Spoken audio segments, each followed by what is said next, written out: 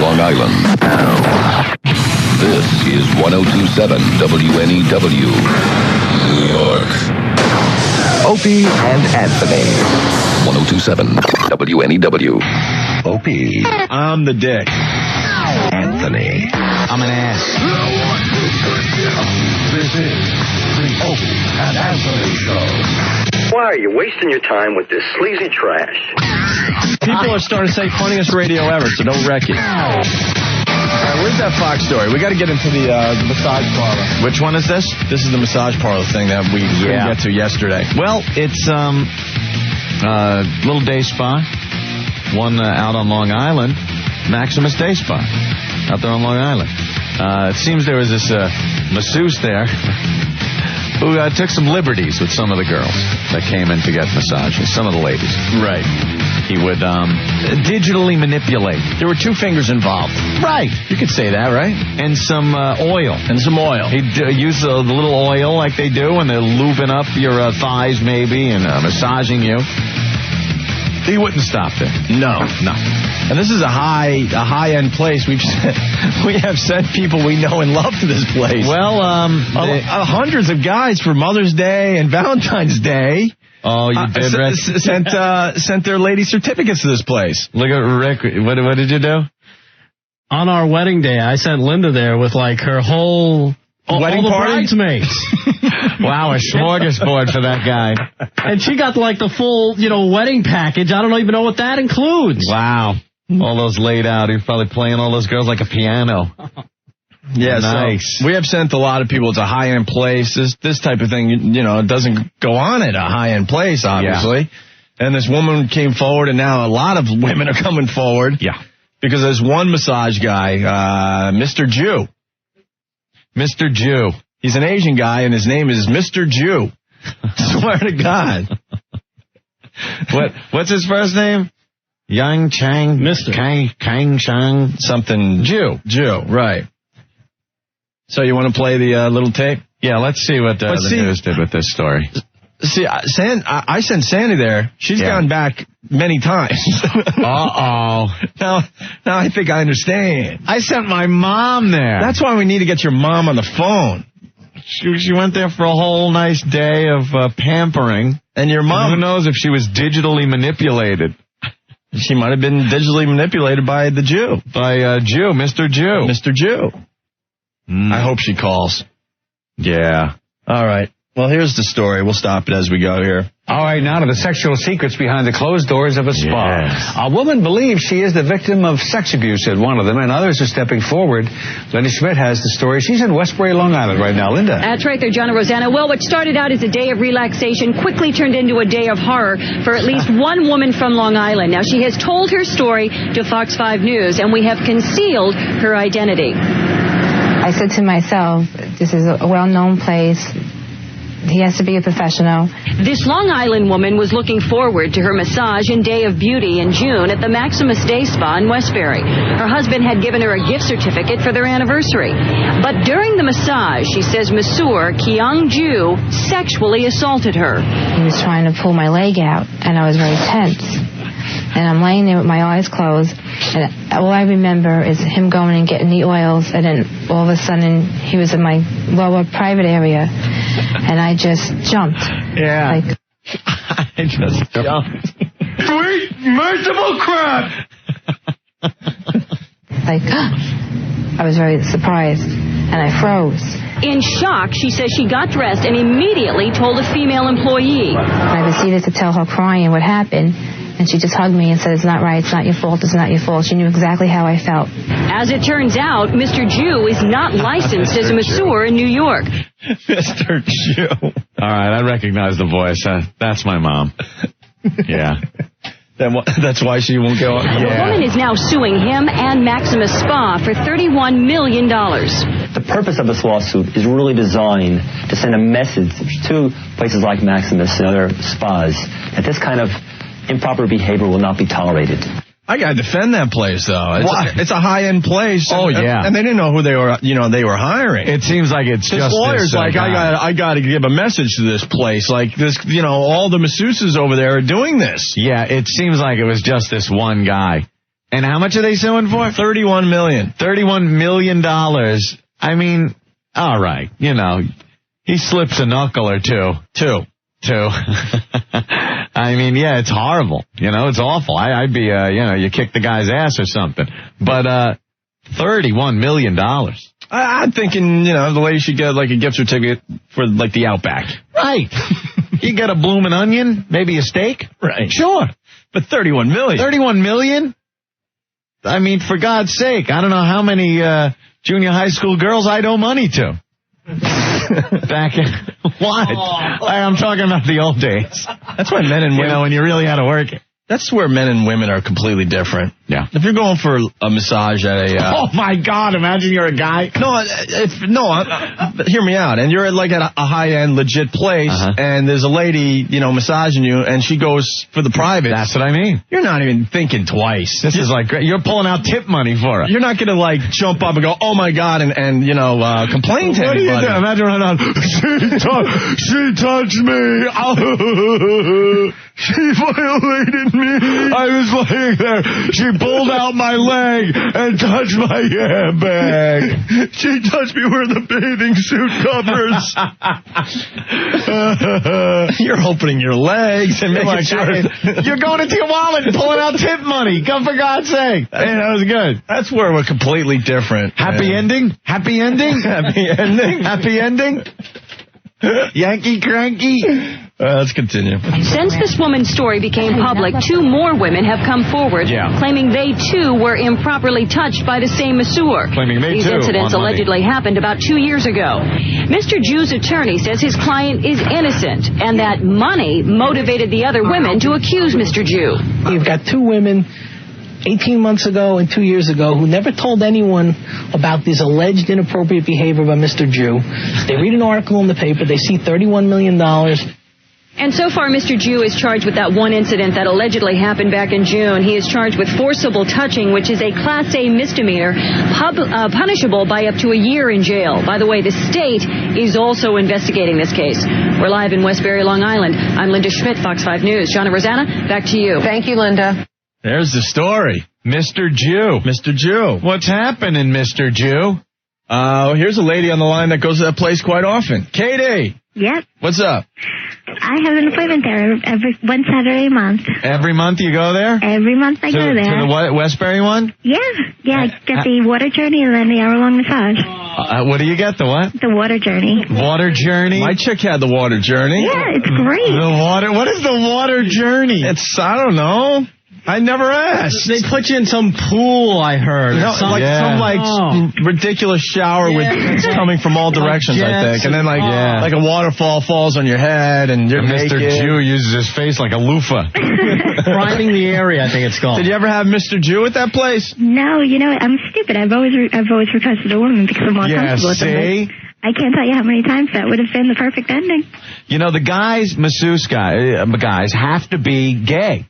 You shouldn't have your chick going to a masseuse that isn't gay. Because for God's sake, the guy's going to be feeling her up all over her body, and he's going to get off on it. And there's no way you're telling me he's a professional like a doctor or something. You're a masseuse, you're a guy, you're massaging women, you're going to be getting off on touching these girls. He's not supposed to touch the boobies or the privates, though. Yeah, but you touch the ass.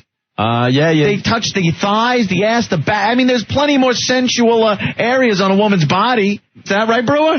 Well, you son of a bitch. I need to touch. Feel really relaxed. Mr. Jew, you're here. Happy thought. I'm going to take low rice pie and stick up. Feel very good.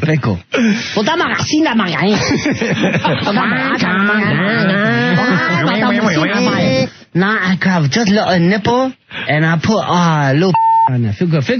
That's good. You would like what are you doing? I do an ancient Chinese tongue massage, which are very relaxing. I don't know if I should be doing it. No, very ancient Chinese secret. I put my face right there.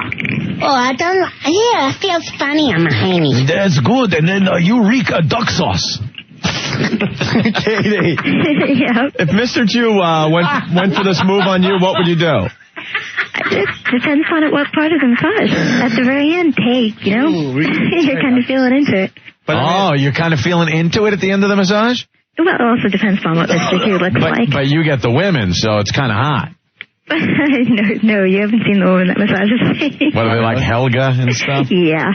Big, she's a big girl. Yeah. All right. Thank you, Katie. Big fat arm. Big little massage.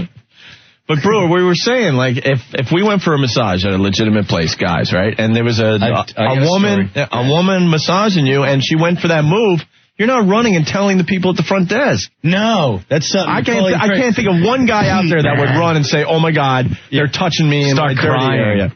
You tell your friends. Yeah. Hey, maybe around the block real quick. What's going on? Just meet me. I gotta tell you something. Right. Dude, you gotta go to this massage place. I went in there. The chick starts feeling up my yam bag. Get damn fat here. Ask for Ingram. Yeah. Dude, is she fat? Ask for Mr. Jew. No. Mr. Jew touched me. He touched me. Mr. Jew.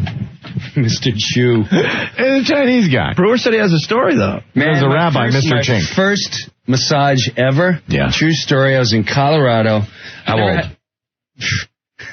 Sad to say, like 2 years ago. Really? It's way too gay. Okay. It's just way too gay. I don't need someone touching me like that. It's just funky. Yeah. Well, we go to this guy, and the guy's gonna do it.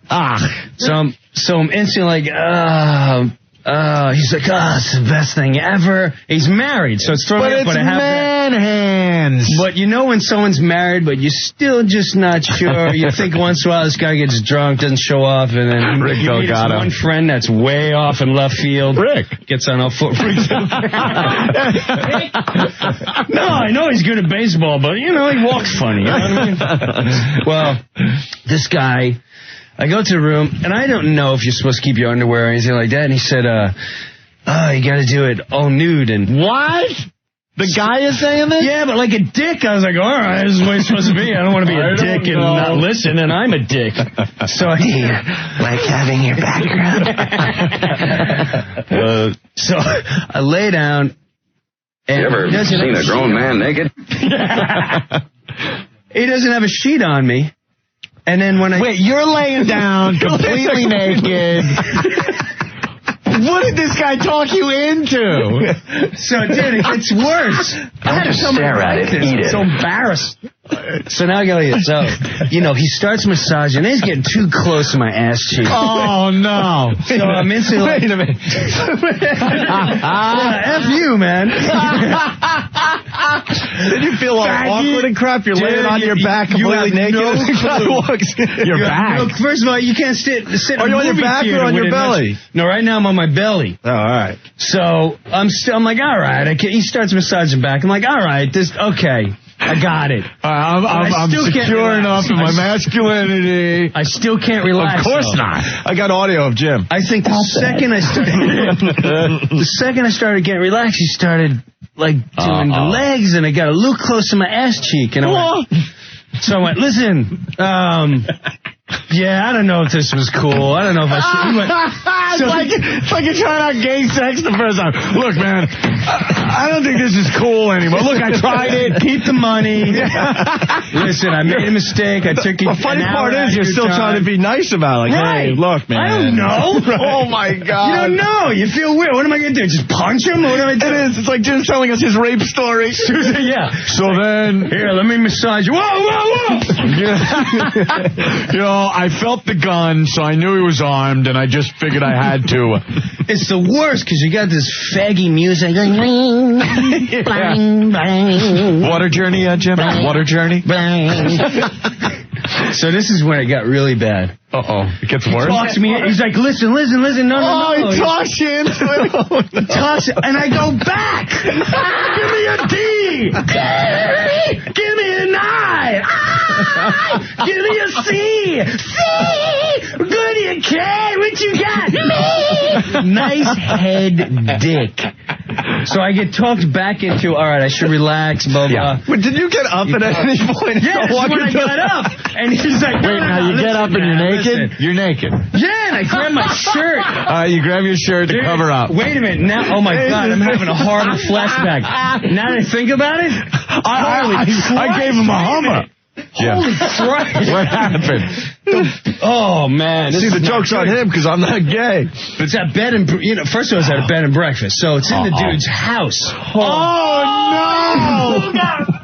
And now that I remember, I'm in this dude's bedroom. As soon as I walk, I'm like, oh, the bedroom? It's like an office. I've already given the cash. Were you on his bed? No. Oh, that would be homo. But it was right next to it. It was easily influenced. Right. You want to lay on the bed. Right. And I got audio of Brewer's massage therapist. Oh, here we go. Get on your hands and knees like a dog. That's it. Crawl around like a dog. Did you ever play doggy? That's when I sniff her and she just growled. That's my father. Oh, my God. Wow. So it's in the guy's house. Why did you go on some kind of a wacky bed and breakfast vacation? Me and my wife were like, let's just go to Colorado. But don't you like getting up and scratching yourself and being able to walk naked to the fridge or something? Hold on. Yeah. Hold on. I'm starting to breathe again. I haven't laughed that hard since the last time Brewer was in. Okay. True story. It's like a dick, but I want to help all fellow male guys going from massages. I lost something in the translation, though. So you're naked trying to leave. You're trying to lay still, and this guy's... but you were up and you were leaving as you're naked, getting your clothes, and then he talked you back into... Talked me back. Like, that's smooth, man. Listen, you just never... I said, no, man, I didn't think it was like this. And he went, oh, no, it's cool. It's like, this is a massage. But I tell you what, I'll do your wife first. Oh, man. This guy says, I'll do the wife first. And I'm like, well... She was the appetizer. I don't know. He's like, trust me. And now you know if he's touching your ass like that, he's going to be all over your wife's ass. Exactly. Because he's bi. We don't need... See? He don't care what it is as long as it's flesh under his hands. So, like a dick, I'm like, all right, maybe I'm overreacting. Maybe. My instinct is going, get out! Dick! How many times do I have to tell you? Here's God, right to Brewer. Brewer, man, touch her ass. Door, 2 feet away. Goodbye! And I got the evil other side going, oh, it's just a massage, Jim. You're overreacting. Faggot. Got ourselves a pretty little faggot. Your balls are showing. Yeah. So now, all right, you were up. He talked you back into it. Now you lay back down on your belly. I lay back on my belly. It's funny now talking about it. I'm like, dang, this was horrible. That's awful. I'm going to sue this guy, man. Yeah, you should. So anyway, was it Mr. Jew? I go back down. I'm laying belly down. Yeah. Starts again, and he goes, oh, man, dude, he's doing my feet. Oh. So, whatever. He's doing the feet. He told me to turn on. Get out of here. Stop it. You're laying there, you're buck naked on your belly, and then he goes, Swear to God. That's a winner. When does he tell you? Talk about one of the most humiliating times is you, as a man, turn around to another guy going, all right, turn around. And you're like, this guy wants to see my... Wait a minute. This guy's going to see my donkey. Yeah. Hold on. This guy's going to see my donkey. Yeah, right. There you go. Turn around, there it is. Wait, you did it? How's that for a topper? Okay, Jim Brewer. Turn over now. So I'm going to do I'll sit on you massage, it's called. So you did it? I turn around, and then I grab my shirt. Yeah. And he goes, what are you doing? What? And I went, you had a date, man. Yeah, it's like a date that's going wrong. This is not cool. Right. So I go, listen, I'm sorry. I just can't. I go down. Now it's like me and my wife are stuck in this house. For how long? We're in the middle of vacation time. We can't get anywhere. We're like hundreds of miles of the next cabin. We're in the middle. And you're with the guy that was rubbing your ass and wanted to see your donkey. He's like, don't forget, in the morning we have French toast with strawberries, and Donna's gonna go pick out raspberries for us. And dude, what a faggot vacation! Come on, I've done the what is it called? The bed and breakfast? Yeah, I've done a bed and breakfast. I don't know. I didn't get the free massage. I don't want to live with someone on my vacation. I want to go to a hotel. I want to be alone with my chick in a room, period. Well, you learn. I want to be able to wake. I want to be able to slam heads against the headboard. I want to be able to wake up after you're done, walk into the bathroom, take care of whatever you got to do, pop the mini bar open. I don't want to deal with Mrs. Kravitz coming downstairs, seeing me bent over the fridge, looking at my brown eye. You know what I mean? Now I know how chicks feel. There's some normal bed and breakfast places out there. Right. Jim went to a bathhouse. Plato's Retreat. All right, we have to take a break. All right, man. We'll be back with the Opie and Anthony show. Stay there. Opie Anthony. 1027 WNEW. Well, we got Brother Joe in here. He wants to do a George Harrison song. We also have tape of Anthony's mom drunk singing. Oh, Anthony, I heard a little of it. Did ya? It sounded like the woman they arrest on cops that's drunk and on PCP, and the kids are just running around in nasty diapers. What happened? Then they put her in the holding tank. She just loses her mind and starts singing. Right. I don't care. You want to lead up? That's what it sounds like. Let Joe give a lead up to this. Because how did this happen? Brother Joe. My birthday on Friday, and we ended up going down to. Thank you. We ended up going out to eat dinner, and had a couple of pitchers of margaritas. Oh, great! And my family can drink. Oh yeah, big time. And my mother kept on saying, Mom kept on saying to Dawn about how good Joe makes her sound in the studio. In the song parodies and singing, Dawn's got a good voice. Yeah, but Mom doesn't understand that. She thinks it's magic. It's studio magic. Like Milli Vanilli or something. Exactly. Right, yeah. Okay. And she said, I bet I can sing just as good as Dawn. I said, Ma, come on down. Tape's rolling, and all Joe's thinking is, oh, this will be on the show. Oh, yeah. Not only in New York, now in 8 other cities. Oh, my God. She can't even travel without being ridiculed. So, Mom singing songs. Yes. In the studio. One in particular, yes. What song did she choose to sing? Well, she tried singing a Carole King song, I Feel the Earth Move, but that was just a little too good, believe it or not. So I saved the tape from Mercedes-Benz. Oh, no. She tried. Which is a lot of like a cappella. Oh, it is. It's all a cappella. She tried singing Mercedes-Benz. Yeah, it's a trip. You're out of the will. It was a lot of fun. I've been out of the will for years. All right, well, we'll buckle in, strap in for this one. It's mine and Joe's mom. Yeah. You're singing. Anthony, your family can drink and my family can Prozac.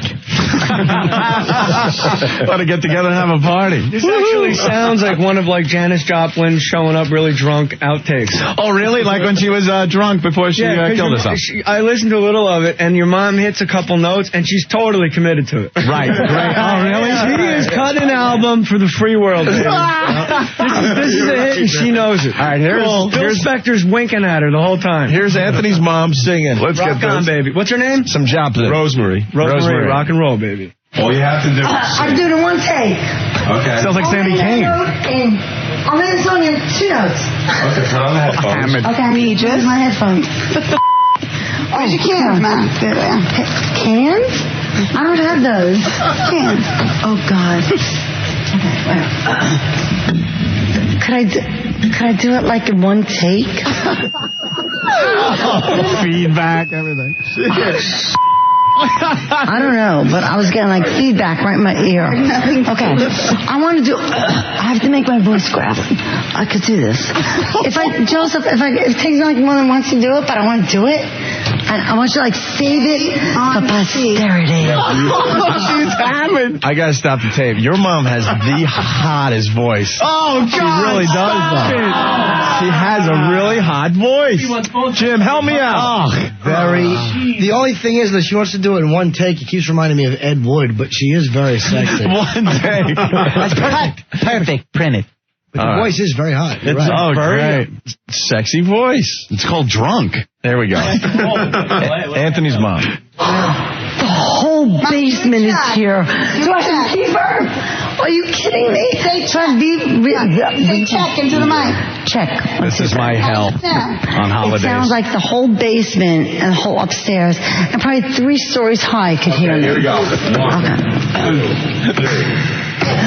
Lord, won't you buy me a Mercedes Benz? My friends all drive Porsches. I must make amends. Work hard all my life with no help from my friends. Oh Lord, won't you buy me a Mercedes Benz? Lord, won't you buy me a color TV? Shut up! $50 is waiting for me. Quiet. Oh, Lord. I forgot the word. Shut up! Oh, Lord. Won't you buy me a eye on the town?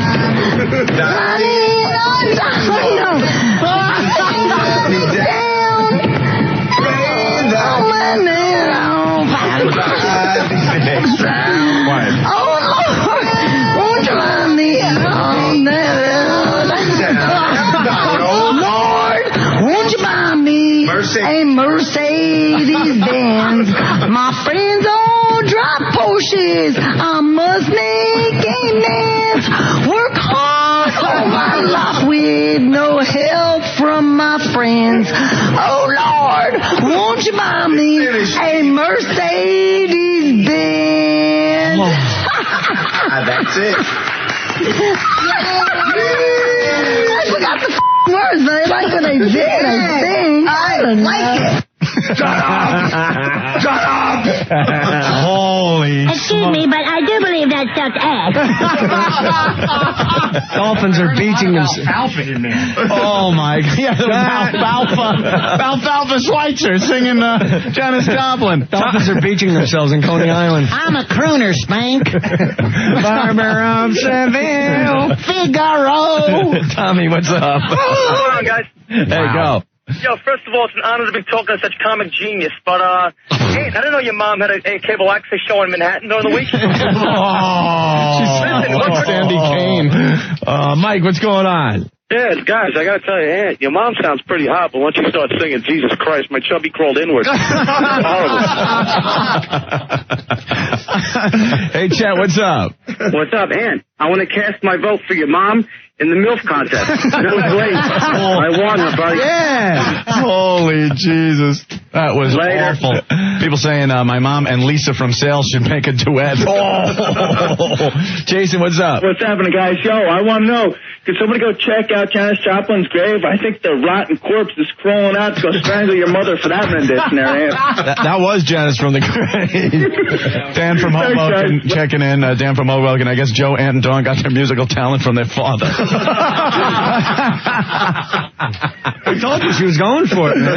Is that the new Fred Flintstone voice? Gotta give her the credit. I thought she'd call in by now. Stop my dog's howling. Oh, that's funny. Wow. That's funny. I just admire her moxie, man. She went at it. She's got moxie. She wanted to put Dawn on the canvas, man. That sounds she went to the mat ready to roll. Eli saying your mom sounds like Joan Rivers on crack. Oh! Please now I want to hear the song that she sang real well. After hearing that spectacle. Knock on wood, I want to hear now. Janis Joplin checking in. I'm finally glad to be dead. You have your mom's Knock on Wood tape still? Now I want to hear her singing it good. She'll definitely win the MILF contest. God, that was awful. I liked it. And I know Joe's just like, Joe's looking at it the same way the guy that filmed Jimmy the Greek was watching Jimmy the Greek as he was saying all those things. Just keep going. Keep going. No, I got it on tape. It's going to be great. Like the guy filming the Hindenburg. Don't drop the camera. Yeah, the Hindenburg guy. Jason. Yeah. Hey, go. I got 2 questions. Anthony, what's your mother's liquor of choice, and how many packs does she smoke a day? Actually, she doesn't smoke. All right. But she likes champagne. Wine. Wine. And if you really put her over the top, you just give her a White Russian. She sounds like one classy lady. You should be proud. A White Russian. Tell him Large Marge sent you. Take care, guys. We're having fun, but I do have to say it. Aunt's mom is a very classy She broad. loves going out. The woman's, 62? Yeah. And she loves to party. Someone you would love to hang with. Mercedes-Benz stock has mysteriously just plummeted. Oh, my God. Whoa. The last one, James from Flushing. Sorry, Aunt, but your mom's singing sounds like a burn victim rolling around in salt. Bravo, James. We'll be back with the Opie and Anthony show. Stay there. Oh, we only got a few minutes left to get people laughing. Because it's only 20 minutes. We only got 20 minutes to get people laughing. As per the man behind this picture, the scene. No, he's the brains of the brains behind the operation. Rick Delgado, the producer, the head producer of the Opie and Anthony show. You saw the Fox News report here in New York last night. Here he comes. Everyone just bow. The head producer is here. The brains, I believe they said. Rick, what is this now? We got, 22 minutes? 12 minutes. 12 minutes left for the people to start laughing, or else what? They what? It's not their radio station. Then turn the station. It's not. What is it, Rick? Win a toaster. Rick, what was the quote?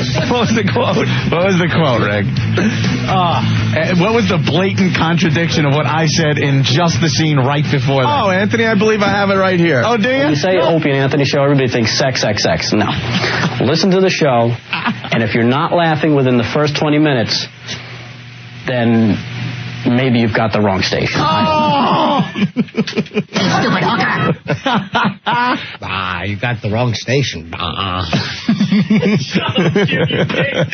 Jim Norton in the studio. Norton, holy smoke. There's Fox. Give it up for Fox. They showed a girl squatting right on Norton. Yeah, we did not see your face on Fox. No, as you shouldn't have. Here's audio from Norton. I'm going to guess cabbage. Gotta give Fox a lot of credit. They're showing fat chicks all pixelated. Barely pixelated. Yeah. Just somebody on the message board was saying that. Oh, my God. Fox rules. Big fat tease on the channel. Big fat tease. All right. If you're just tuning in, the 10 o'clock news that aired about 2:40 in the morning last night because of the Yankees and the Phillies did a little feature on us. About a 5 or 6 minute feature on the Opie and Anthony show. And we have the audio now. Patricia Wu. Man, she looked really hot on TV. She was great. I didn't even recognize her. It's like a different woman. Really? You didn't think she was hot when she was here? No, I thought she was hot, but she's even hotter on TV. Tim, what's going on? Hey, buddy. Hey. Thank you, Opie. Why? I'm getting ready to watch the piece last night. I'm telling my wife about it. She's telling me how she hates you guys. You guys come on the TV. She goes, oh, Opie's so cute. He's so hot. Oh, the Guess surfer. what? I knocked it down 3 ways last night. Thank you very much. All right, Tim, thanks. All right. Bye. Equal time. Chris on line 2 said I look like a Backstreet Boy. All right, you want to play the audio, Ant, finally? All right, let's get to it. I can't wait for Rick's clip in its entirety. If anyone needs the piece to stop, just raise your hand. We'll stop it, okay? That's how we'll play Rick's going to stop it right before his part. This is the Fox 5 10 o'clock news. You know, some people call Opie and Anthony vile and obscene. But people sure are listening. And, John, their hugely popular radio show is not just in New York anymore. Patricia Wu has more with a behind-the-scenes look. Patricia. That's right, Rosanna. The guys just signed a new contract, and that means... No, we haven't. And Ken's sweating his ass off. We didn't sign anything. That's a lie. Poor Ken. He's right outside the studio. I know, he's thinking out. He's got that huge pen. He's just waiting for us to break again so he can run in with the big pen. All right. Contract, and that means the Opie and Anthony virus is sweeping the country. New cities are tuning in just about every day. And welcome to the Opie and Anthony show for today. We have Fox News in the studio today, Anthony. That's right. Doing a little piece on, I did say it. That's right. Fox News. That's right, Opie. That's right. What he said. The show for today. We have Fox News in the studio today, Anthony. That's right. That's right, on the radio show. In-depth expose on the Opie and Anthony show. That's right. We took our cameras behind the scenes to reveal the truth about Opie and Anthony. What we found will shock you. Wait a minute. What we found will shock you. 3-year-olds hacked up in dumpsters. Yeah. That's shocking. How could you shock her? She was a sniper in downtown Saigon. Oh, yes, man. She was really nice to us. She really was. She just looked like the lady who got shot, so I had to say it. Wasn't that a great clip, Tom? Phenomenal. Sure. In-depth expose on the Opie and Anthony show. That's right. We took our cameras behind the scenes to reveal the truth about Opie and Anthony. What we found will shock you. Well, it shocked me.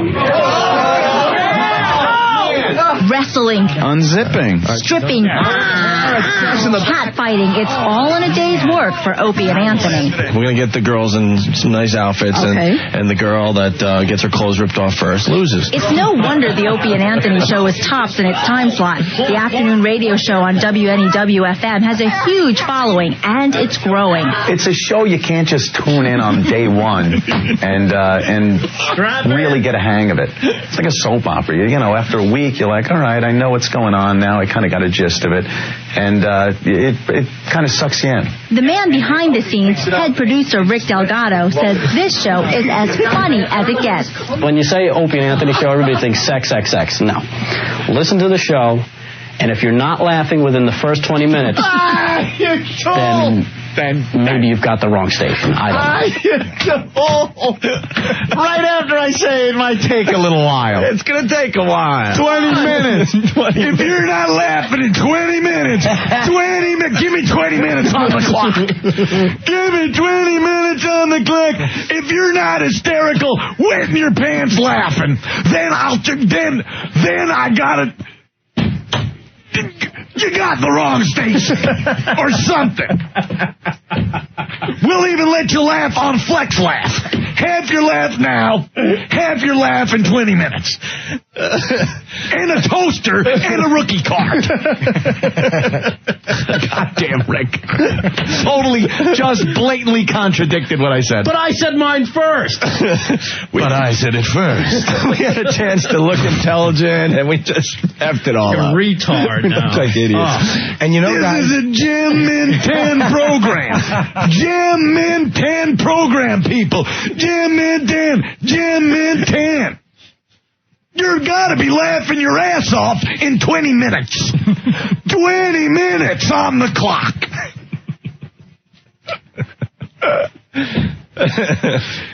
If not in 20 minutes, start your own radio show. Get your own equipment, do your own goddamn show. 20 minutes. 20 minutes.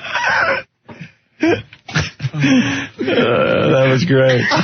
A bit of advice. If you have a wow sticker and nobody wows you within the first 20 minutes, I don't know, maybe you're in front of the wrong breast cancer research center. The first 20 minutes. That's going to go down in history as one of the best lines on our show. 20 minutes. Man, Rick, 20 minutes you gave us. That's 20 minutes? We don't even wake up until 4:15 on the show. Man. First hour always blows. We all know that. 20 minutes. 20 minutes. Damn. You got to be laughing. When you say Opie and Anthony show, everybody thinks sex, sex, sex. No.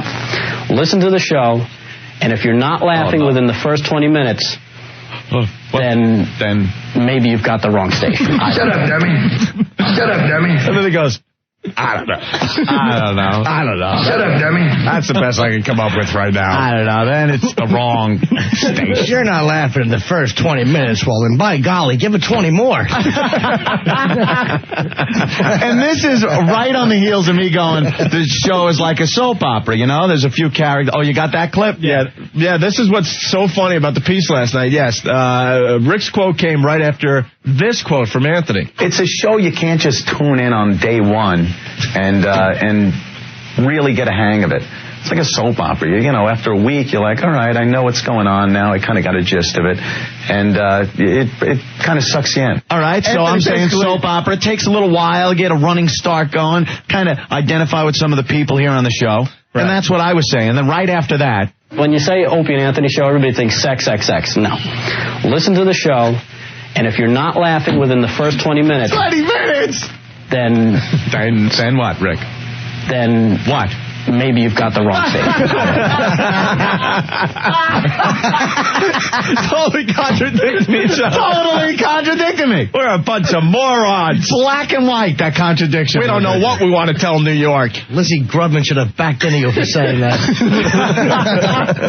Laugh 20 minutes then, isn't it?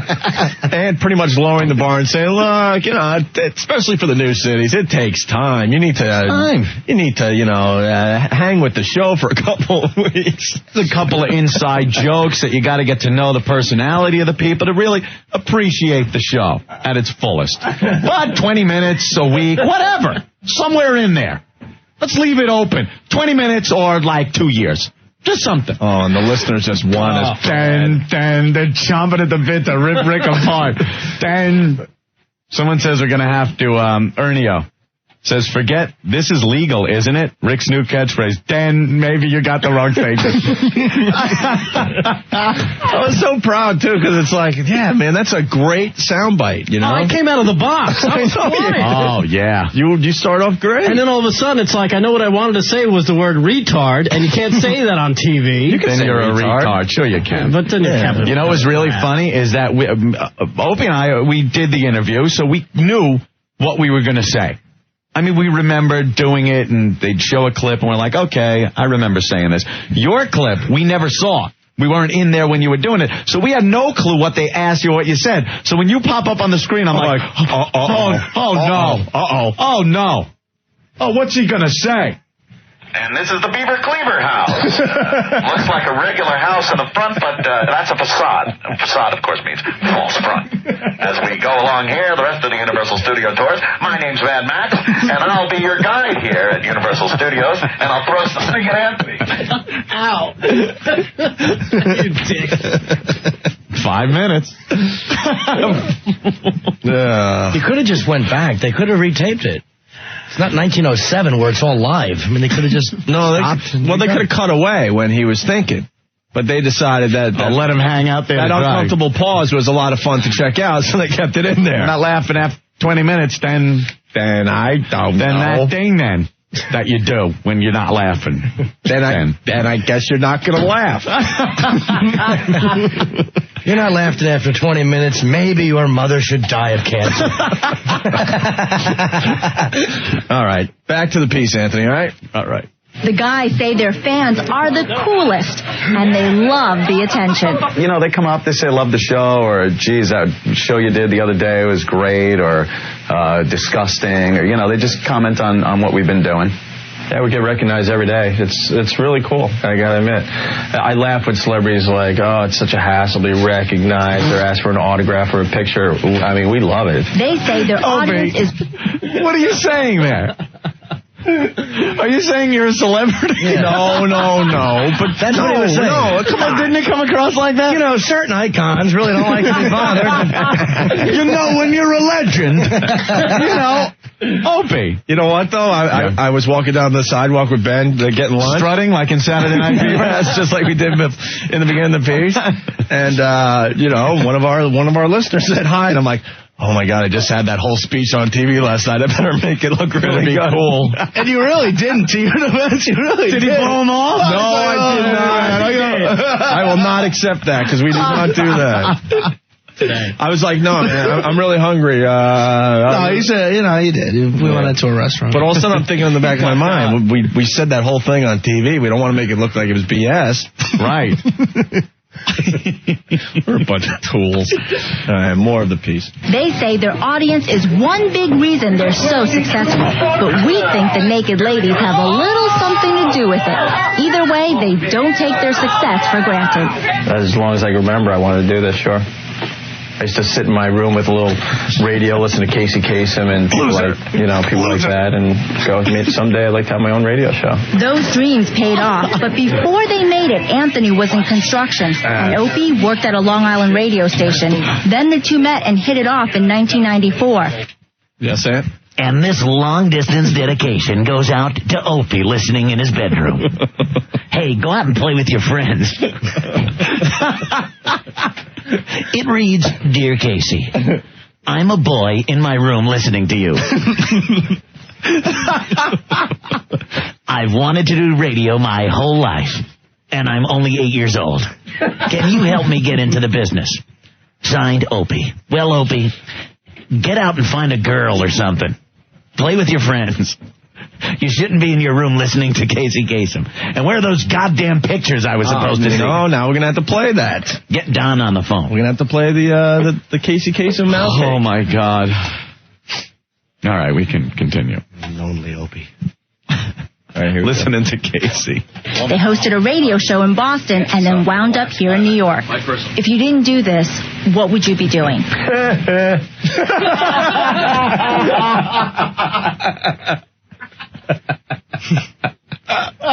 No, we're up to our long... Oh, yeah, okay. Now. All right, we'll play that in a little bit. Maybe going into break. Nice laugh, Deke. What would you be doing? Hold on, because I know the abuse is coming. Hold on. Hit it off in 1994. They hosted a radio show in Boston and then wound up here in New York. If you didn't do this, what would you be doing? I don't know. I was good at caddying.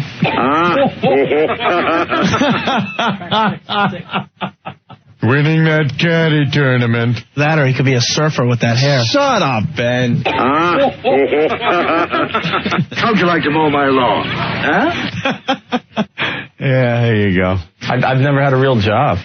Getting up early, doing a job that you really don't enjoy. It's obvious they like this job. Wow, look at that. Oh, yeah. Firm. They sit up nice. Nice. Right, Norton? Nice. There's the Norton contribution to the piece. Nice. They show you on the floor, and your face completely, covered by a big white A. Yeah. And the other clips they show him in the background just blinking rapidly and looking lonely. Both grew up on Long Island and say they've pretty much been doing this show their whole lives, only now they get paid. We decided we were going to come in here, do our show the way we've always done it, and make some noise for ourselves, and it attracts attention. And once you get people listening, then they realize you're giving them some entertainment, some fun on the drive home, and they stick with you. Opie spilled his guts in an interview today. What did I do? Well, you had to bring up back in school. I don't even know how this came up. You heard it here first. Back in school. You heard it here first. Here's the shocking part. You heard it here first, an exclusive. Back in school, Opie would pull some pretty disgusting stunts. Always looking for the cheap laugh. I used to eat like gum from underneath the desk for money and stuff. You know what you should have done? You should have told him about that time you talked at a turn. What a dick. Pipe down over there. Pipe down. Did my homework in 2 different colors. Pipe down. Now. You heard it here first. Chewing used gum.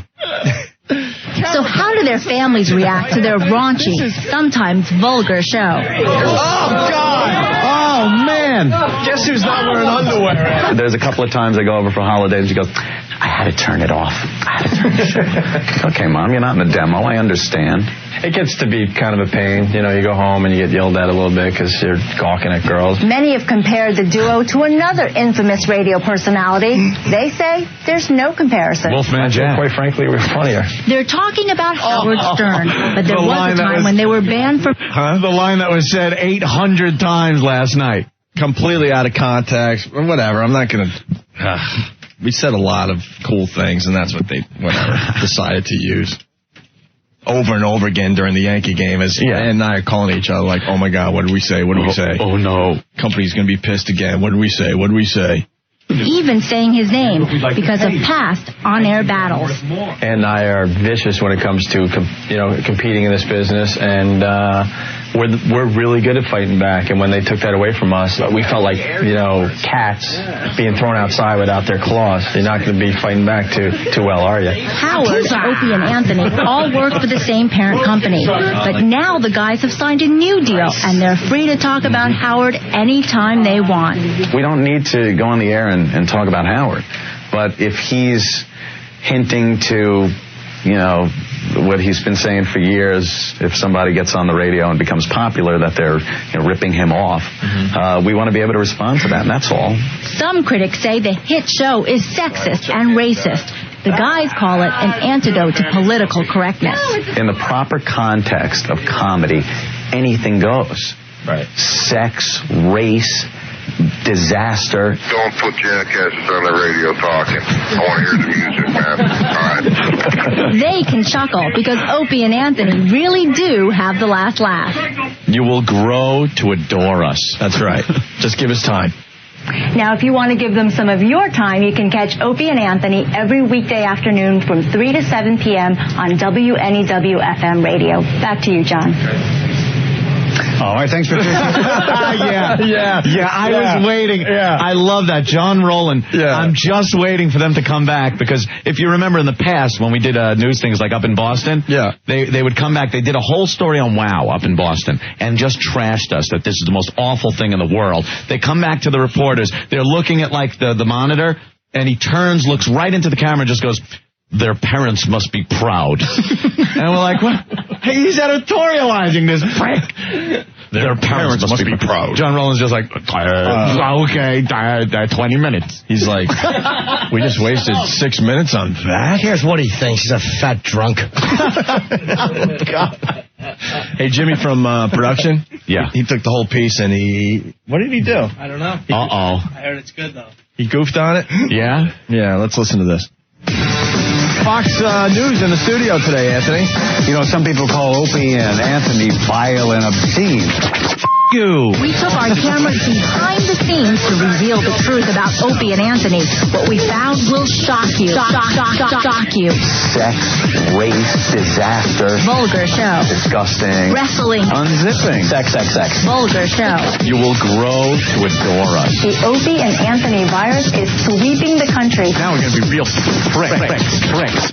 I used to sit in my room with a little radio, listen to Casey Kasem and people like that. If you didn't do this, what would you be doing?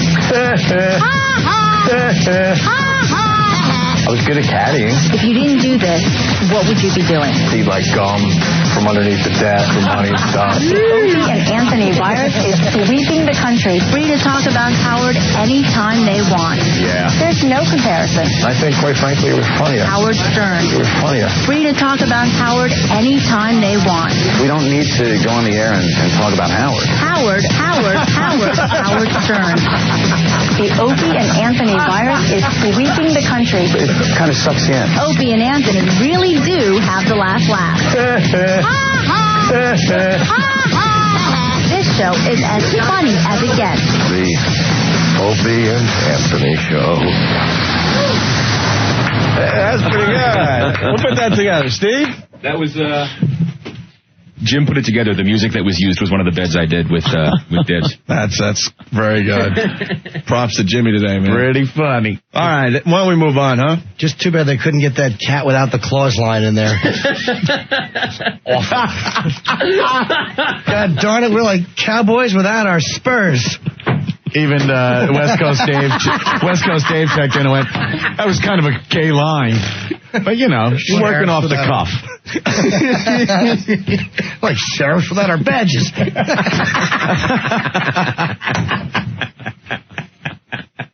It's like big cold cuts and little bread.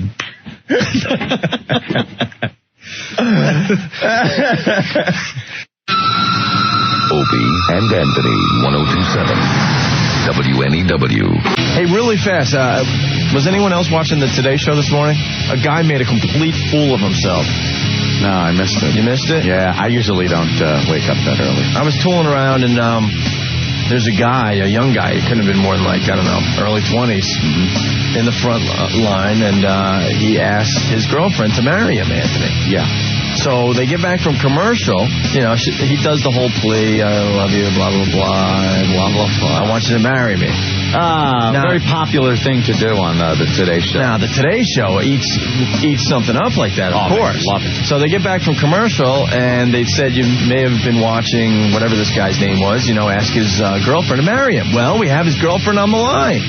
And then they go, Susie or whatever her name was. Susie, did you hear, you know, your boyfriend and you know, say he wants to marry you? And she goes, yeah. And then Matt Lauer goes, so what do you think? And now they're all expecting the big, oh, yes, I'll marry him. Wait, he was there live. He was there live. He's proposing. She's on the phone? Well, he did it just out of the blue. Oh, okay. So he's then one of the producers from the Today Show obviously said, wow, this is pretty the cool. number. We'll get her on the phone. We can make something of this. We'll call your girlfriend up, see if she was watching, and we'll get the answer for you. How romantic. So Matt Lauer's got the lady on the phone and asked if she saw the boyfriend asking her to, you know, marry him. Uh-huh. And she goes, yes, I saw that. Uh-oh. And then there's just dead silence. Oh, no. And then Matt, he doesn't know what to do, so he's like, is there anything else you want to say? Like, maybe I do? Well, I'm on the phone. Put it back in your pants. Yeah, I'm kind of busy right now.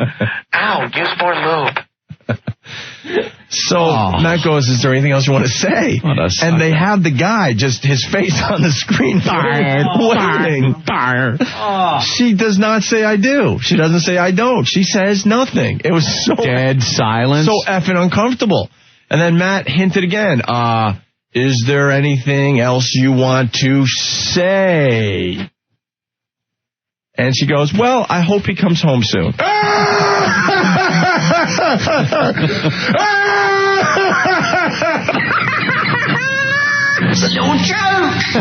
Ouch.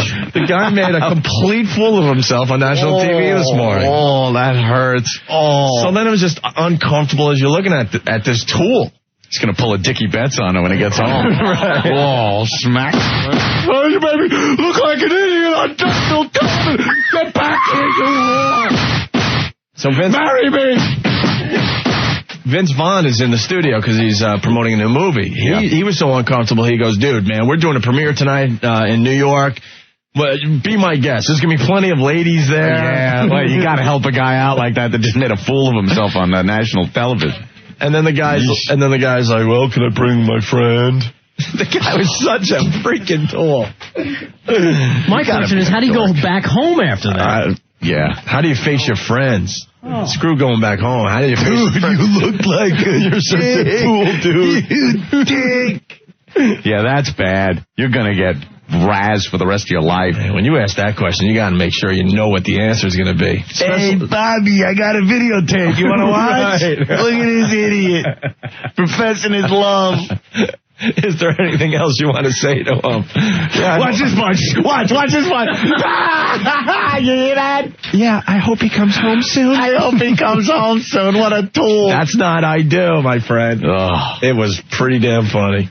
So uncomfortable. And the unshaved Al Roker, yeah, with his cane, I know. What has he got a cane for? No, his cripple stick, whatever, the crutch. Oh, does it actually have the handcuff on it? Yeah. Oh, the handcuff is the worst crutch of them all. Yeah, because yesterday on the Today Show, they had to show his knee surgery. Oh, God. How come any time on the Today Show they have a procedure, we have to sit through it and see it? Katie Couric's colon. Remember that? That was classic. Who the hell wanted to see that? That was classic. Now, I swear to God, people don't realize. They think, hey, this is going to be an interesting story that'll captivate the American psyche. We'll be able to show it. No. Now, all I see when I look at Katie Couric is her getting a pipe. Mm-hmm. That's all I'm thinking every time I see her now is Katie Couric laying on the table, taking the pipe. Taking a lot of the pipe. She took a lot of the pipe. She had to. They got to photograph her colon. Well, now they got Al Roker. They showed everything. Maybe if he completely knocked out and they had to lift his body up to give him the epidural or whatever. Greenpeace help into the spine. They're pretty experienced with rolling over huge mammals. And now he hasn't, shaved in a while because he's been out, rehabilitating the knee. He looks just completely stupid. Does he look like a bear? Like just a big grizzly bear or something? I can't put my finger on it. He looks like something, man. You know, a huge Ewok. God, maybe if you didn't weigh 1,000 pounds, your knee wouldn't blow out on you. You know? It says it's from a car accident 15 years ago, Anthony. Oh, is that what it is? And he had reconstructive surgery. He was supposed to last 10, and he went another 5 years, and now he had to get the procedure done again. Is that the official story? Yeah. I think if you didn't weigh 1,000 pounds, your knee wouldn't blow out on you. And then Did I say that? And then the other knee needs the same thing, Anthony. Oh, because of a different accident? But he's going to put that off for as long as he can. God, you know what I think, have no effing life. Because I do hate the show, and you could call up Sandy right now. She'll tell you, because I just scream at the TV. You didn't watch the blonde-haired Regis? Oh, I did check that out yesterday. If you want to watch any daytime television, you got to watch the blonde-haired Regis. And the Summer Blonde Month. And blonde-haired Gelman. Blonde-haired Gelman. Oh, God. As if Gelman doesn't look homosexual enough. We put him in blonde hair. Gelman, you're a flaming fag. Kelly Ripa's more of a man than you. I guess they're going for the whole Mike Piazza look. Regis dyed his hair back, but now he just looks like an old man with a dye job. Yeah. He just screwed up his hair for forever. And Gelman still has the blonde hair, looks completely ridiculous. Gelman, it's great. When his face is buried in the pillow, I think it's a woman. It looks like that dyke that was with Ellen. What's her name? Anne Heche. Anne Heche with the short hair. Yeah. And she had the same ass that Gelman 9-year-old boy has. There he is. Look, he's celebrating his 70th birthday in the paper today. Even though his birthday's not until August, Anthony. Well, yeah, why is he celebrating? I don't know. Jesus Christ. Maybe because he does look he probably is. Come on, he's Irish. What? No, it's funny. And we've talked about this with Regis, Anthony. Yeah. Jon Stewart was hosting with him. Yeah. Really funny guy. We love Stewart on this show. And you know how we discuss how Regis doesn't know anything about his gas. I have no clue what you do. He would interview the people from Survivor and have no clue what the show is about. He does this all the time if you really want to have fun when you watch Regis. He knows nothing. My favorite whole thing with Regis knowing nothing was when they brought the computers out. Yeah. I think Dell or something was doing a promotion with the Regis Philbin show there, and they wheeled out these computers that they were going to give away to some rube in Texas that could answer a question. So Regis had to demonstrate the computer. He couldn't even turn it on. And then he gets all upset and everyone's laughing at him, but you can tell he just feels like an idiot. I don't know where the on button is here, and I'm supposed to be, what is that, down trolling? What do you do with these? Gelman, help me here. And they're all laughing at him. I have a floppy what? No, I don't. Ask George. Hard as a rock unless I'm drunk. That's great. I was in P-Town with my blonde hair by the pizza place. I couldn't get a guy. With my blonde hair. Then I met Barker. Yeah, I love the callback. He gave up the balloon knot, Gelman. Yeah. So this morning, I had the sausage. Don't slice it. What am I, a piggy bank? That old gag. This morning, he has Jon Stewart, and I guess The Daily Show and Jon Stewart won a Peabody Award. Yeah. So they're talking about that. And then all of a sudden he goes, that's great. That show you do, the Daily News. The Daily News? Is that the show? He gets everything wrong. He always gets things wrong. And the funniest thing, he's on the goddamn game show where you got to answer questions. And you're looking in the face of a guy that couldn't answer one of these goddamn questions. Jon Stewart's a nice guy, because I would have just broke out laughing. And John's like, you can tell he's a little uncomfortable because like, oh my God, the guy just, he doesn't know the name of the show. So John's like, yeah, I guess I'll just start calling that now. You're on 60 Minutes. Is that the show? What are you on? We'll check you out at the Daily News. On the Daily Planet. No, it's the Daily Planet. The Daily Show, you idiot. So you're Dudley Do-Right. What was that? Oh, Gelman, help me. And then he had Puff Daddy on. I don't care what he's calling himself. He's Puff Daddy. P. Diddy. I even know that tool. P. Diddy. P. Diddy. Well, Puff Daddy, he goes to Puff Daddy's parties out in the Hamptons. How quickly do you lose your street cred when you got Regis going to your Hampton parties? Oof, Regis is a gangster now. P. Diddy, I'm a gangster. Right. Gelman, remember, always keep the trap open so I can drop my Glock in there if the heat start pulling us over. I'm not going down like Biggie Smalls. I want armor plating on the side of my door. And I'm wearing the blonde hair now as a disguise. I'm East Coast, Gelman. I'm East Coast. Don't be dissing me if you're West Coast. Kelly Ripa's my hoe. I love her. I'm not getting caught on weapon charges. Can't you see? You hypnotize me. Regis. I'm going back to Cali. I shot a cop in Oaktown. Yeah. He's too friggin' much, man. You hanging with J-Lo, Regis? Yes, J-Lo. I love that, what they call booty. Booty. She's got the big booty, Gelman. I like that. She got booty for days. Booty for days. I like the fat-ass hoes.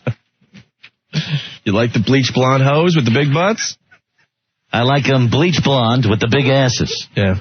That's all right. And they like me because I could pay the rent. I like that. I got benefits. Oh, that's a callback from 2 weeks. I got the benefits. 2-week callback. Nice. Yeah. Do you know any M&M? There's one. I love it. The green ones. They make you horny. No. The artist. It's candy. M&M. Never heard of them. How about Dr. Dre? Snoop Doggy Dogg. No, I like the new stuff. A little gin and juice. I said a hip hop, a hippie, a hippity hip hop. You don't stop rocking. To the bang bang boogie, set up Chuck the boogie. To the rhythm of the boogie the beat. That was a good song in its day, Reg, but that's a little old. I just heard it last week. Dum dum dum dum dum dum dum. Can't touch this. No.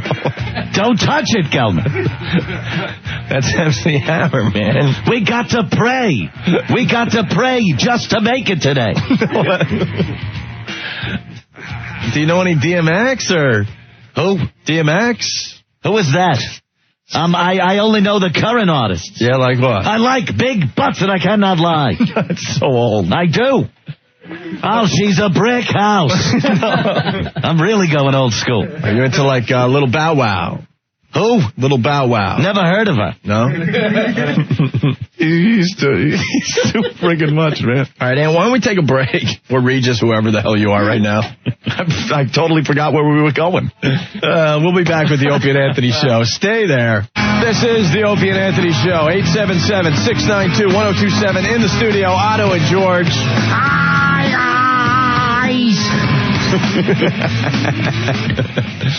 Sandy Kane is ready. She's ready to sing her... So we had to take a break because Sandy Kane had to get ready. She wants to sing her Jerry Seinfeld song, Anthony. We got her music ready, and I don't know why she... Oh, my God. Horrible. What a... I just want to get like a little stimulated. Sandy. Yeah, I like the 20 in your little G-string there. Your guy outside gave it to me. Really? Mm-hmm. It's fake. Yeah, and Wolverines are good house pets. That's great. The Sandy, feather boa she's got on, and she... Sandy, move over to your left. I got to see what you're wearing. Not too far. Oof. And she's got... Is it my flight now? No. No. Oh, my God. Man, I can't take much Just more. When you thought there wasn't another horrific sight on her body, we get to see another one. I am so horny. Are you? Yeah. Well, good luck. Yeah. You guys are really turning me on. You know what's a good orgasm? Suicide. Splatter yourself from the Chrysler building. I was going to commit suicide, but my mother would kill me. Really? Mm-hmm. Come on, Barney Miller's in reruns. You're not getting no money. It's time to kill yourself. Right. Really, seriously. If I kill myself, you'll be the one. Best orgasm. You'll have suicide. my blood on your hands. Splatter your filthy body. George, you're getting confused. That's not fish with a wig. Oh, it's not? No, it's Sandy Fish. No, that's Abe Vigoda. What do I smell? Tommy, can you get me off the hook? For old time's sake. The meat curtain will be taped behind the toilet. It's perfect for us. It's got the old toilet with the pull chain. Yeah. How did that guy know what the toilet looked like? What, did he take a leak in every John in the 5 boroughs? Louis in the Bronx. It's perfect. What are you? This guy goes a lot.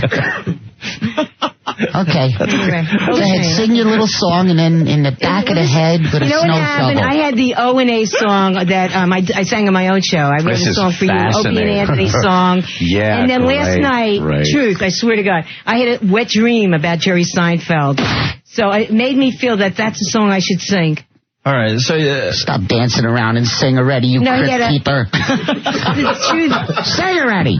He had a Sing or die, sing or die, sing or die. Jerry Seinfeld, I had a wet dream about him. All right. Anyway, but it's... all right, we'll see if this makes the radio. Waiting for the music. Sandy Kane. No, it's very clean. And her The Jerry wet dream Seinfeld. wasn't, but... Disgusting.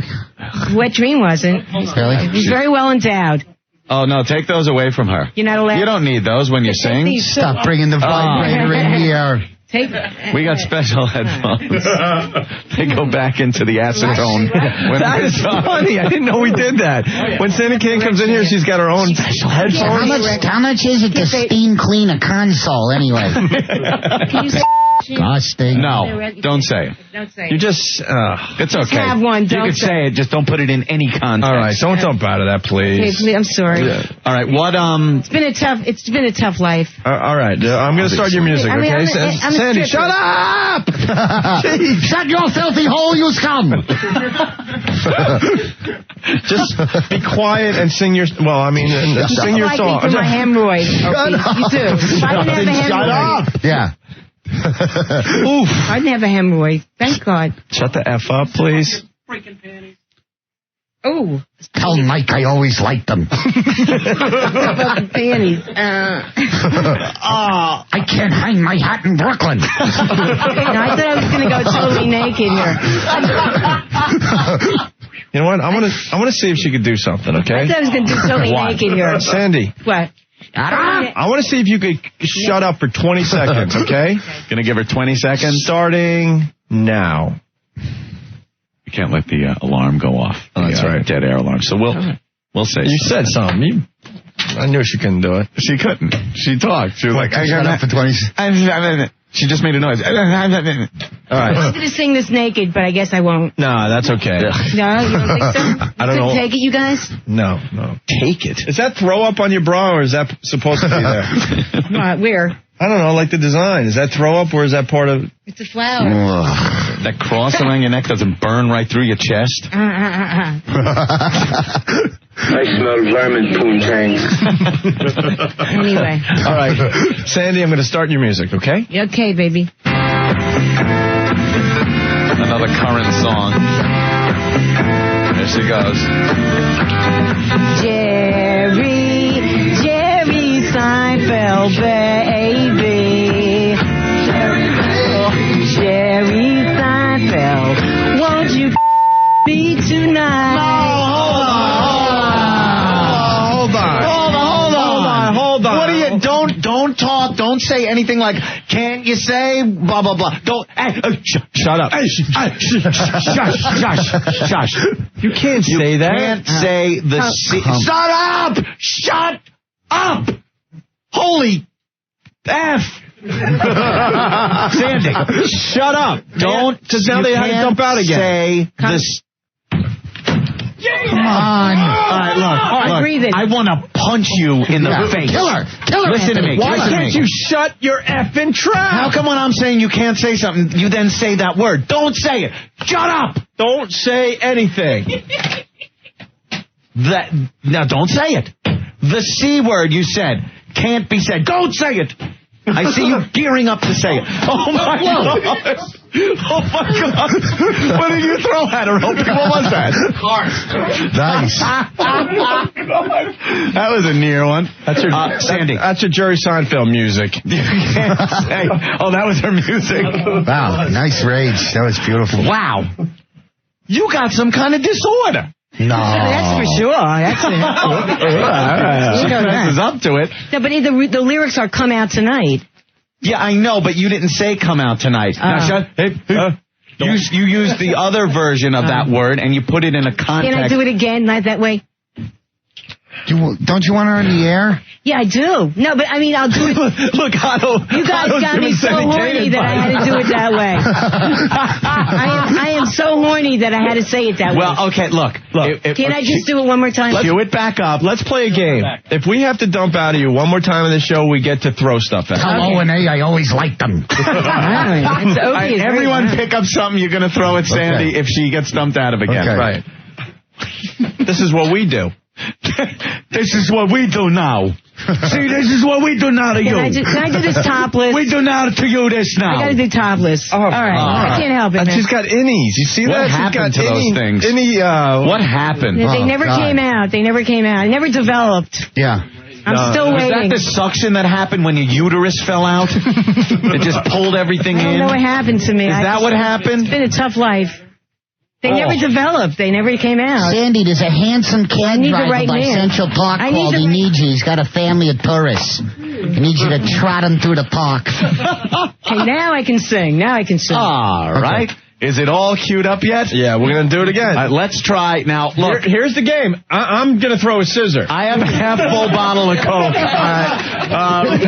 Ben's got a videotape. Otto George? Scissor? Yeah. Violent do you have a CD? I don't want to. Violent shit. No, you want to hurt him. Empty bottle. I can't hang my fun bags in Brooklyn. All right, we're going to try the song again, Sandy, okay? Violent people. Ooh. All right. Who wants to throw the Magic 8 Ball? I'll do it. True. All right, here we go. Give me something hot, moderate to heavy. Moderate to heavy. Yeah. All right. Don't get dumped out of. Watch those words. Here she goes. Jerry Seinfeld song. Jerry Seinfeld, baby. Throw it now. Jerry Seinfeld, won't you come out tonight? All right. Jerry Seinfeld, baby. Jerry Seinfeld, won't you come out tonight?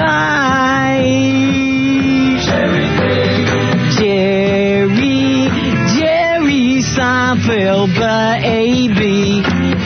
Why don't you come, Jerry Seinfeld, and oh, you can bring Opie and Anthony too. Bring Otto and bring George too, and you can ring Rick Delgado, oh yeah, Jerry Seinfeld, baby. Oh, screw it, just throw things on her anyway. I'm out tonight. Come Jerry Seinfeld, baby. She's got hard. Come Jerry, baby. Just keep things at her anyway. Come Jerry Seinfeld, baby. Come Jerry Seinfeld.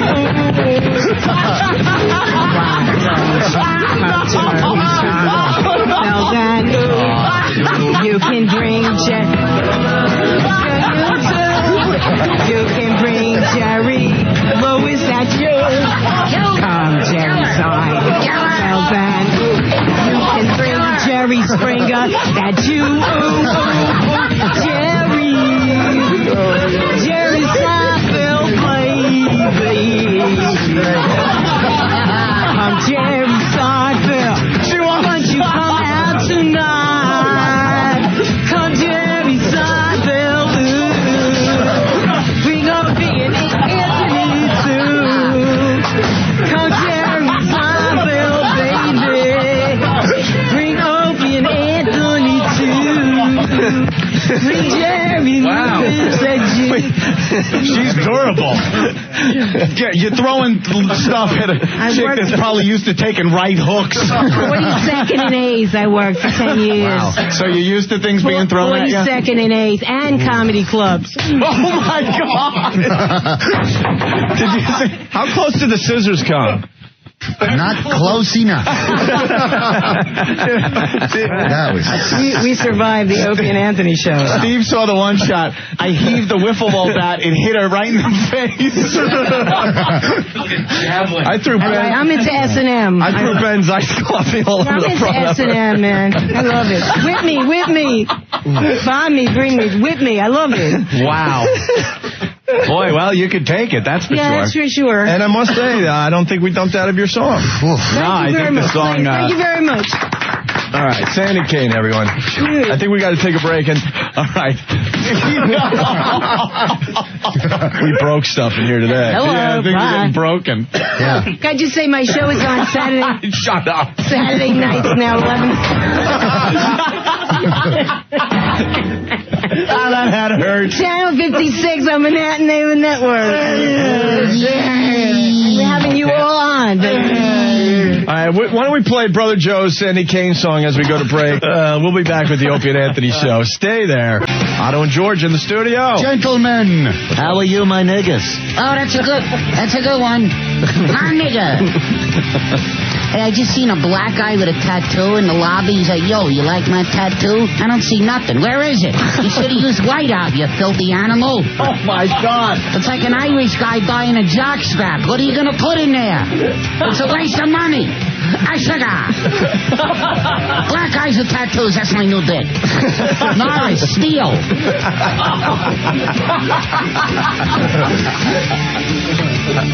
It's good to, hey, it's good water. Yeah. We might have to explain Otto and George to a few cities out there, huh? You've toured around, all right? Shout out to Man Cow. Die, you arrogant piece of garbage. Die. You suck with a goatee. Die, you coming after you. You stink on ice.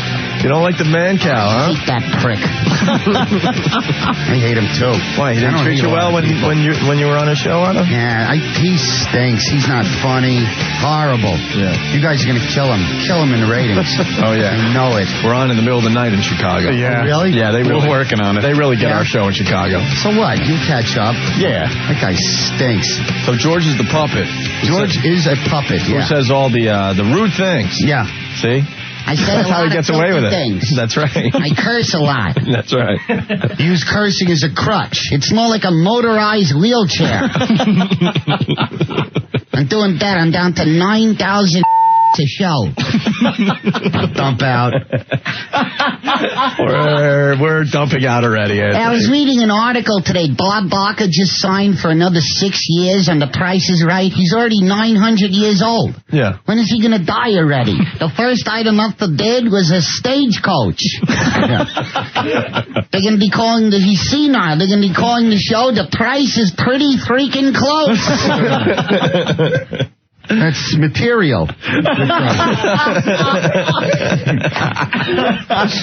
I love about Otto, it's radio. He doesn't need to bring in George. Yeah. But I don't think you could do it without George on your lap, right? You gotta hang out with a puppet. You should be like that guy in Castaway talking to the soccer ball. You should be double dating with a coconut. You see that movie Castaway? Yeah. Well, was he on the island? 5 years? He should have lit up a joint. 10 guys would have showed up. They would have been off the island. Fire it up, man. Let's get out of here. Guys got weed. Hey, that's pretty all right. What was that soccer ball's name? Wilson, yeah. Yeah. I'm going to a support group now for people who've seen the movie AI. What's that? AI, right, yeah. I'm in a support group now for people who want to kill themselves after watching it and the Jay Mohr TV movie of the week. What, is that horrible? Ugh. You didn't like Jay Mohr's movie? That stinks. Was that called Black River? Black River was on, what, Fox or something the other night? Wow. Was that it was on after midnight on Friday. horrible? To Jay's credit, he called the show and warned us that it was going to be really bad. Preemptive, it sucked. Yeah. Oh, man. Someone, you know what? I don't want Jay mad at me for the line I'm about to say, but a bunch of people wrote in and said that Jay in that movie looked like the kid from Mask. Dennis? Rocky Dennis? Dennis. Jesus, man. I know. That's cold. 2 hours, he's walking around town looking to buy a calling card. Wants to call up Barry Katz. What the hell happened here? Hello, filthy Jew? Why am I in this piece of garbage? That would be his agent, yes. Yeah. Barry Katz. Yeah. Jay, I got a great movie for you. Just relax. It'll be fun. Just enjoy it. Be loose, man. You'll get a check. Filthy hook-nosed Jew guy. Oh, my God. Oh, my God. See, it's okay, though. George says all the crap. It's not It's a Otto. puppet. It's the puppet. How can you get mad at a puppet? It's a Even though, I mean, we tell the story every time Otto's on the show. It got so rude at one of his shows once that someone did attack George the puppet. Stabbed the puppet. Stabbed George the Yes, there was a puppet. stabbing.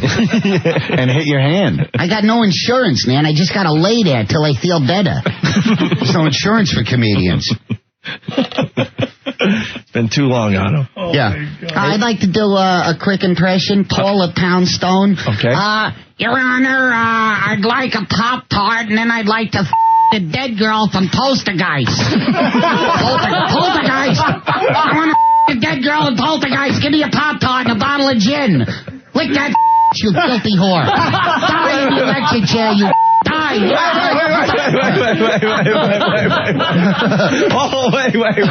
Wait.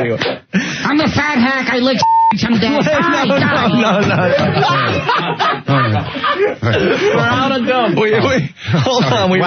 Hold on. We ran out of dump. And we were doing so well, Otto. We were doing so well. Holy Jesus. What did he say? I didn't even hear it. Yeah, it was bad. It was really bad. The Paul Poundstone material might not play on the radio show. Oh, no? Yeah. Oh, it's really funny. Yeah, now they're blaming it on her drinking problem. Yeah. They're saying that she drinks a little bit and then might have done a couple of things under the influence of alcohol. Drinking juice from a 6-year-old. That's an excuse. Wait. Did he dump out? Yeah, we dumped out. Now we really don't have any dump left. We don't have much dump left in our show. Look at everyone's running in saying, stop him now, please. We got no dump left. We're in 7 cities. This is bad. Suddenly, I'm not half the man. George Harrison's dying, I heard. I hear he's got brain cancer. Ooh. That's a bad illness. They were saying, though, it's under control for now. It's under control? Yeah. Brain cancer? Oh, man. Fire up the bong. He's dead. Jeez, that's sad. What else is going on? How was that? Well, maybe I'm hesitant to bring up a subject. Yeah, don't curse. We're good. We're back to normal. Don't curse. We're almost back to normal? Yeah. Not yet? We're getting there slowly. Hey, why don't we bring Sandy Kate in? Have you met Sandy Kate? No, Otto? yeah. Oh, my God. No, I haven't. She's we don't even know how old she is. She's got to be 70. Really?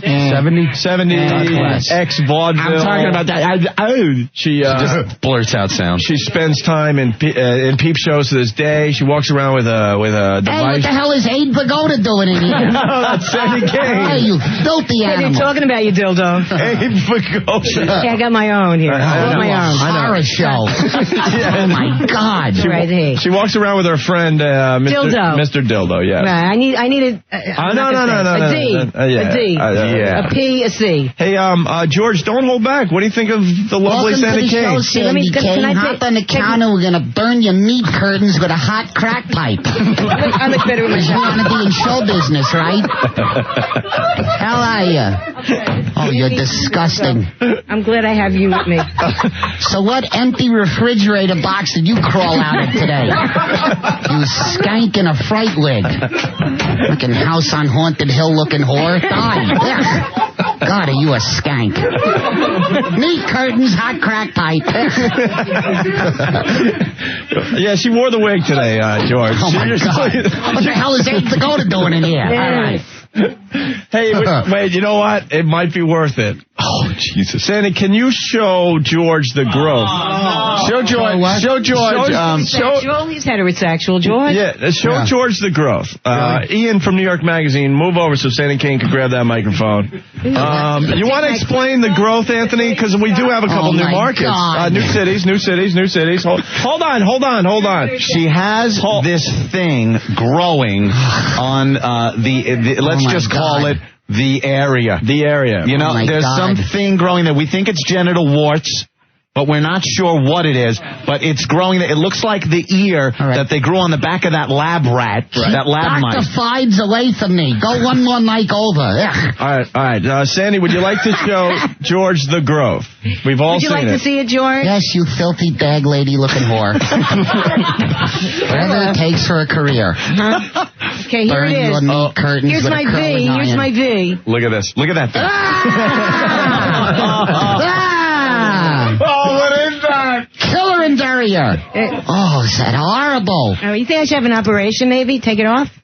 Think maybe then I could get, get him in? I don't know. Walton's is making a big comeback. Could you please cover it back up? Cover it up. Sorry. Oh, my God.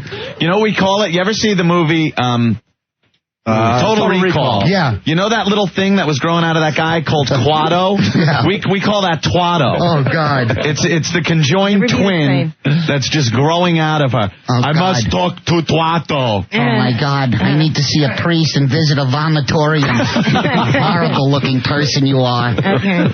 What about those fun bags? Don't you like people I mean, I'm a nice person. You're a nice person? Yeah, I go to church on Sundays. You're a mentally ill, filthy bag lady. Well, I don't have a bag. You don't have a bag? I have a vibrator here, but that's about it. Your vibrator's going to go gay. It's disgusting. Well, bend over, George. You had it customized. Be the first time. Oh, my God. Have you ever gotten it? No. All right, hold on. You're triple X. You're triple X. That's all right, hold on. Though. I was thrown out of Johnstown, PA. So. Yeah. Hey, Sandy, explain to Otto and George the teeth. Do I have to? She's very sensitive about her teeth. Yeah. Hey, what teeth? Well, you told everyone. Yeah, I know, but it's like it's a tragedy. Do you have a tissue? What? Tissue? I don't even know you. Oh, man. You should be caned in Singapore. You should be caned in Singapore. That's why my name is Kane. But yeah, it's all right. Listen. What do you do exactly? How do you get money?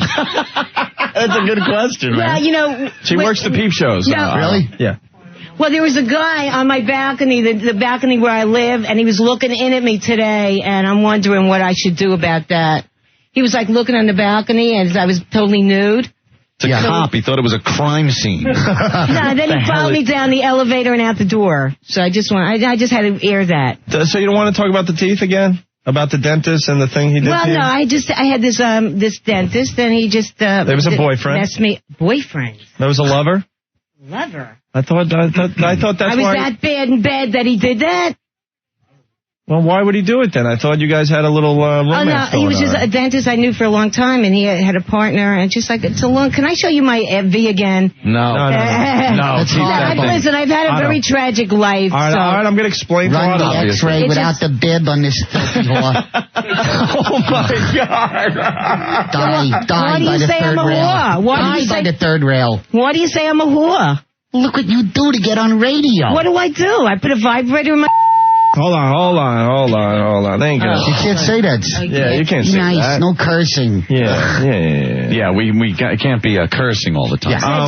Can I just make one announcement, though? Sure. It's very important. Yeah, of because course. I'm on public access television, so I could do whatever I want or say anything I want or show anything. So sometimes it's hard to... I just did a show. I could say anything I want. Gorgeous. Right, so I love it's you hard guys. to... just because you're so good looking, and you're lucky, you should. So anyway, my show, Manhattan. This is tragic. No, I'm on public access. Just I'm on tragic. Saturday nights from now on. And you know what? I'm inviting these two on. Otto and George? Yes. Because I think they're hysterical. Why isn't George looking at you anymore? I don't know. I'm not easy to take, huh? I don't know. I'd rather drink AIDS out of the cooler. Well, maybe I'll do the show in the dark. Yeah, and maybe you should off yourself from a high building. Splatter yourself in front of the Hard Rock. That'd be good for radio, too, wouldn't it, Nick? Good exposure, huh? Yeah. Splatter yourself. Sandy is looking at the puppet and getting really pissed. It's my type. I like short Why guys. am I a magnet? I like short guys. Like this one. All right. What are you doing later? Let's exchange blood tests. Had a baby, doodah. I like him. I like George. He's my type. Thank you, Chris. He's got a Woody. Why do you put on makeup in the morning? Why do you do that? Why? It doesn't work? It doesn't help? No, I'm just saying why.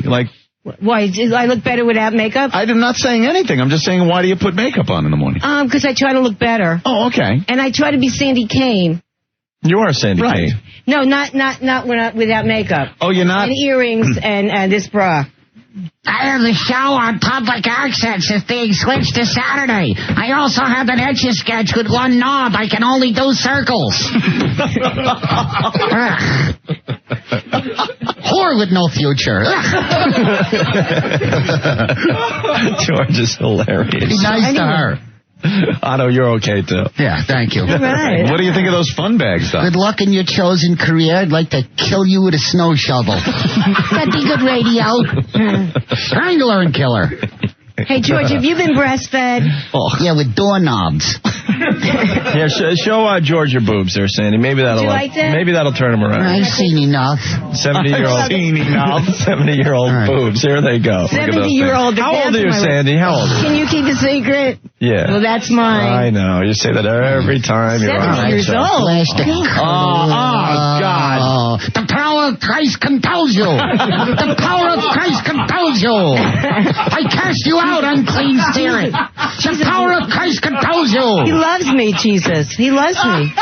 Yeah, Jesus is very open-minded. Yeah. Hey, scene one, scene them both. Hey, George, would you like to see... by the way, I talked to Jesus. He hates your guts. And he ain't too crazy about Norris either. George? Yeah. Would you like to see Sandy Kane's hemorrhoid? Oh, no. Why do you hate me? Yeah, I ate Mexican food for the show. What did I ever do for you? I just gave him Taco Bell. You gave up Taco Bell? Yeah. I just gave... Would you like to see my hemorrhoid, George? Yeah, you got. I don't want to see no more. Just don't get close. Yeah. Just give a long-range view. I did... No, like... No. Hold on. No, you can't. I'm going to yank my own eyes out like... Ray Milan. Right. Don't say the F word. Sandy, you got to move a little more that way. All right, hold on. We're dumping out like crazy. But you guys... I'm sorry. You guys got to check this out. Okay. You're part of the gang. And we've all seen this, George. The hemorrhoids? And Otto, yeah, you got to see the hemorrhoid. One hemorrhoid. We think it's more genital warmth. Next July. All right, George, look at this. Disgusting. Would you like to see it, George? Yeah, but then again, I like bus fumes. All right, let's see the hemorrhoids. Okay, all right. Here we go. Look. I cast you out, unclean spirit. Okay. Is that awful? Oh, God. What is going on back there? What, can you see it? I mean, we saw it, everything. It's popping out, saying hello. It's like a Jack in the Box. Well, it needs exposure, you know? I mean, I think rear ends are very unexposed. No one looks at you. George, what do you think of that hemorrhoid? Not too good. Not good at all. Not good. It was as big as George's head. Not good. Actually, compared to the Jay Mohr TV movie of the week, that was pretty interesting. Staring to the old whore's starfish. Hey, and I got to pay for my own parking. Otto, you'll never forget our show now. Oh, God. You don't see that every day. Awful. Yeah. Thanks for not washing your one piece, whatever that is. Well, it's not clean back there? You were a No, there was like I wiped. something going on. Oh, really? Yeah, Good, I wiped. No. It looked like... I don't know. You ever see right where the planes hit the runway at Kennedy? It's where all the rubber rubs off. It's what it looked like. You had those skid marks going on. But that's on flesh. Uh-huh. What the hell's going on back there? What is your nature now, folks? You numbnuts? Didn't Mommy and Daddy give you enough love when you were a child? No. I guess not. Anyway. But no, as long as I wipe, there's nothing brown back there. Oh, God. Cut it out. I'm sorry. God. It's true. I would be very embarrassed. All right, Sandy. So why are you here today? I was going to sing the Jerry Seinfeld song. Okay. You have a Jerry Seinfeld song. Yes. Is there music to this? Yes. All right. Well, do we have music? Yes. All right, we got to take a break. Yeah, Steve says he needs a couple minutes to get the music so Sandy can sing to it. Great. I'll never be the same. It's frightening. Otto almost dropped the puppet when he saw that. I need to see a rabbi. Oh, God. We'll be back with the Sandy Kane song, Anthony. Right. The Jerry Seinfeld song from Sandy Kane in just a bit. All right, so someone asked about the 4-foot pen with Ken Stevens, our boss. Yeah.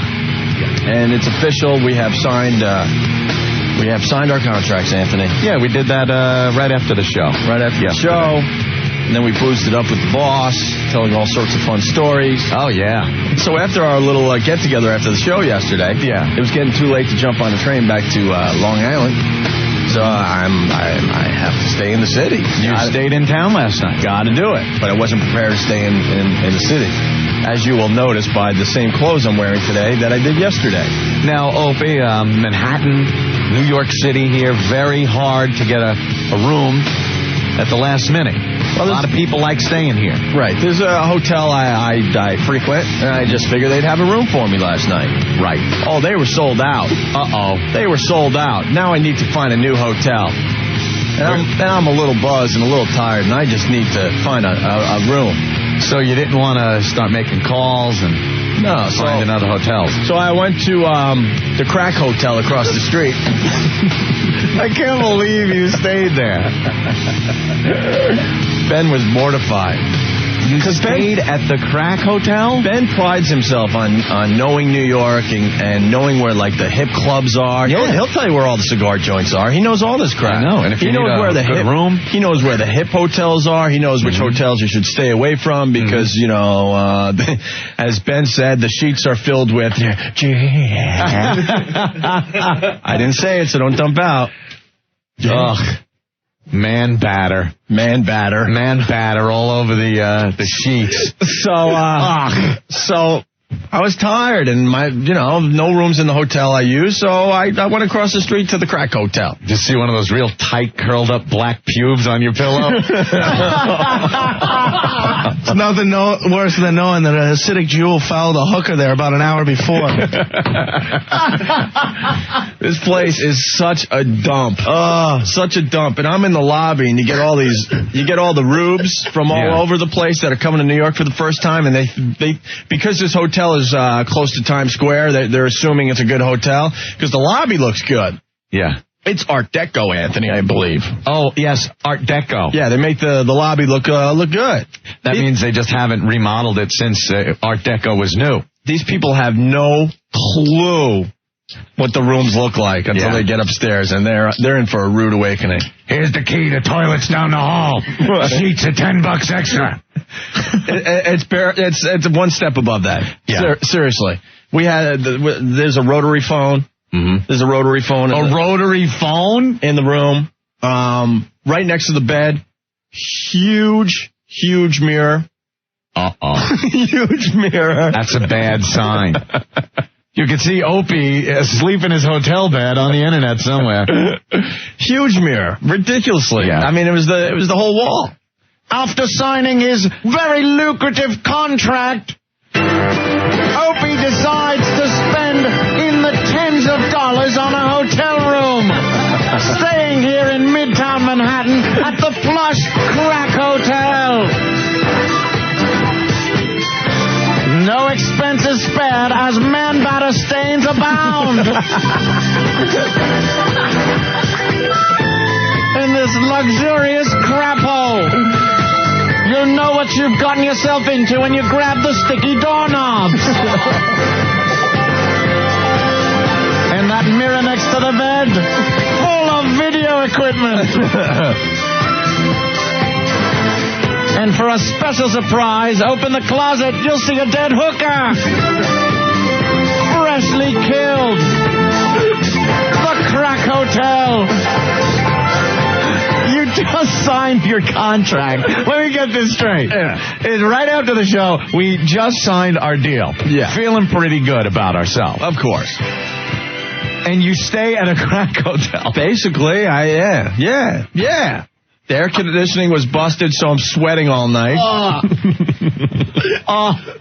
Sticky sheets. Located near the Carnegie Deli for all your pot needs. And I also knew that I had to wear the same clothes today, so I wanted to keep them nice and fresh for today. Opie's wardrobe never getting in the way.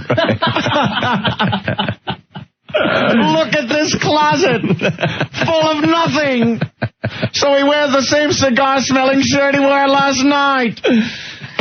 and my underwear and my socks. I didn't want to sleep. I didn't want to sleep in that stuff. I hate sleeping naked. Hate it. I had to sleep naked. Don't like sleeping naked. Had to sleep naked. Got the HIV in that bed. Oh, my God. Beware of hepatitis B. Dude, wait a minute. Had to. Why? Had to keep the undies fresh for today. That's all I had. What are you doing in your sleep that wouldn't keep them as fresh as when before you slept? You sweat a lot during the day. I had to kind of, rinse them out a little bit and put them on the heater. It's like a soup kitchen in your pants. You're a pisser. Wait a minute, but remember the sheets. The undies, they kind of look like used shoe shine rags. So I had to, take care of stuff, and I would have slept in my clothes in the bed, shoes, everything. The AC, I finally got it to work, and I got it blowing up some air to kind of keep my clothes fresh. Airing out the clothes. The sheets didn't fit the mattress, so I woke up in the middle of the night just sleeping on this crappy mattress, sweating like a pig. Oh, my God. Wait, the bare mattress? Oh, yeah. Oh, you got a disease. You have a disease. It was the worst. The W, outside my window. Where most hotels serve crabs in the dining area, Opie got his in the bed. All this and complimentary blood stain removal. A place to hang your underwear while you sleep naked in our petri dish bed. All at the Crack Hotel in Midtown Manhattan.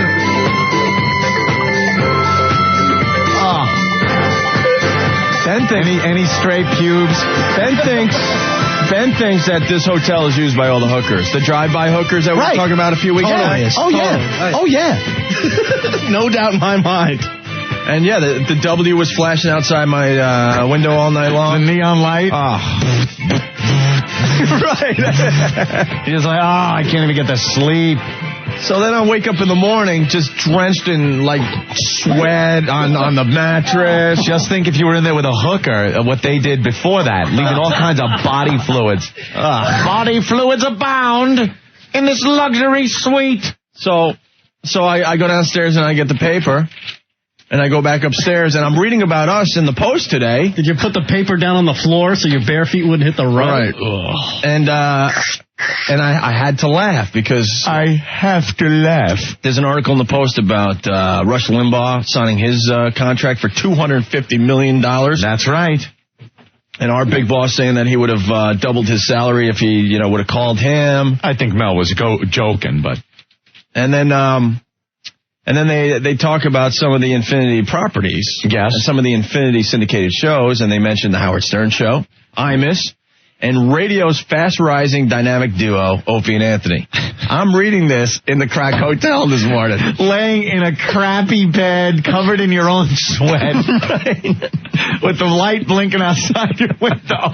Reading how you're one of radio's dynamic duo, right? Up-and-coming stars. I'm like, man, I might as well just have a freaking needle in my arm. Look at this place. Watch out for the syringe. Oh, man. I had to laugh. I'm reading, and, there I am. That is something, man. After signing his lucrative contract, he took off his underwear and retired in the man-batter-stained bed. I had to rinse out the underwear first. In front of a big mirror, who knows what's behind it? All kinds of wonderful video equipment. As you were watching the porno movie in your room, you were the porno room movie in 315.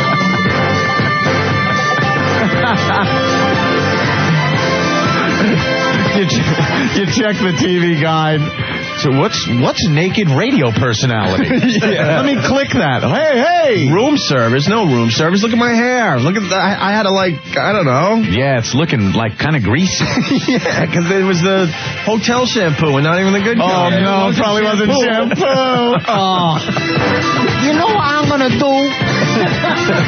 I'm gonna crank off a batch into the cream rinse bottle. That's what I said. That whore just beat me. Beat me out of my money. I'm gonna get the next whore that tried to shampoo her hair. I'm gonna crank off a batch right in the shampoo bottle. Tony. How you doing? All right. What's up? Yo, how come Opie, you just didn't sleep in your drawers and then free bag it today? Yeah, why didn't you free bag it? All right. Dude. Why didn't you free bag it? Any way you looked at it, though, I had to take care of the undies. They were hurting. Dude, you could have at least. At least after signing that big deal, go out today after, taking a shower and buying a pair of underwear. You only would have had a free bag it maybe for an hour. Hey, right. I went to the Gap and bought a brand new shirt. You could go to Dwayne Reed and pick up a package of underwear. You could have done that. You sleep in your underwear last night to just set up some kind of perimeter around your junk. Do you guys understand that I could not continue wearing these underwear? Well, I'll tell you this. I took a girl to a hotel They like were that one time. horrific. Were they really a disaster area with police tape around it? Oh, what happened? Threw a puddle on your bike? It's like I'm the only one. It was a hot day yesterday. You're sweating like a pig as you're walking around and stuff. Things happen. Working up a lather. Things happen. Like the horses that pull the little wagons out here around Central Park on a hot day. They work that foam up. Where you're working up the foam. Well, there must have been hundreds of dingleberries in that bed. Just think everyone must say that. Oh, man, this is filthy. I'm going to take my underwear off. It was... and you're just like, you might as well have just been... Dude, you know what's going on those beds? You know what was going on in the underpants? Butterscotch comes to mind. Put it this way. If you walked in that room, right? Let's say you walk in the room. There's a naked man in the bed. He gets up, leaves the room. Would you lay down in that bed? They changed the sheets. Oh, not at that place. Not at that place, dude. They had a Jamaican lady, working the floors. How about you said the sheets didn't fit and they kept sliding off the mattress, and then you wake up and you're on bare mattress. And how many guys do you think that happens to? I don't even want to think about it. Everybody. Very thin pillows. Oh, the thin crack pillows. It wasn't even a blanket. It was just a spread. No, wait a minute. Now here comes another thing. Spread. Was it just one spread when you walked in the room? Sheet spread. Under the sheet. Spread over the sheet. There was no, top thing that you always throw off the bed the second you get in a hotel because those are the drunk people that just have sex instantly on that? That was a spread. That's what you used? What are you going to do? I need to be covered. Oh, my God. You have a communicable disease right now. No. Right now. No. You got to lock up your genitals in your underwear. No sign of Twatto walking around in your room? No. I just needed a room. It was late and I had a crash. And I'm reading about how we're the up-and-coming radio stars from my room at the Crack Hotel. Oh, great. What an image. Opie's sack frothing like a cappuccino from Starbucks. It looked like someone dropped a mochaccino in your pants. So, there you have it. Wow. What a paradox, huh? Yeah, it's funny. People think we're doing so well, and it was pretty pathetic last night. You're at the Crack Hotel. Crack Hotel. Why don't you go to the Parker or something? It's right down the road. Well, I checked out of the Crack Hotel. Yeah? Yeah. You checked out? Yeah, I had to check out. I'm going to stay somewhere else tonight. Oh, you're staying in tonight, too? Yeah. Okay. All right. Check out. It's called fleeing the area. I still got to find underwear for tomorrow, but... You go to Dwayne Reed. You're better off staying at Stinky's house than at that place. With his roommate. Hey, man, it's still better than the times I had to, crash on Ben's couch. Oh, really? Oh, my God. Well, you don't know what's... Ah, man. Dude, that's awful. Oh, dude, that hotel is disgusting. Your couch, every one of your friends that have moved from Boston have stayed on that couch, and you haven't changed the sheets on that thing. It's just as bad. Plus, you get the extra bonus when you stay with Ben. He wakes up in the middle of the night and giggles all night. And then his phone rings at 3 in the morning because one of his drunk friends is still out and wants to talk to Ben at that moment. Funny, that's what he does. I don't know when you sleep, Ben. Dude, you'd have been safer just grabbing a refrigerator box and laying it in front of laying in front of the station's building. Jesus Christ. Dude, I'm serious now. Have you checked yourself for crabs? You really have to. Look, during the break, please, listen to me. When we go to break, go into the bathroom. Really look around. I would know by now. No, you might not. Look. Please, you've got to check, because if you spread crabs throughout this studio... Spread crabs! We're the dynamic radio duo. You think the dynamic radio duo would get crabs? Crabs are like kryptonite to the dynamic radio duo. My Ziggy's God. laughing at you right now. And I got a better place with you. Try explaining that STD to your girl. No, serious. I caught these scabies from a crack hotel bed, I swear. I have no STDs and I have no crabs. Thank you very much. Check for crabs. Rick, you got crabs once, right? How long did it take before you knew you had them?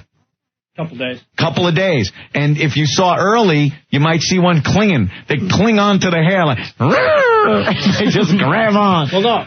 They multiply. Actually, what I saw was you look down, maybe you're sitting on the bowl, and you look down at your underwear, you take a glance, you're like, what's that? Oh, because there's all kinds of what? The dead ones, after a while, they die. Oh, they fall off into your underwear? They fall off into your underwear. Rick's got the crack hotel in his pants. So you look down into your underwear and you saw... it looked like dandruff, and I'm like, what the hell is that? What color was it? It was like I don't know, it looked like onion flakes. Oh, okay. Looked like onion flakes in your underwear. Yeah. So what did you do? You picked one up? Yeah. And so it had legs? I picked it up, and you gotta look really close and like, oh my God, that's a bug. I got a bug, and then you're like, why is there a bug in my underwear? Yeah, exactly. And then you look down at your area, and you just saw him crawling around? No, I just immediately pulled up my pants and went to the doctor, and I had to get it, get the shampoo. Get the shampoo. Opie scratching. And you're scratching your head. Dude, don't scratch. Oh, get in the bathroom, check. Dude, shut up. You never know. I'm doing it for your own protection and everyone else's. You never know in those beds. Oh, my God. I had a slight itch. Oh, my God, don't scratch. Gross. Oh, my God. I'm fine.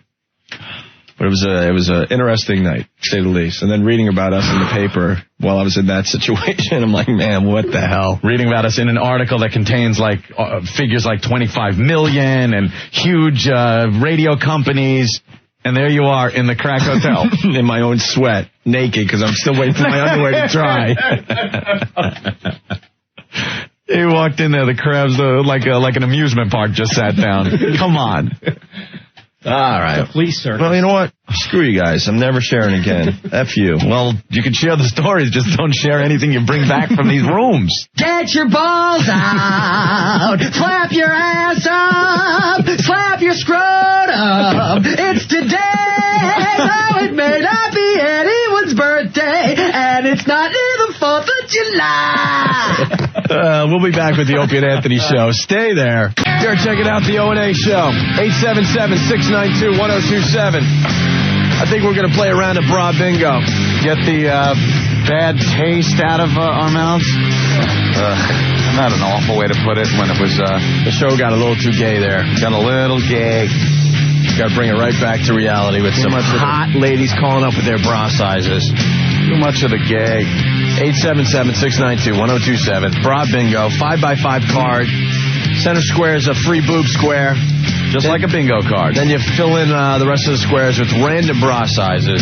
Yeah. Don't put all the good bra sizes in a row. Don't cheat. The best way to do it is to write down a bunch of bra sizes on pieces of paper. You start with 32 double A or something like that. And you go all the way up to the ridiculous F sizes.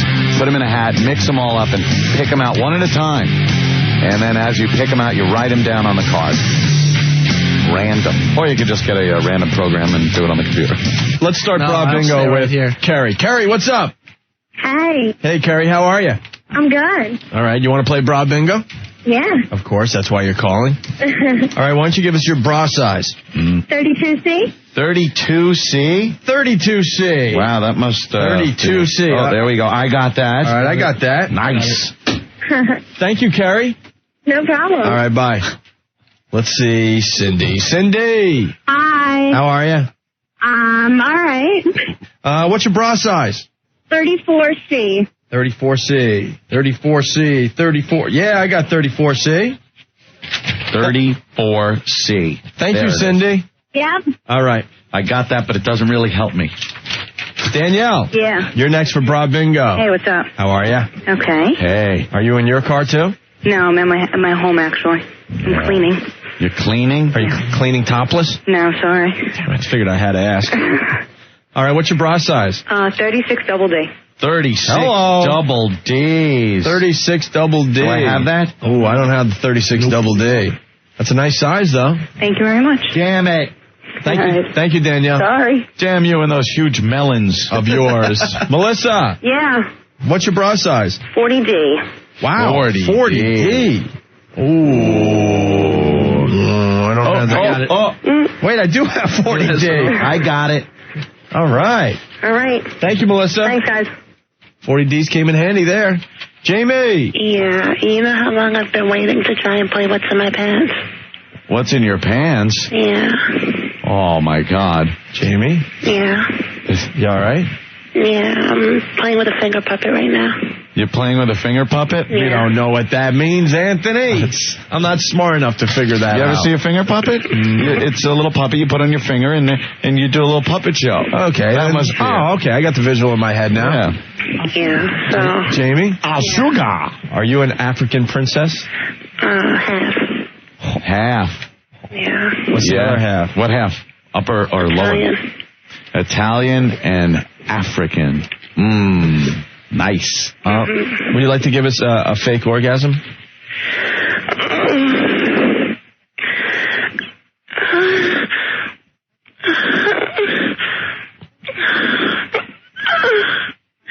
And I'm not half faking it either. Wow. Look at that. That rocks. Do we play What's in My Pants with Jamie, or we just continue a with mid-bra bingo What's in My Pants game? A diversion? Sure. Let's go. Why not? All right, Jamie, where are you? In your room? Yeah. What do you got on? My boyfriend's boxers. How old are you? 20. And I'll be 21 soon. yeah. In September. And that's all you got on is his boxers? Yeah. Nice. What kind of posters you got in your room? Allen Iverson. A what? Allen Iverson. Allen Iverson. Nice. All right. Lay down on your bed. Already there. Okay. Hold on. We got to play the theme song. Screw the theme. It's time to play. It's time to play. It's time to play. Hey, guess what's in my pants? Now we're having fun. It's time to play. It's time to play. It's time to play. Hey, guess what's in my pants? Hello, cutie pie. I'm assuming you don't have the boxers on anymore, Jamie? I could get rid of that problem. Yeah, that is a problem. As you do that, Anthony will explain the rules of What's in My Pants. Well, we were asked Jamie to take the telephone she is on and move it around as per our instructions on a certain area. And judging just by the sounds coming out of that phone, we will try to discern what hairstyle she is sporting. Is it the natural triangular shape? Is it the mohawk, which is, of course, the landing strip? Is it the Hitler mustache, which is a mohawk that has been shaved down to just a little tuft of hair? Or is it the wood floor, also known as the Jean Benet Ramsey? Yeah, this could be challenging because I'm sure she has the nappy hair. Now, Jamie, remember, very important on your part. I love nap. No clues, no hints as to what you're sporting down there until we ask you what is in your pants, okay? It might be a little... She must be talking about the telephone. Right. Maybe we shouldn't mention anything about anything that's going on, okay? Yeah. All right, Jamie? Don't bring that up because they might dump out of things like that. Let's just play Guess What's in My Pants. Jamie, if you would please take the phone and rub it in an up and down fashion. Let's all listen. 20-year-old Jamie. Wow. Wow. Okay, yeah, very telling, sure. All right. Side to side? Side to side, Jamie.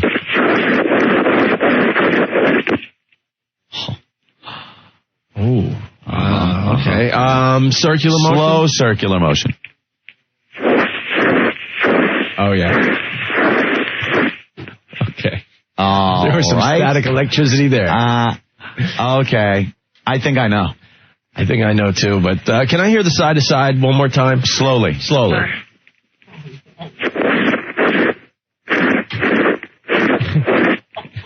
I got it. Very telling. Anthony? I'm saying wood floor. I'm going with complete wood floor. I'm Jean-Benet Ramsey, whatever you want to call it.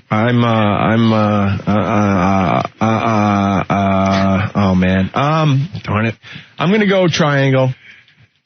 All right. Ben, what did you hear there? No clue? No. You're passing. I'm too stupefied by what's going on today. Rick? Can I just hear up and down one more time? Oh, I didn't really hear that. I'm going to go with Hitler mustache. All right. Well, the guesses are in. We've all heard it. You played along at home. Jamie, if you would tell us, please, what is in your pants? You ready for it? What is it? A big C.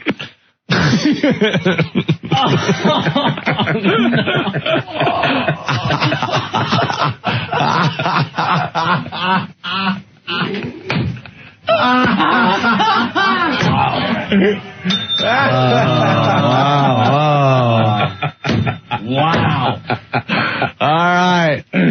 That is funny. I thought Jamie or whoever that was up to something because the voice sounded too, hot. I think he had one of those voice things. Is that funny?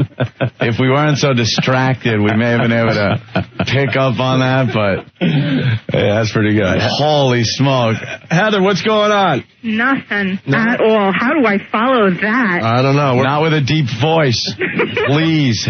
We're in the middle of playing Broad Bingo. 36F. 36F? 36F? You freak. Does anybody have that at all? I don't have a 36F. No, I would like to have a 36F, but I don't have it here. Oh. Hey, thank you. No problem. We got that. We got Godzilla. That guy got us good, man. God, we were nailed. A big C. I am stunned. I just don't want to think about it. I just want to move right I'm trying to think of whatever we said, like during the time. It's like, I hope I didn't say anything. Opie called her an African princess. You faggot. Alexis. Are you an African princess? Shut up! Nope. I'm a Puerto Rican princess. We like Puerto Ricans. What's up, Alexis? Not too much. How are you gentlemen doing? We're trying to just move on with trying to recover from It's been a bit overwhelming. Very bad few minutes. I give the guy props. He got us good, man. Oh. Yeah, he did. He definitely did. What's in your pants? A peeler. All right, so what's your bra size? 36D. 36D? Oh, I got that. 36D. Nice. Good Thank luck. you, Alexis. No problem. All right. Will's calling back. Hey, Will. What's up? You suck. Was that you the whole time? Yeah, I had to get you guys once. Wait, do the voice again. Yeah. I'm laughing right now. Yeah, this is Jamie. How are you? I had to get the famous Opie Anthony just once. Son of a bitch! Because part of me is like hoping that there really was a girl there, and then at the last second, she gave the phone to her boyfriend. No, it was me. I used it to try and get bisexual women on the phone line. How much do you just screw with people with that voice? A lot. I messed with my mom at work once, too. That's good, man. You got us. All right, guys. Why weren't you laughing, though? Why? I was able to bite down. I was laughing, but I pulled the phone away. You suck so bad. I don't even want to ask him what he was rubbing the phone on.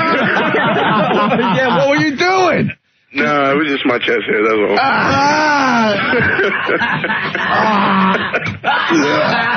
How gay do you guys feel? Will, you suck. You too. Later. You're the African princess. Yeah. Well, leave us with a little something in that voice. Go ahead. Yeah, this is Jamie, and I love Opie and Anthony. You suck. All right. No, you guys suck. Take it easy. We got to have. That was awful. I'm far from okay. No, man. I'm pretty effing far from okay. First thing, no one's got to hear about what happened here. Line 10's great. Opie likes nappy hair on men. Got the nappy hair. Corey. Hi. Hi. What's up, guys? Hey, we want to hear about your boobies. 38C. 38C? Oh, I got the 38C. I got that. I'm really all over the board here now. Which I only need one. I do too. Ben, what about you? I need two. Oh, you need one up that way. Oh, yeah, you're right. Yeah, Okay. Hey, thanks, Corey. Thanks. Hey, wait. I want to tell you guys that I have the hugest crush on Opie. Wow. Opie has the hottest voice. Hey, wait, what was your bra size again? 38C. 38C. I'm sorry you didn't win, Opie. All right, thank you. All right, bye-bye. I have the hugest crush on Opie. He's got the sexiest voice. Almost the sexiest boy. Even worse, that guy was rubbing the phone on his chest. We were listening to chest there. Did you notice it sounded weird? I know. We were all had, but there was something in my head going, man, something didn't sound right. None of us picked up on it, though. Again. Yeah. Annette, what's going on? What's your bra size? 38D. 38D. Oh, got the 38D. Got that too, but man, boy, these are spread out. Right. Heather. Yeah. Help me. How are you? Pretty good. I wish I could help you. All right. It's bra bingo. What's your bra size? 36B. B? Yeah. 36B? Is that it? Yeah. Tell me you won, Ben. No, I got one left from Oh, damn. I got one to go as well. I got one to go on 2 lines. Thank you, Heather. You're welcome. We got to hurry up the game. Come on, get us a fat bitch. No, don't say that. Ooh, I need Scarlet Quail. Skylar. Yeah. Hi, guys. Hey. Skylar. Hi. Oh, she sounds like she's got little ones too. Skylar? Yeah. What's your bra size? I have a 38B. 38B? Mm-hmm. Yep, I got that. I got that. The right spot. Nice. All right. Oh, you guys got it? That's good. Yeah. I helped you out. Wow. Yeah, it's not a winner, though. Thank you, Skylar. I need Thank you. All right. One on 3 different lines. Let's go to Margaret. Look at the size. Margaret. Hi, guys. Hi. How are ya? Uh-oh, this might be good for Rick. Margaret, do they call you Large Marge? Well, actually, my voice might be deep, but my chest is kind of small. Oh, is it? Oh, okay. Okay, I might be in here. Help out. Margaret, what's your bra size? 36. Hey. I got 36. Damn it. I can win any which way. Are you a flat so? That's when I'm bending backwards. Wow, 36A. Thank you, Margaret. Bye. All right. God, we're running out of show. Shannon. Shannon. Yes? Hi, what's your bra size? 32A. 32A? Son of a bitch. 32A. Yes. I love you, Olives. Bingo, Shannon. Thank you so much. You guys are the fittest. Hey, wait. Hold on. We're going to give you a prize for having the winning bra size. Of course, your 32As. I have 36D going across, the free boob square, 34D, and, of course, 36B. Lucky. Yeah. Shannon, hold on the line. We're going to give you something cool, all right? Okay. All right. And thanks for playing Bra Bingo. No problem. We'll be back with the Opie and Anthony show. Stay there. Opie and Anthony. Opie and Anthony. Is this the best radio you guys can come up with? 1027 WNEW. 212-757-1027, Anthony. This is going to be a little awkward, but we have some new sweepers for our radio show. New sweepers. We always like the new sweepers. They're the clever little things that are put together by production that sort of give you a little taste for the show. No, it's put together by Jimmy. Yeah. And Jimmy does a great job. Yeah. All those incredible sweepers you hear going in and out of commercials, that's all Jim's work. You've heard the ones like that feature maybe Louis Black talking about how he'll go to court with the girls from the Voyeur bus, that whole thing, the montage of me, Adam, and Jeffrey Ross imitating Louis, you know, and then put in with music, things like that. Well, he's got a new concept. A new concept. He has O&A gay sweepers. Look, They're his ambiguously gay sweepers for the show. I thought we went that route already. Little concept that he... a little concept that he's been working on. And, the guy worked really hard on these things. Okay. We were going to smash him and just move on with the show. Guy, Maplethorpe worked hard, too. Yeah. Doesn't make the picture good. Adam, do you have to leave in 5 minutes or something? No, I have to leave at 5 o'clock. 5? Five? Oh, look. Why are you so busy? I have to go. I'm at Town Hall tonight for the Jerry Red Wilson benefit. I know. Okay. But what time is that? The car's going to come get me. I have to go and wash. You do cars now? Jesus Adam Christ, does my cars. pal. Look at my pal. Don't talk, Mr. Lexus. You're going to start? Look, Anthony has to give back his Lexus. Fine. I'm not giving it back. I remember laying under that bug going, the oil's going in my eye. I have a Volkswagen. Yeah. Look. What? I was supposed to give the Lexus back today. I'm not giving it back. I'm telling you, I'm not giving it back. I refuse. Possession, 9/10. It's mine. I have it. I'm used to this. Remember my Monza, GMAC? Uh-huh. GMAC financing. For some reason, they get a little upset when you didn't send a payment. Right. And GMAC turned into Get Me Anthony's Car. Yeah. I hid my car 9 months without one payment. 9 months. I was like 22. Did the repo guy finally get it? Finally got it. Yeah, someone ratted me out. He had the Philadelphia experiment, like, I can cloak this. I did. I was trying to design a cloaking device. Wait, slow down. So you had a car for 9 months and they finally got it? I had a... How'd you hide it from everyone? I had a Monza. Right. And I couldn't afford the payments. But I didn't care. I really I had a crappy job. I was a kid. And the repo guy came to where I worked, came to my job. I was doing some machine shop work for pennies. And he said, look, I'm taking your car. And I begged, pleaded. I'm just like, look, I will pay you. You come here tomorrow. It's where I work. I will give you a check. Just, I'm working. You could come here. You could get it tomorrow, but I have a check for you tomorrow. I then went in and quit my job. Because I figured I could get another job with the car, but I couldn't get to the job I had without a car, so I had to leave. You had a choice. So I had the car. Right. So and I just pictured this big bruiser getting there the next day. Pissed. I mean, he made it his mission to get this car. 9 months I went without them getting my car. I had a different address. I would park in train station parking lots, take the train to my house. I mean, this is what I was doing to hide this car. And then someone ratted me out for like a bounty. It's almost like Mafia Mob. And so they finally got my car. But how did they get it? I mean, how did they know where you were parking it? Somebody ratted me out. You didn't even have a home back then. Dude, I was great with this. Yeah, for like a month or two, I was living out of the car, and it was horrible. Very, very hard. So where was the car when they finally repoed it? It was in one of the train station parking lots.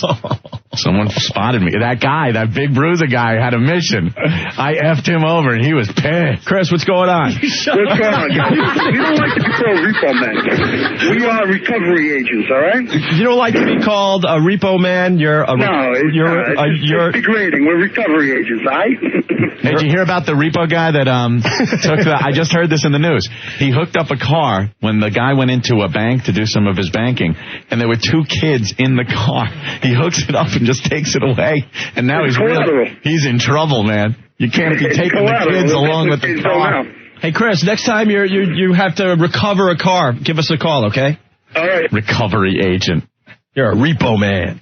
The guy with a Slim Jim. They're car thieves that I actually figured out a way to do it legally. Did you ever see Repo Man, the movie? Yeah, it was a little too spacey, a little too weird. I liked it a lot. Little too weird. Pablo Picasso would never be called a hole. Look at you doing lines for a movie. Thank you.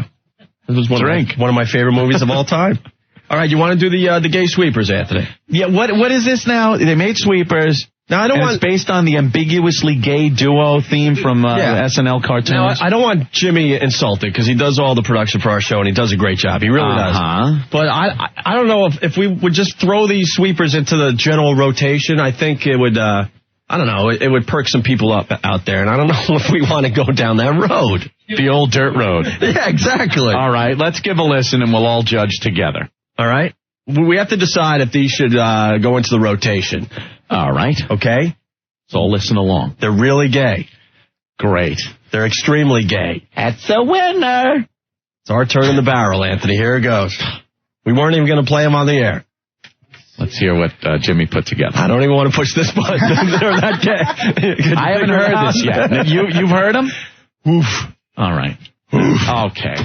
Are you ready? No, but let's go. All right, here it is. Are you sure? Okay, here. Give it a try. Opie and Anthony. The Ambiguously Gay Duo. I love it already. Hey, Anthony. Oral. Yes. Suck it, and you whore.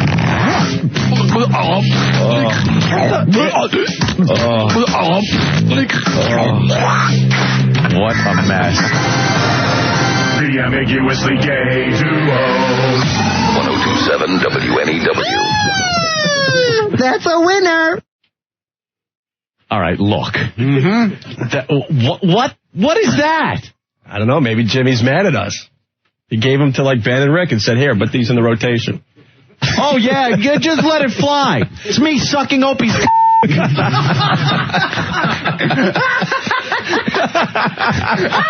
All right, I had to dump out of myself.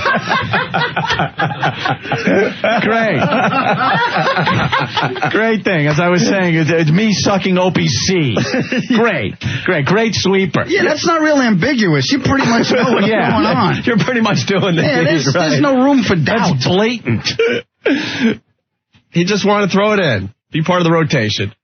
Rotation? Without us commenting about it. All of a sudden, we would go to commercial, and that's what you would hear. Jay from Nutley, what? Joe from the Upper West Side, way to suck that C, Ant. Woo, that's a winner. Are you kidding? There's two more, Anthony. Oh, there's more. Yes. Gay, 3 to 7. People are loving this.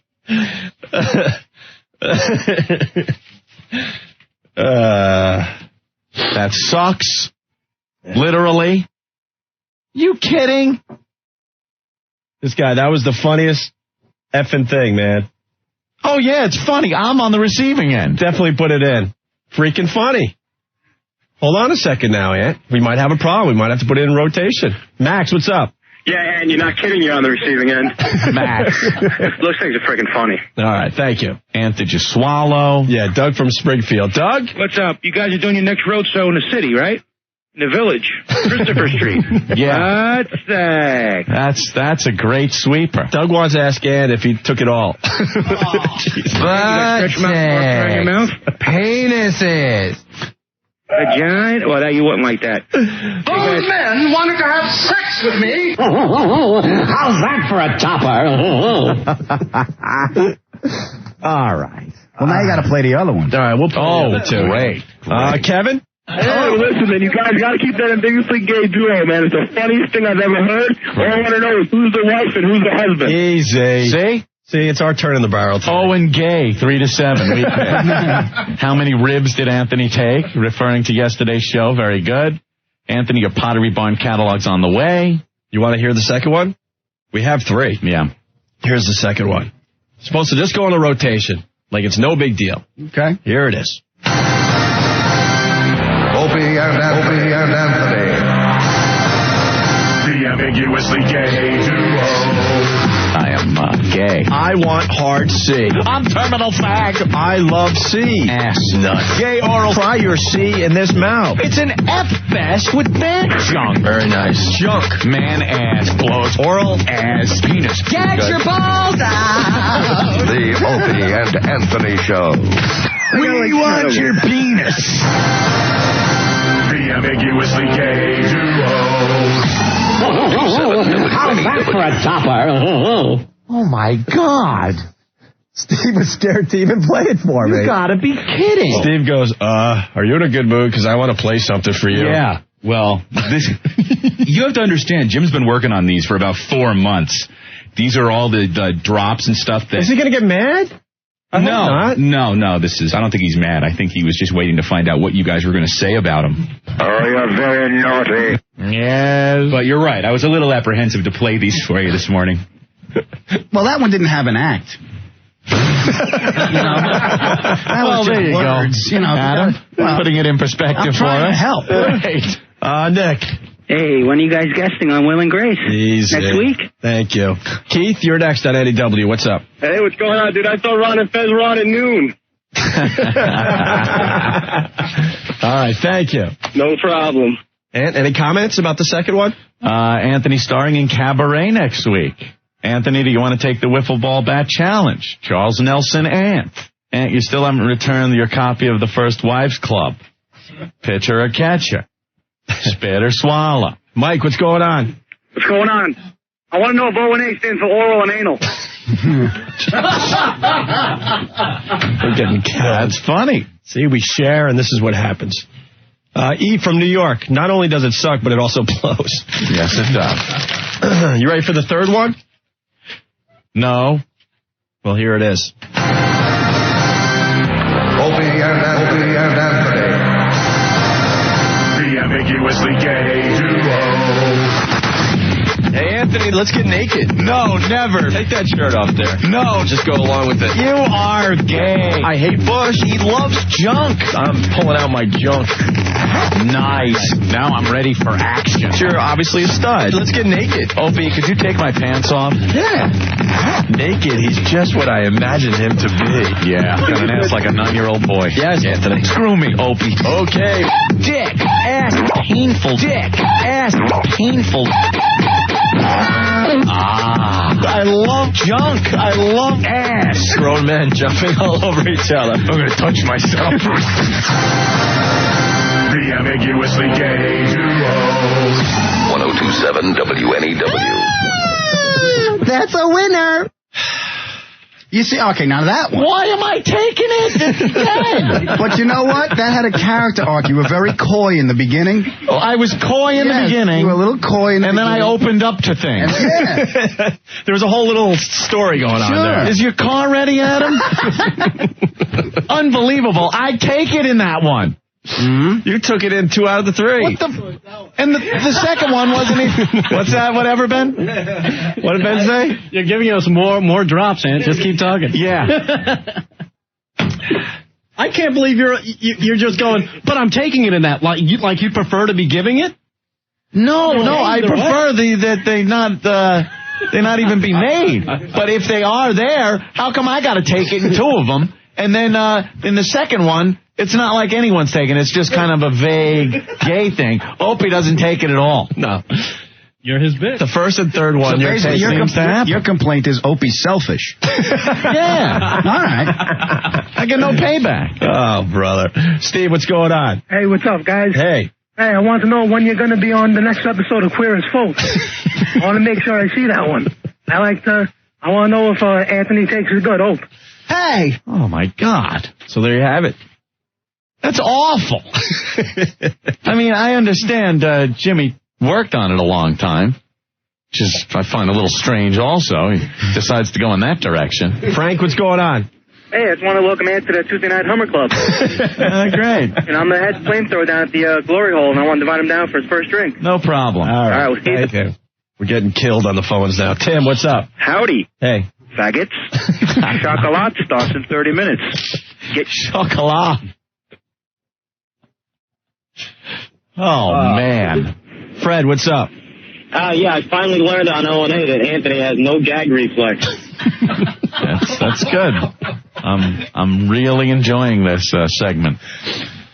My God. Dave? Yes. Hey. I heard Vaseline is the new sponsor of your guys' show. Yeah. Oh, congratulations. Hey, Mike? Hey. Hey. Hey, O&A. Hey. Hey, I thought it was great. Oh, yeah? Yeah. Hey, you guys have a great show. I think you opened up your demographic. Gabe, shut up, Adam. Amongst other things. Your car's outside. Gabe. Opened up. I came to plug, but it has a double meaning now. Yeah, Steve. Hop on, Adam. Steve, what's up? Everyone else is. Hey. You guys should change your name to Neil and Bob. Well, no, good job, Jimmy. Out of all the clips we've done on this show to put together, I would guess thousands of clips. You decide to choose from. Decide to go in that direction. I want to defend myself. All my sound bites came from the Sally the F slut doll thing. There's no defending. I'm going to try, though. Put together like that. Oh, what do you think? Everybody's thinking, wow, what show was that from? Where they were, banging each other. They must have hung a mic in the office. I missed that one. Because all the clips were put together so smoothly. Joe, what's up? What's going on? I'm just calling to tell you guys that the XFL has turned you guys from tight ends to wide receivers. That old gag. Thank you, Bob Nelson. All right. All right, let's take a break. Great job. Suddenly, Hospitaliano ain't so bad. When it's my turn in the barrel, I can handle it. Hospitaliano. Can you guys leave us alone? We took our turn in the barrel. Doug? Yeah, this is what happens when you watch too much Oz. Oh, that must be it. Rick Fox wants your number. Rob? Hey, how you doing, guys? Hey. What's up, man? I want to know when Anthony's doing a duet with Eminem. We're getting killed, Ed. Great, good. Yeah. Like you didn't expect it. Let's play this. Greg? Yeah, I just want to know when you guys are playing the next game. What's in my mouth? Wow. All right. That was good. All right. Thanks. So, I guess the answer's no? I guess the answer's no.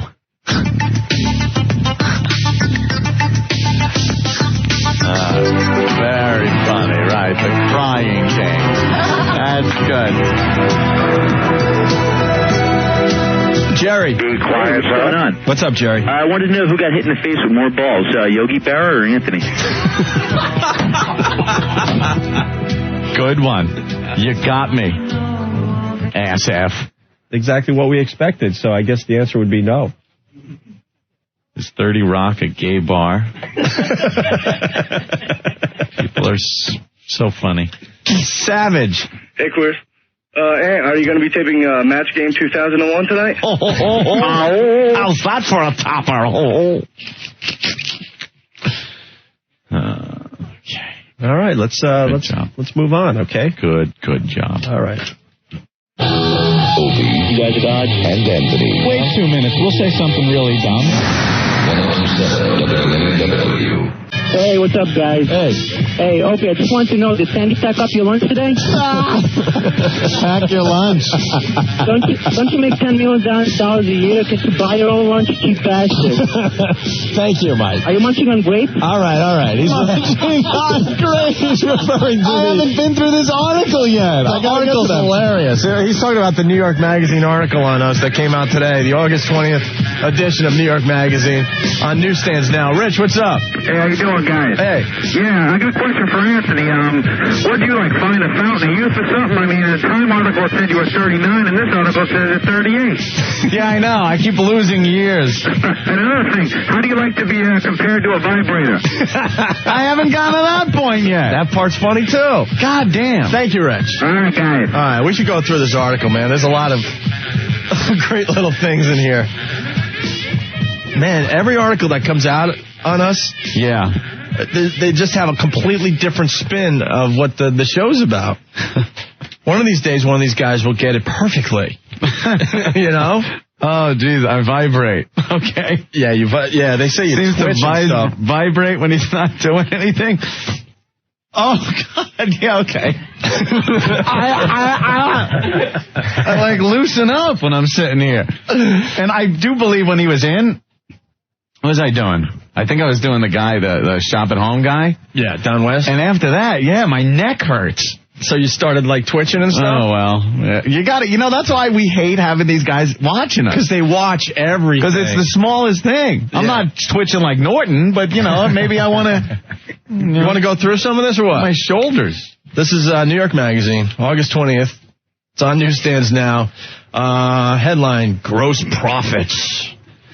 Lesbian catfighters, blind boxers, aging strippers. Aging. These are a few of radio host Opie and Anthony's favorite things. Now they've helped the duo win an estimated $30 million contract to go national. Goddamn John Manelli from the Post at that figure. And it's wrong. Very wrong. We're doing well now, but not $30 million well. Shut up, Rick. There's some funny stuff in here. Don't make enough money that someone else can't pack Opie's lunch. Your lunch. I got to see that part. I have an explanation for that, Anthony. All right. All right, so the article starts off, what's going on with the amputee girl? Anthony Cumia demands during a break in the Opie and Anthony show. But neither partner Greg Opie Hughes, nor producer Ben Sparks, nor any of the handful of 20-something interns and assistants has an idea what's happened to the woman who promised to come in and show off her prosthetic foot. The last time I spoke to her, she was leaving work, offers a producer the guys call Stinky. Stinky. Stinky rules! Stinky, you're now... Yeah, producer Stinky. Thank you very much. Stinky, producer of the Opie and Anthony show. Yin Yang Party, man. Yin Yang Party. That's too funny. Cumia sips a bottle of Budweiser and shakes his head wearily. Must have been a Bud spot. As he and Hughes face each other across the width of a peninsula-shaped console of switches and dials, at the end of which someone's carved, I love Anthony. Producers run in and out of the cramped studio waving notes in front of their faces. There's a half hour left on today's show. They've already played bingo with callers' bra sizes, and one of the contestants for the planned blind boxing bout has canceled. Damn it. Facing the threat of some outrage-free airtime, Cumia and Hughes grudgingly allow a time-ravaged stripper named Sandy Kane into the studio. Time-ravaged? That sounds like something from a science fiction. This crap is funny, man. Time-ravaged stripper named Sandy Kane into their studio to perform a raunchy ballad. Hey, what the heck is that? I was looking for this. Anyway. Oh, okay. Oh, ow. They're forced to bleep out several forbidden phrases, and Hughes warns, we're going to let you try it one more time, but if we have to dump out again, we're all going to throw stuff at you. They replayed this segment yesterday when we were taking the day off. Yeah. When she makes it through the number, a twisted love song for Jerry Seinfeld, Hughes shrugs, let's throw stuff at her anyway. We're just idiots all the time. Kane freezes before the mics as all five guys in the studio begin hurling audio cassettes, half-filled bottles of water, and my favorite, and copies of Blacktail magazine at the wall just past her head. Sparks is frantically picking up after his bosses as an overstimulated Hughes lifts his office chair over his head and smashes into the floor. We're a bunch of monkeys in here. That's funny. They nailed Ben, though, because Ben always is like, oh, my God, and cleaning up after us.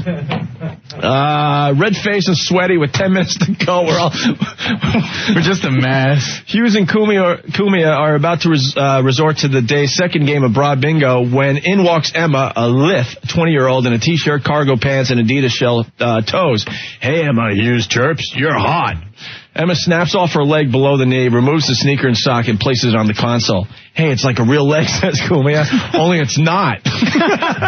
What bit of genius is that? Only it's not. It's like a real leg, only not. Only real. Not. That's what I'm trying to say, really. The guys gaze at the limb with childlike awe. You said there were fake toes and stuff, Cumia explains. Complains. Complains, I'm yeah, sorry. I was complaining. Complaining because it didn't have the fake toes. She said it was like a real foot. That's my spare, Emma says. The foot flew off the other one. It was pretty funny until I realized it couldn't walk. Then she tells them that the car accident that cost her the lower part of her leg also left her clinically dead for several minutes. Was there a tunnel and light and all that? Cumia asks. If there was, I don't remember because they gave me so much morphine. What kind of death is that, Cumia says, laughing? You got gypped. Well, if you're going to die for a few minutes, you might as well get the whole treatment. I think we're doing a show for third graders. Just the words you're using, gypped and toes and stuff. Yeah, and stuff. You know something?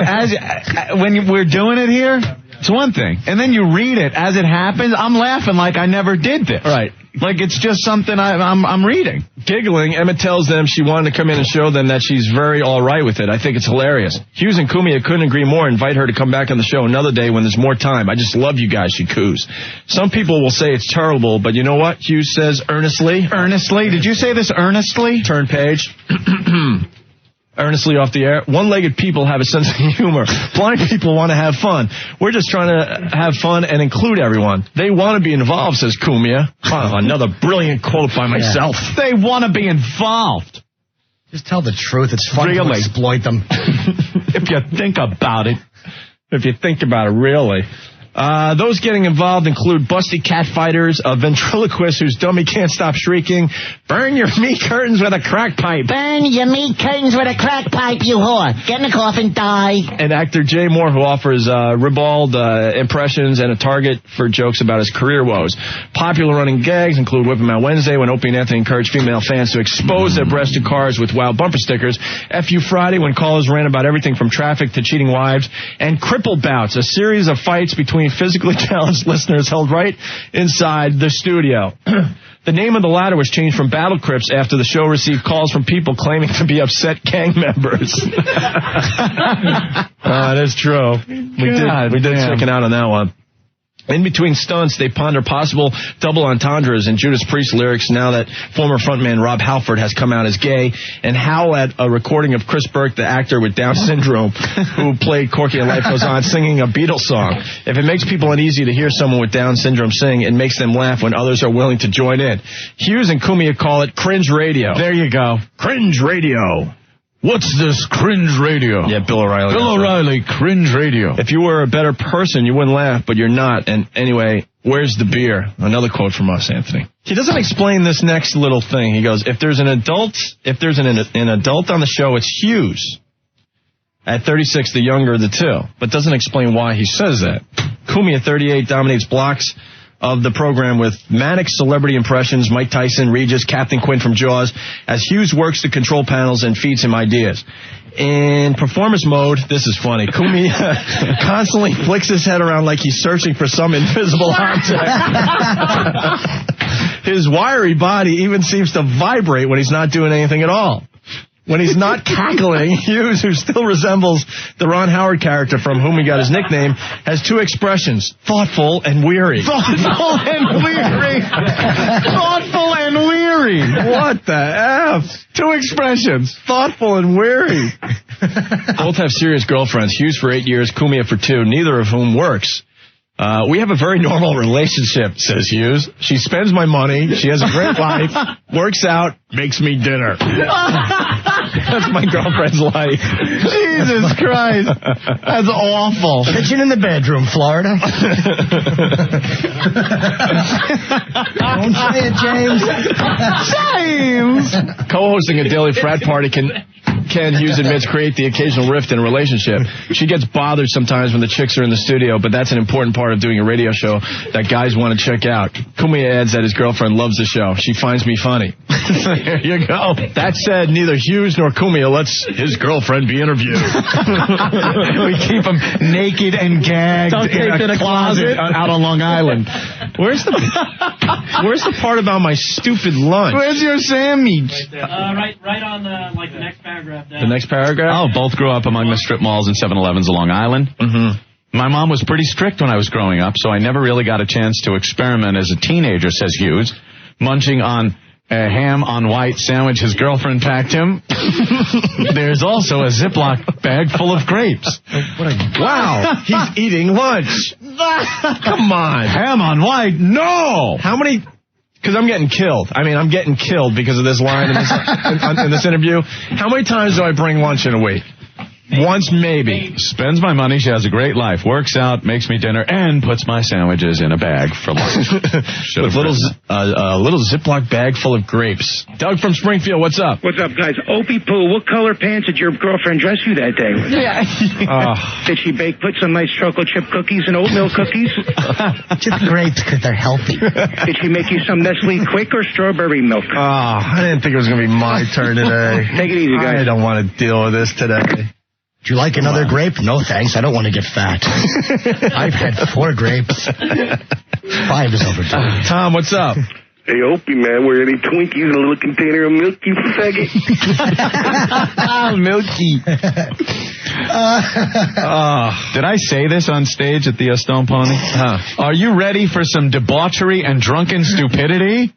Kumia asks to a volley of affirming howls from a crowd of several thousand fans at the Stone Pony in Asbury Park, New Jersey. Yeah. Raisins, anyone? But Rich wants to know why Sandy doesn't pack your lunch in an old cement bag. Wow. He's really going back to a break of about a year ago. Very funny. At least I could buy little, lunch bags. Little lunch bags now, see? Kind of neat. You guys, that's the kind of cool thing that you guys had going on in school. One for the sandwich and one for the grapes. Dan, what's up? Hey, Opie, I bet you can't wait till Halloween so you can go pumpkin picking with Sandy. You tool. How long ago did you go pumpkin picking? Was it last year? Yeah. I thought you skipped last year. Did I skip last year? I might have. I don't even know. No, I probably did, Anthony. Balloon, not Joe. Hey, guys, what's up? Hey. Hey, was your sandwich a little crunchy from some of that leftover cement mix in your lunch bag? That's great. Well, they didn't mention the whole thing that sometimes that, on a Friday, if it's been a good week, she'll pack you a little pixie stick for dessert. A pixie stick. Thank God. Or a crispy red apple. Opie, is that thoughtful or weary, what I'm looking at right now? Healthy. Is it thoughtful or weary as you pluck another grape from your Ziploc bag? If this goes on a little longer, it's going to be weary. Sometimes he even throws one up and catches it with his thumb. And laughs with regular guy confidence. Because I'm a regular guy that takes the train in every day. And I do it for the listeners, God damn it. Tony. Hey, guys, how you doing? Hey, man. Hey, listen, does your girlfriend also wrap up your soda in tinfoil? Keeps it cold. But also, do you smuggle those grapes into the studio, thus making you a grape smuggler? Thank you, Tony. Take care, guys. You suck. All right. Look who's on the phone. Sandy. Hi. Hey. I just was in the car and I heard them, ripping on you. It's the sandwich maker, Sandy. It's me. Who makes me dinner every night. I know. Look, the article makes me look like Susie Homemaker. Works out, makes him dinner. And spends my money. And spends his money. Which is partly what I do, but that's not all I do. No. Right. Luckily... You're working on the cure for AIDS. We have sex every once in a while, sweets. Yeah, that's like something you should throw in there, right? I know, right? Luckily, they didn't notice everything else you had that day. That was the day you had a full lunch. Yeah. You had your fruit cup and your... I didn't have a fruit cup. Yes, you did. That was... Sandy, do you cut the crusts off? Or cut the sandwich into a heart shape? Leave a little note, I love you. Sam, cut it in quarters. What? We haven't really been able to talk about this at home. Yeah? Because it's kind of embarrassing. Yeah. Did you really catch me the other night? Yes, I did. Oh, my God. Oh, he talked about it already? No. You caught him. I did catch you, and I had to close my eyes because... Wait a minute. He was using one of the couch cushion pillows to cover himself, but I could see what was going on. Could you because please I was on the couch... Sandy, get some folding chairs so when I come over I have something to sit on, because I'm not sitting on that couch. The way our couches are set up, I was on the other couch, so I was looking towards him and towards the television. Wait, I don't get this. You're in the same room. Yeah. And Opie's across from you on the couch. Oh, you're asleep again. I woke up. Now, I remember when this happened previously. You were doing something. Sandy wasn't even in the room. You were sitting on the couch. He's watching a porno.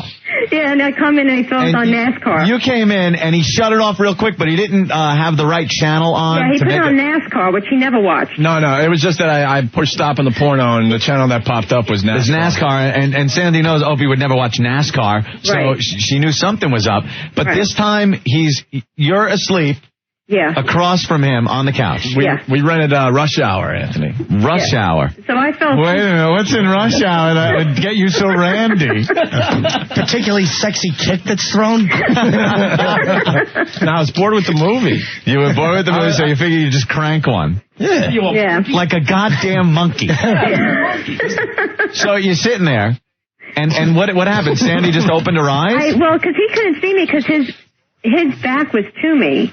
Because our couches are at a 90-degree angle. Oh, so you're laying on your side, and you're facing... No, I'm talking to Opie. He's laying on his side. You're facing the back. Her head's I'll show you. Here's the no, he's on his back. Here's the TV over here. I'm laying down like this. Yeah. And her head's over here on the other couch. Oh, I got you. Okay. And so you're on your back. He's on his back. So I take a look behind me. I'm like, hey, she's asleep. Where were you going to put it? What do you mean? What did you have? Did you have a Ziploc baggie on it? The empty bag from his grapes. Oh, it's all gooey. What were you going to do with it? Just let it fly? Shoot some web. And then get, oh my God. So put it this way, I wake up, I open my eyes, and I see his hand going. I just closed my eyes, pretend I was still sleeping. You wake up and his hand is gone. Holy Jesus. What'd you do? Me? Yeah. She got scared. I closed my eyes, and I just, closed my eyes pretending I was sleeping. And I would, open them to check, and he was still doing it. And then I said, forget it, I'll just close my eyes and just go back to sleep. What a dysfunctional relationship this is. Was he making any noises? No. Oh, no. You didn't hear any? No, I got embarrassed because I honestly didn't expect me to see, and I opened my eyes, so I had to pretend like I didn't see what was going on. Oh, my God. But I mentioned it to him the other day. I said, I forgot what we were talking about. I'm like, well, I saw you playing around the other night. Playing around like he's with Legos. So funny. You saw that? And then we dropped it. So it's good. Yes, we never got back to it. So it's good we bring it up for 12 cities. Good. Yeah. So what? I don't understand. Wouldn't that normally set something off where you'd be having sex in a matter of minutes? Yeah. I would think. Yeah, I guess, but it was just one. It scared Sandy, though. Because I woke up and that's all I saw. Well, you just saw I saw the hand going. I thought you just saw the pillow moving. No, because he had the pillow on his slant. He was banging a pillow. No, he wasn't. He was not. No, he was not. Shut up, Rick. Stick to the facts. The pillow was slanted so that you couldn't see his... I strategic. Wait. Oh, I can't say that? No. Was there a block of melted cheese on the couch? The pillow was strategically set to my side so she couldn't see what was going on. Exactly. Strategically, yeah, it worked really well. But I could see the hand going. The hand. Oh, you are the greatest. The hand is going. She closes her eyes and he covers with a pillow. It was just so great. Oh, man. I'm just eating grapes. Man, I looked back a couple times. I did not see you wake up. I'll make your sandwich, but I see I won't have to use any mayonnaise. Supplying that yourself, are you? All right. Well, thanks, Sam. Well, you brought that one up. I wasn't going to mention that. Wow. I figured if I'm in the barrel, I might as well go the whole distance. Yeah. up. Now they've got something else to rip you on besides your little sandwich. Thanks, Sam. All right. Well, have a good day. Ranking it. Bye. That's so great she called with that. That's the third time, too. Third time. Oh, yeah. Third time? Third time. She just keeps catching you, huh? I think he wants to get caught. Yeah, now it's sounding like one of those things where, all right, he kind of wants to get caught now. To cry for help. Dan from Hoboken's checking in. He goes, wow, Sandy took the time out of her busy workout and cooking schedule to call the show. Douchebag. Hey, what's up, guys? Opie, I thought you liked the Mets, not the Yankees. Hey, Opie. I got it, the Yankees. Did you get tired after your lunch and take a little napski? A napski. Lay a little mat down in the studio. All right. The abuse is just over the top. Well, what did you expect? Anyway, so New York Magazine, Anthony, the August 20th edition. We're in that.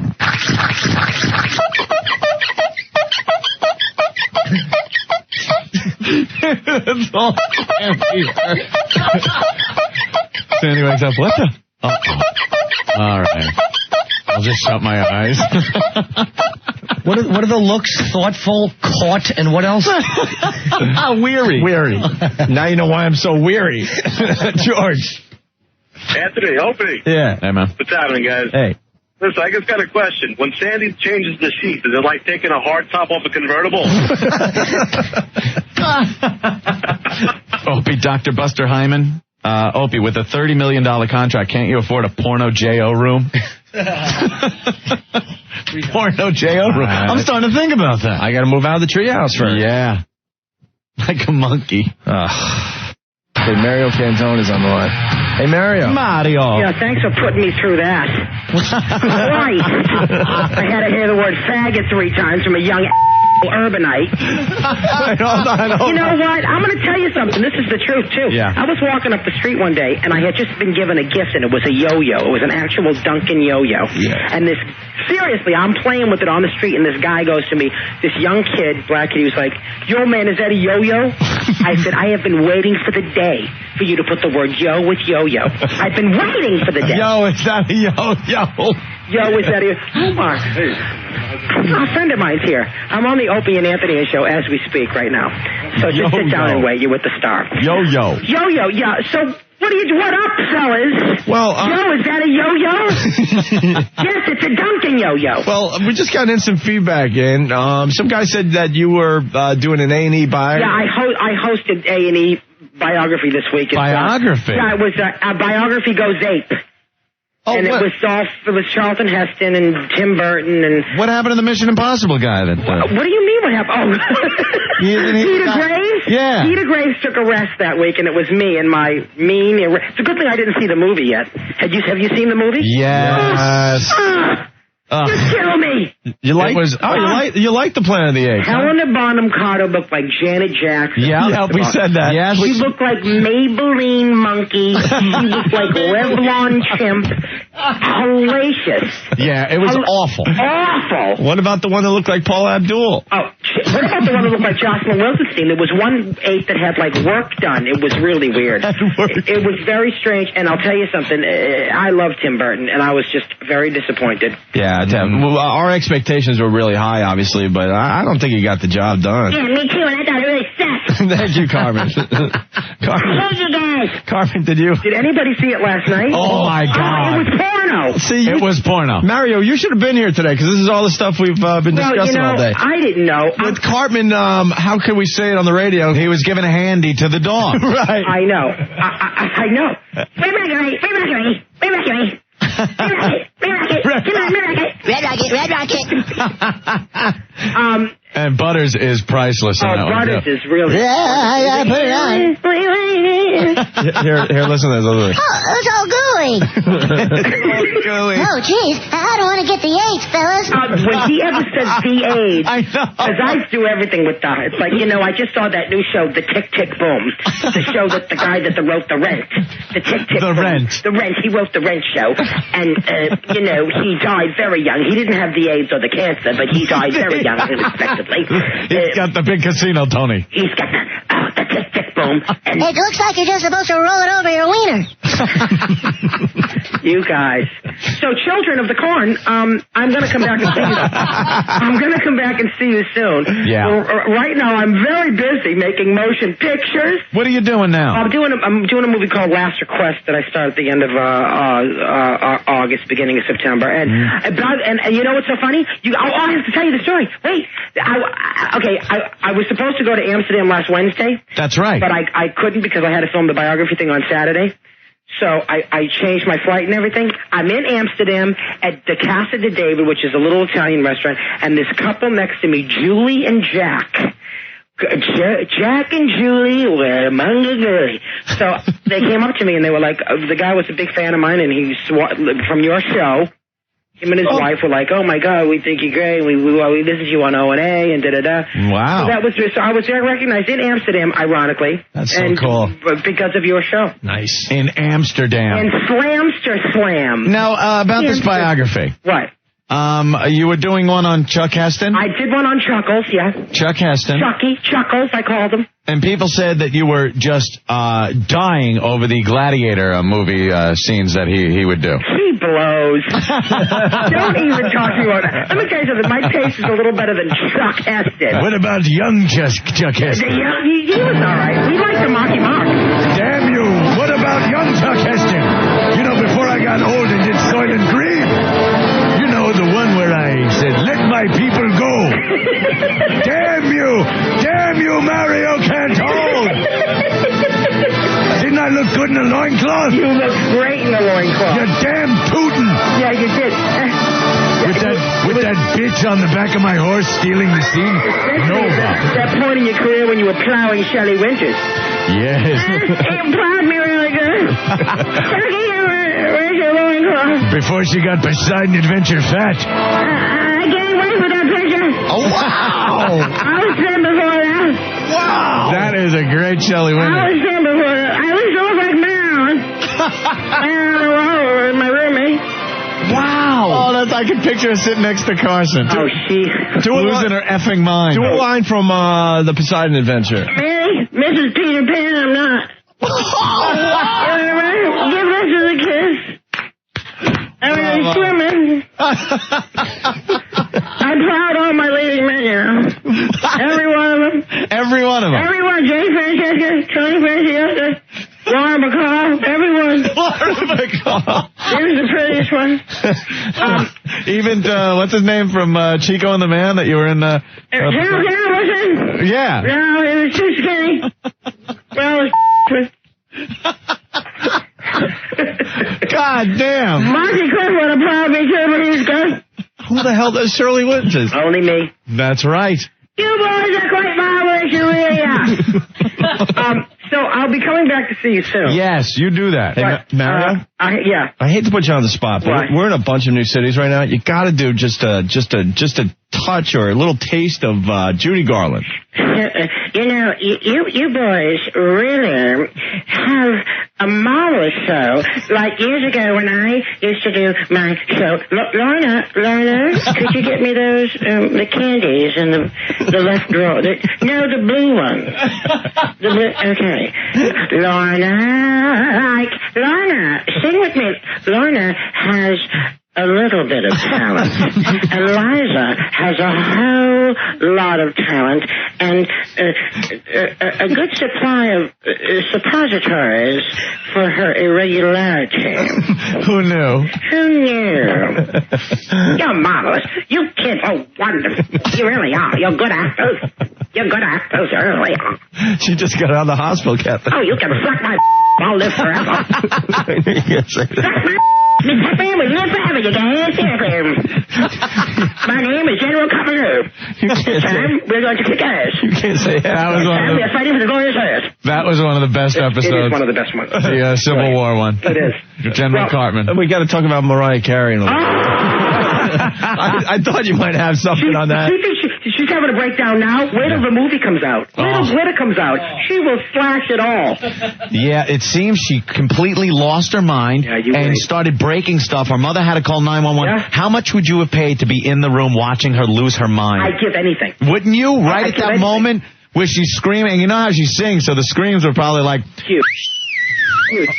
That high-pitched screech she can do. Oh, I would love to have been there, though, and just watch her lose it. I would have, too. Crying, pulling her hair out. It's not even taller, you son of a bitch, you ruined me. Well, you know, when Glitter comes out, I'm going to have about 10 minutes new material, I'm sure. Yeah. I can't wait. Wait.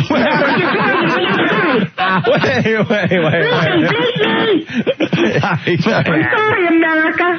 All right, Mario. I apologize, America. My children of the corn. If you ever get the chance to see Mario Cantone, run. Yes. All right? All right, Mario. You're brilliant and funny, and you give Miss Crawford the respect I'm entitled to. That I would get from any fan on the street. You literally embarrassed me in front of a reporter. It's Barbara Bennett from Red Book. Christina, I want you to behave. Christina, I'd like to see you, please, in the other room. No, what's messed up about Mario? We brought this up. Oh, that's great. He does the Joan Crawford. And Faye Dunaway. And then he does the Faye Dunaway. Yeah, I Joan do them Crawford. both. Yes. Yeah, I do. Can we hear the original? The original Joan Crawford. Well, that was Faye Dunaway. Yeah. Could I see you, please? And the real Joan Crawford is like this. When I'm on a set, I want my set at 58 degrees. If it isn't at 58 degrees, I leave. And at the end of the day, if it's a good one, I turn to the crew and I say, bless you. Bless you all. Miss Crawford. Then we did the Betty Davis after the stroke, which is my favorite impression in the world. I could do that all day and just channel it. All day. Miss Crawford, really, you know, she was a bitch. Her breasts were a different size every day during the filming of Baby Jane Hudson, which I was robbed of the Oscar. Robbed of the Oscar. Yes, Miss Crawford campaigned against me. She went to everyone and said, if you don't win, please let me accept. Well, Miss Bancroft won, and she swept by me, clutching the Oscar to her breast as if it were her own. I love the post-stroke. She's awful. The book was true. Oh, man. Of course, the book my daughter wrote about me was totally and utterly untrue. And it broke my heart. It was worse than the stroke. It really was. And Mario, the Shelley Winters. That's great. Goodbye, boys. I have to take a swim. All right. Goodbye. Bye, guys. Bye. I think I called her Shirley Winters, but okay. Shelley Winters, holy Jesus. He does all those old star women when they're past their prime. It's hysterical. What the hell does Shelley Winters impressions? The post-stroke Betty Davis is the best one. You can do the before stroke, but it's not as fun as when she's slurring her words and drooling out of the side of her mouth. Remember you used to see her like on Dick Carson, on a Merv or something, or Johnny Carson. Yeah. She'd come out, hello, and that lip is sagging and drool is coming off it. You're like, she's Hollywood cigarettes anyway. I'm a legend. Yeah. I think we have to take another break, huh? There you go. Opie and Anthony Show. Now, there's a good example of poor programming. 102.7 WNEW. Once again, no clue. We have no idea what we're doing today. It's smorgasbord. Let's just be honest with ourselves. We really don't know what's going to happen. On any given day. Not a clue. Some days we can pull it out of our ass, and other days, well, we blow monkey ass. We're like the Titanic. But, we did a lot of show prep today in the back office, coddling Earl, making sure he's okay with the world. Yeah, we did. How did that meeting go? I was in the office, but I was busy playing Soldier of Fortune while you guys are having an in-depth meeting with Earl. See, I get a bad rap on this show, man. Everyone thinks I'm, inhuman and out of my freaking mind. Who was the one, cuddling Earl in the back office? Matt Devote came to us. Who was the one that allowed Earl to suckle on his breast? Opie. Thank you. Matt Devote came in. You uncaring son of a bitch. I can't help it. I was in the middle of a very tough level. Couldn't get off your Soldier of Fortune game for 2 minutes to talk to a guy that's been a little sad about the abuse he's been taking on our radio show lately. Like I cared? Did you see the shot I made? Yeah, oh, my God. Psycho Mark almost creamed. It was hysterical. There was a guy. He's standing behind a brick wall. I edged out with my sniper rifle. I zoomed way in. I picked his toe off. He starts jumping around, grabbing his foot, bleeding. And it exposed enough of his skull where I'd picked his head off in 2 shots. It was like, bam foot, bam head. The guy just fell down on the table. And just sprayed blood all over the back wall. It was hysterical. There's Earl, being coddled because of his stress that he's having with this program. Mm-hmm. And me and Psycho Mark are laughing our balls off because some guy just whacked a guy on the Soldier of Fortune game. Well, we got some ideas about Earl. I'm the Invisible Man. God damn. I went to sleep last night chuckling. With Earl and the Invisible Man? Yeah. Yes. I'm the Invisible Man. Stop that. The Invisible Man. All right, where's Earl? It's time for his decision. Yeah, we gave him a choice yesterday. He was having such trouble with the program yesterday, feeling that he was the brunt of a lot of our abuse yesterday. And we gave him a choice because he was getting all cranky. He wouldn't come on the phone. He'd hang up on us in the middle of our conversation with him. And we gave him a choice yesterday. Told him to think about it overnight. Do you want to be part of this program? Do you want to leave this program? Right. It's a final decision. If he chooses to be on this program, he will be on this program, I guess. Well, and I discussed some options today at lunch. Yeah. Earl's in the studio. Hey, Earl. How you doing? Did the meeting make you feel better? I hope you weren't upset that I was playing Soldier of Fortune during the entire... I wouldn't expect anything. The entire meeting. Did you see that shot I took of the guy's foot? It was great. Earl, I showed some sensitivity in the back office today, right? Yeah. Surprisingly. Very cool. Yeah, I'm very cool. Off air. Now did that? Yeah, off air. We switch roles off air. It's the bastard, I just doesn't care about anything. And very busy. And I'm the one that keeps everybody happy, I guess. I just had them very busy. I had things to do. I'm on the final levels, Opie. So, Earl, you've taken some hits lately on the show. A lot of abuse about the Invisible Man. A lot of abuse about your new nickname. So everyone is wondering, do you want to still be a part of the O&A show? Yes, I do. Oh, there's a surprising... There's a surprising answer. Is there any buts? Because you can't be part of the O&A show, but... Help me! Help me! Help me! Somebody help me! Help me! stop that. So, are you okay with this program? Yeah. You're okay with your appearances on this program, the way you're treated on this program? There are certain points when I'm like, don't put this on the air. And that's not your fault. It's more Spaz's fault. What? How is Spaz getting harmed? No, like when I'll call in, I say, God, like with something absolutely that has nothing to do with the show, I'll say, don't. This is not for air. We were well aware of the stuff you didn't want on the air. That makes it better to bring up on the air. Earl, the stuff you didn't want on the air was the friend, allegedly, that was in the studio. That was it. But you mentioned it during your shift that somebody was in the studio. So that's why we said, well, who was that? I'm the Invisible Man. And we went on to say that there wasn't anybody in the studio. And then it gave us 2 hours of hilarious radio yesterday. Hilarity. We know who was in the studio. We know. And I'm the Invisible Man. And I think it's time to expose it.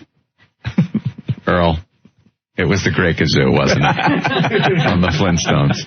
Remember that from the Flintstones? Only Fred and Barney could see him? Hey, that was the Great Kazoo. Where is he? Wait. Hello, dum-tums. Well, Earl Douglas.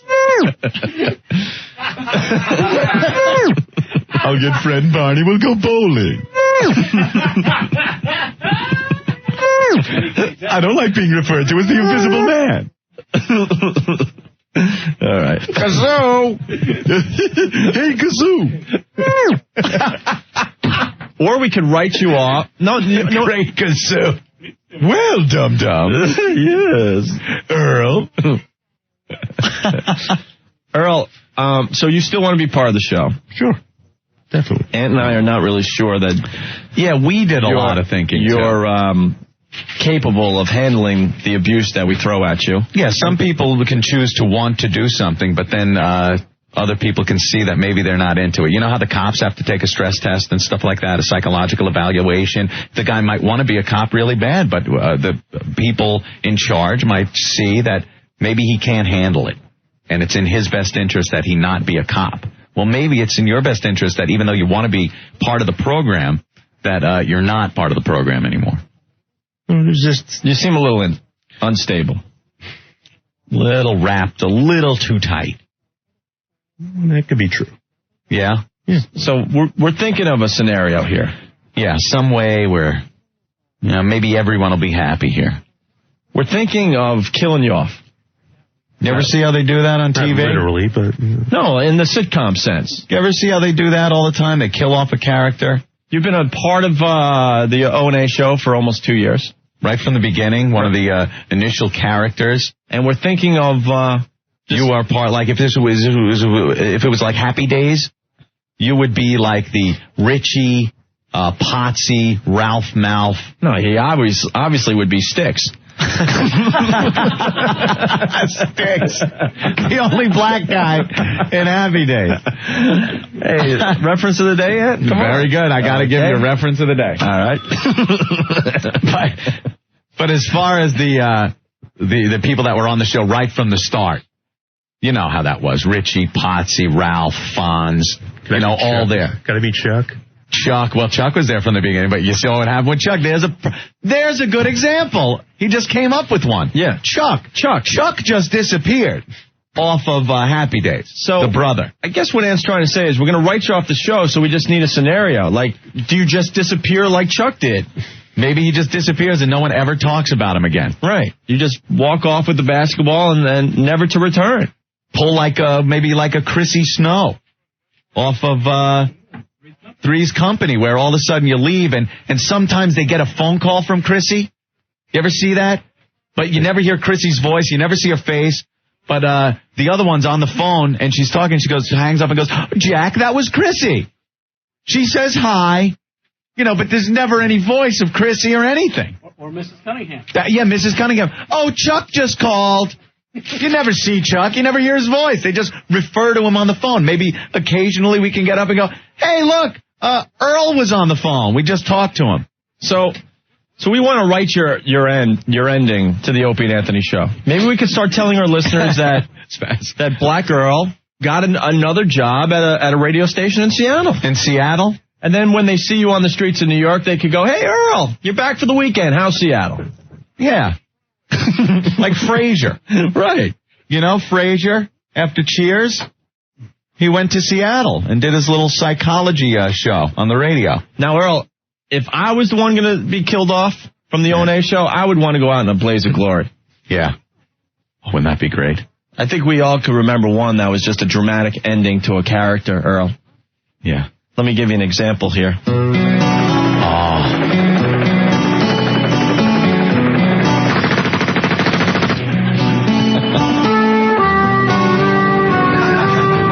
Remember Earl? Henry Blake. Does he have a chopper? Isn't it a chopper, though? Yeah, but I believe it was an airplane that went down. All right. Yeah. Who can forget Radar O'Reilly walking into the operating room and announcing to everybody that Henry Blake's plane crashed, spun in. There were no survivors. Remember? Henry in his little zoot suit saying goodbye. Oh, it was so sad. Maybe we could have that. Spaz can come in or something in the middle of the show, interrupt the show. Yeah, hold on. Let me get the music. So we could say goodbye to you, and it seems like it's a happy ending. You walk down the hall with your bags packed. You're going home. Yeah. All right? And then we forget about you, and then like an hour or two later, we'll be in the middle of a funny bid or something. Right, and then all of a sudden... We'll be talking. All of a sudden, Spaz walks into the studio. Yeah, we'll be like... right, Opie? Yeah. Farts are funny. Another fart joke. Farting was funny. Farts funny. Guys. At 5 o'clock this afternoon, Earl Douglas's chopper took off from the West Side heliport and crashed into the Hudson River. There were no survivors.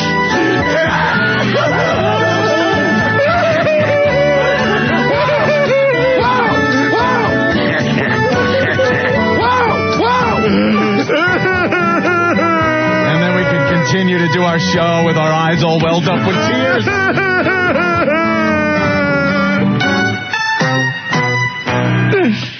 Right, Earl? How about that ending? That was a good one for Henry Blake. But your memory can live on through the Invisible Man, because we're keeping him. I think he's the new character, because you got to always have new characters coming into your sitcom. Right. If you write one off, a new one has to come in. Sure. It serves a lot of purposes. It allows the person that's being written off to pursue other things. It makes a star out of the new guy, and it is a guaranteed ratings grabber. Mm-hmm. When they write off people on a show, ER, remember that? What was her name?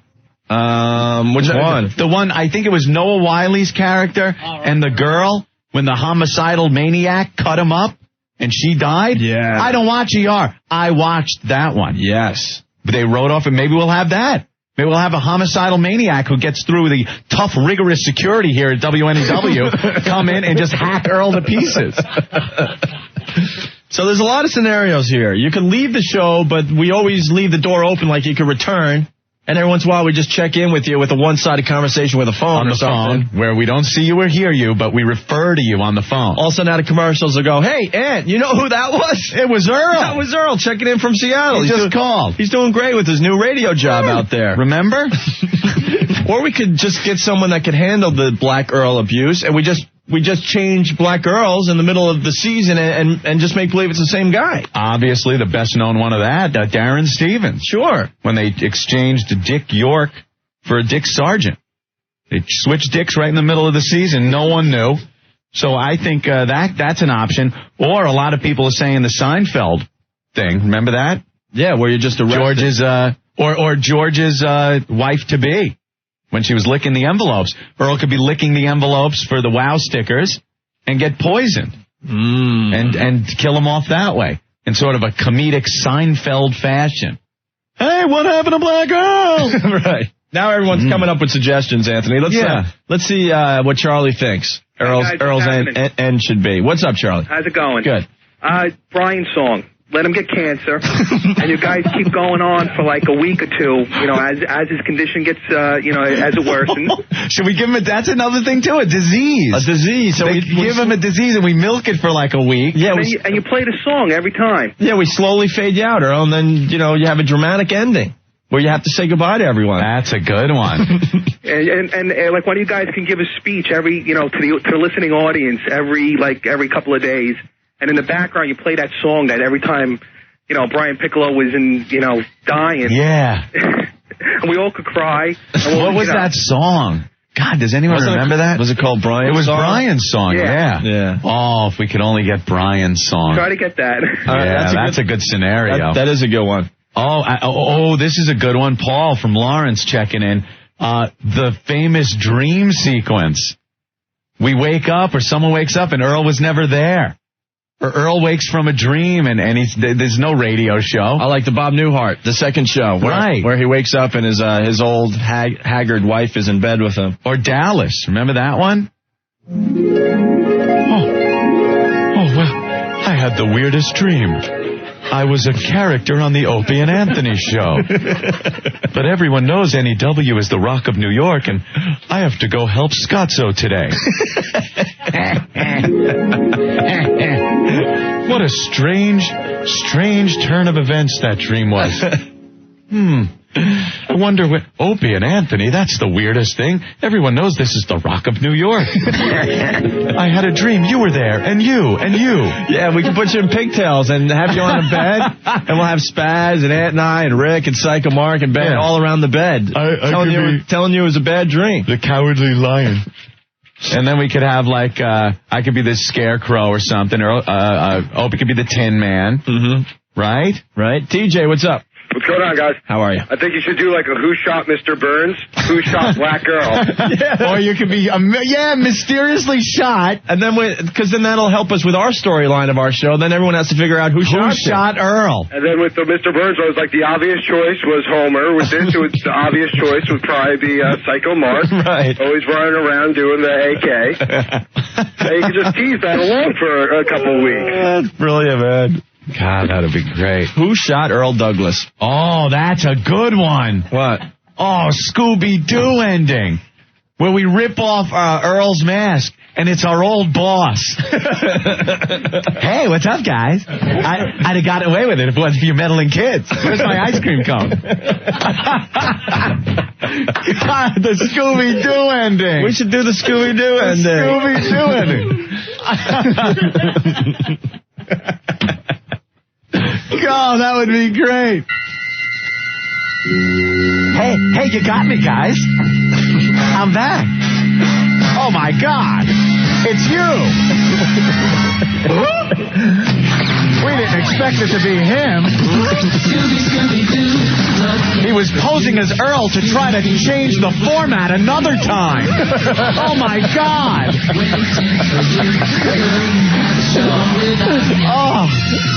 Oh, we rip it off and it's the old promotions guy. Hello. I was posing as Earl to get another satellite dish.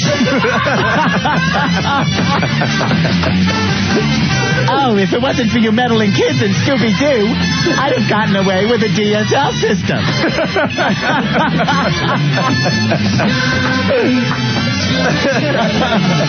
Hey, Scooby! Yeah. Where are you? Ponderous. Hi. I'm Shaggy. Effing ponderous. Yeah, Casey Kasem was Shaggy. The voice is Shaggy Doo, a little dog named Scooby-Doo. Andy, what's up? What you could do is send Earl into the woods to film a documentary about WoW. And you could call it the Black Witch Project. Or the Black Bitch Project, because he whines so much. I shouldn't have come here. Ben! Right. I'm sorry about WoW, guys. Right. I should have sent more stickers.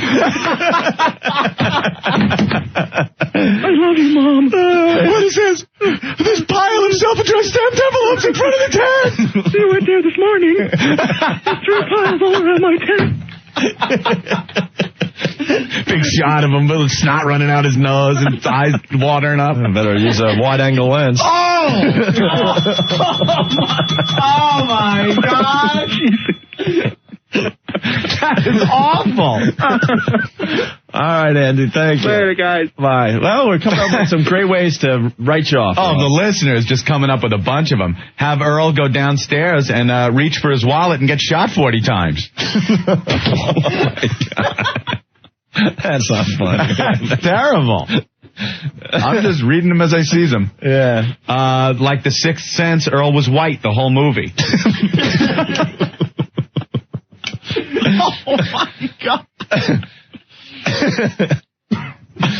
Wow. Well, how about like Thelma and Louise, where he gets in the van? Oh, he gets in the WOW van and drives off a cliff? Yeah, Earl, how do you want to go out? Yeah, maybe we could just... Do you want to go out in a blaze of glory, or you want to leave the door open where you might come back? Big Yankee fan, you could get prostate cancer. We could kill you off every week like they do Kenny on South Park. Oh, that's a good idea, too. You kill Black Earl, you bastard. You bastards. There's so many ways we could get rid of you.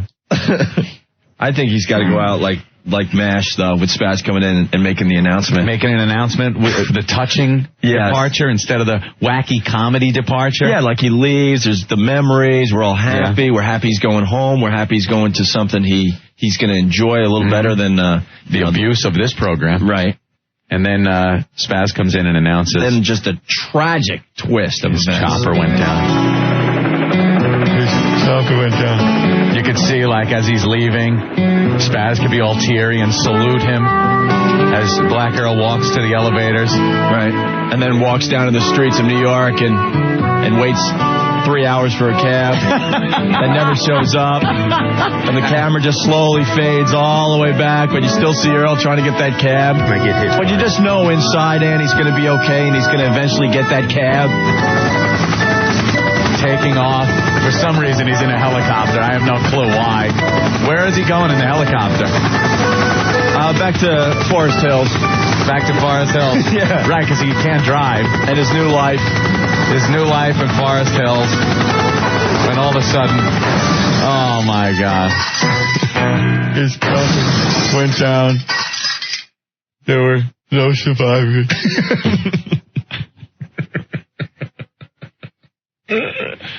Yeah, but Spaz actually reports it laughing because he hates black people. Hey, did you hear Black Earl crash? Stupid. So we'll think of something, Earl. All right, Ant. We got to take a break, but Earl, thank you. We'll figure this out and come up with a very dramatic... Your time is limited on this show. When's the big 3-0 coming up, Earl? 28th. 28th. That's kind of one of those little milestones. Wow. Little hurdle. I said we write him off the show on his 30th birthday. 30th birthday. That's going to be a tough pill to swallow. May 28th. Turning 30 and you're written off the hottest radio show in New York. Yeah. I think that's a Sunday, though, it's isn't a Sunday, Yeah. We'll work Sunday. We'll write you off on your 30th birthday. Oh, my God. Happy birthday, Earl. All right. Well, the title of the episode, Happy Birthday, Goodbye. A very special episode of Opie and Anthony. Goodbye, old friend. Goodbye, Black Earl. All right, Ant. Let's take a break, okay? All right. Hour by Opie and Anthony. Owned by Infinity Broadcasting. The station for sports guys, Don and Mike, Opie and Anthony, and Ron and Fez is this station. 102.7 WNEW, New York. All right, what do we got on the Olsen twins? Oh, my God. This news just coming in. The Olsen twins making a movie. That doesn't sound very big, does it? Who cares? They've put a lot of these movies out that show them as the little prepubescent little kids roaming around, doing little mystery things, very kid-like. Opie, finally, the dramatic debut of the Olsen twins. 15 years old now. They've gotten their collective boobies together, and they want to do something more serious, is what it says. After a night of brainstorming and pillow fights with friends, this is what it says. This comes from newsrec.com. This is breaking news. Yeah. Okay. They decided on a topic that's been in the news lately. There's been lots of stuff lately about Jenna Bush, the president's daughter. The press has been saying she's drinking beer, smoking butts, but she's just a girl like me and Ashley. I'm reading here, Opie. I'm not saying she's just a girl like me, Anthony, and Ashley. I understand. That would be Mary Kate and Ashley. And maybe she has a lot of pressure and stuff because her dad is the president, says Mary Kate, the genius out of the two, who will portray the reportedly out-of-control Jenna Bush. Now, I said Mary Kate was the priss, and Ashley was the goer. Yeah, that's what you said in Time Magazine. Well, wouldn't you? Yes. My big quote in Time Magazine is that the Olsen twins are getting very hot. Mary Kate's the priss. Ashley's the goer. Is the goer. Now, they're casting Mary Kate as the out-of-control Jenna Bush, and Ashley is going to be her sister. It's going to be called Pardon Me, Daddy. Sounds like a great title for a porno movie, too, doesn't it? Pardon me, Daddy. They've been filming for 3 weeks, and it's almost done, said Ashley, who will share screen time with her twin as Jenna's sister, Barbara. The focus will be on Jenna, from her point of view, and what it's like to be in college when your dad is the president and stuff. Yeah, we could all relate to that. And stuff. And stuff. Yeah. I remember, here's the hottest thing. Guys, pull your junk out right now. I'll give you a little time before you picture this in your head. Get some lube, whatever you want to use to crank out a batch. I remember one day when Mary Kate was doing a real important scene when she's feeling really overwhelmed and she's crying and drinking a beer in the shower because she's so stressed out. Thank you. Hot. There's no dialogue. There's no dialogue. It was so powerful. I cried. This is Ashley talking. I just wanted to get in the shower with her and hug her like we do at home sometimes. Thank you. Thank you. Good night. Thank you. Don't just stare at it. Eat it. Yes. Man. Mary Kate and Ashley go in the shower and hug?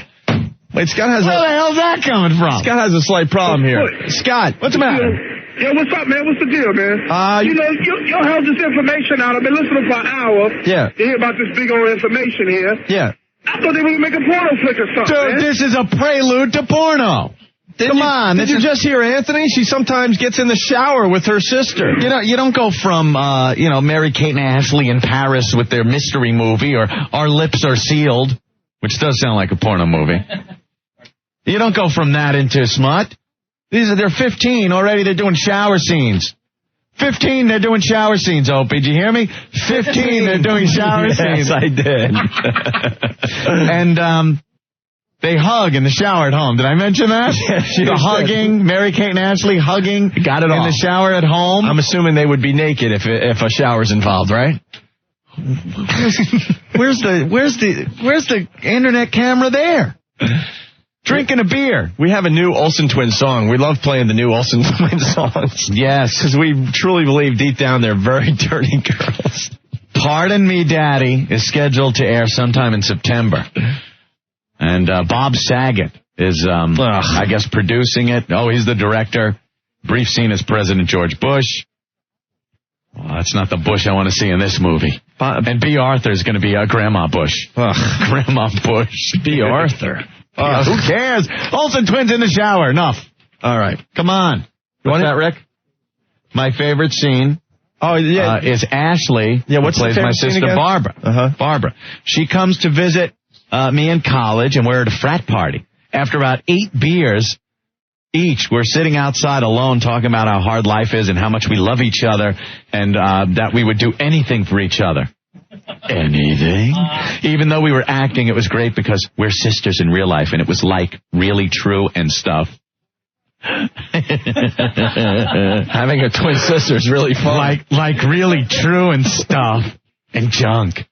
Yeah, and having a twin sister is really fun. Pardon Me, Daddy. Who's not looking forward to Pardon Me, Daddy? And Bob Saget. Don't become Bob Faggot and leave that on the cutting room floor. And put out a video of the stuff you did cut out. Olsen Twins, less than 3 years away from a legitimate threesome, legal with the Olsen Twins. Depends what state you're in, my friend. It could be as soon as what? Next year. Could be. You want to hear the latest Olsen Twins song? Yeah, which one is this? They love talking about sex. And singing about sex, yeah. Check this out, a little piece. Turn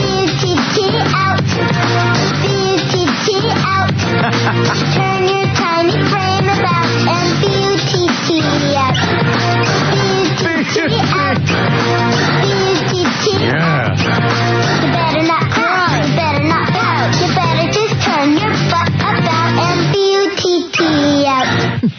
Wow. That's an anal song. Yeah. You like that, don't you, bitch? Do we have some audio from the movie? Really? Hey, Anthony. Yeah. Hold on, Phil Mark said. Hey, could you say that story again a little slower and like a little girly voice now? Yeah. That's nice. We ought to just go on the street and get some kid to tell us that story. Yeah, there you go. Oh, shut up. Well, Rachel's here. Yeah? Have her tell the story. You get Rachel in here. Where is she? Let's see if it sounds hotter with Rachel reading the scene. Oh, we have some sound effects from one of the frat parties in the movie? Yeah. You want me to read the whole quote, or what did you want me to? Where did you want me to start? Oh, right from. I remember one day. Right there. It's. You see that? You got to sound like a little younger, like Mary-Kate and Ashley. A little younger. Oh. Hey, thanks. Hold on, let me get ready. Okay. All right. This is one of the scenes from a movie they're filming. Go ahead, Rachel. I remember one day when Mary Kate was doing a really important scene when she was feeling really overwhelmed, and she's crying and drinking a beer in the shower because she's so stressed out. There's no dialogue. It was so powerful. I cried. I just wanted to get in the shower with her and hug her like we do at home sometimes. Like we do at home sometimes. Like we do at home. Oh, my God. How about that? Nice. Thank you. Oh, the other scene? Okay, sure. Who knew that was going on in the Olsen household? And we were at a frat party. After about 8 beers each, we were sitting outside alone talking about how hard life is and how much we love each other and that we would do anything for each other. Even though we were acting, it was great because we're sisters in real life, and it was like really true and stuff. Having a twin sister is really fun. She was a hooah. Can we play Brother Joe songs? Yeah, where are those? They're good. Anthony's brother Joe. Couple ditties. One about the Bush twins and one about the Olsen twins. Yeah, how about that? Both done to the same exact song. The Patty Duke theme. The Patty Duke theme from the old Patty Duke show.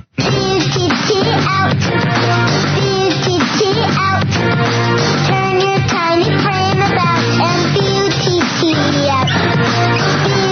Beauty out. You better not cry. You better not pout. You better just turn your butt about and beauty out. This is the Olsen twins song, Anthony, by Brother Joe. Here's Mary Kate, she likes Disney flicks and Barbie dolls and pogo sticks. But Ashley is a little slut, she likes her loving in the loves them porno flicks.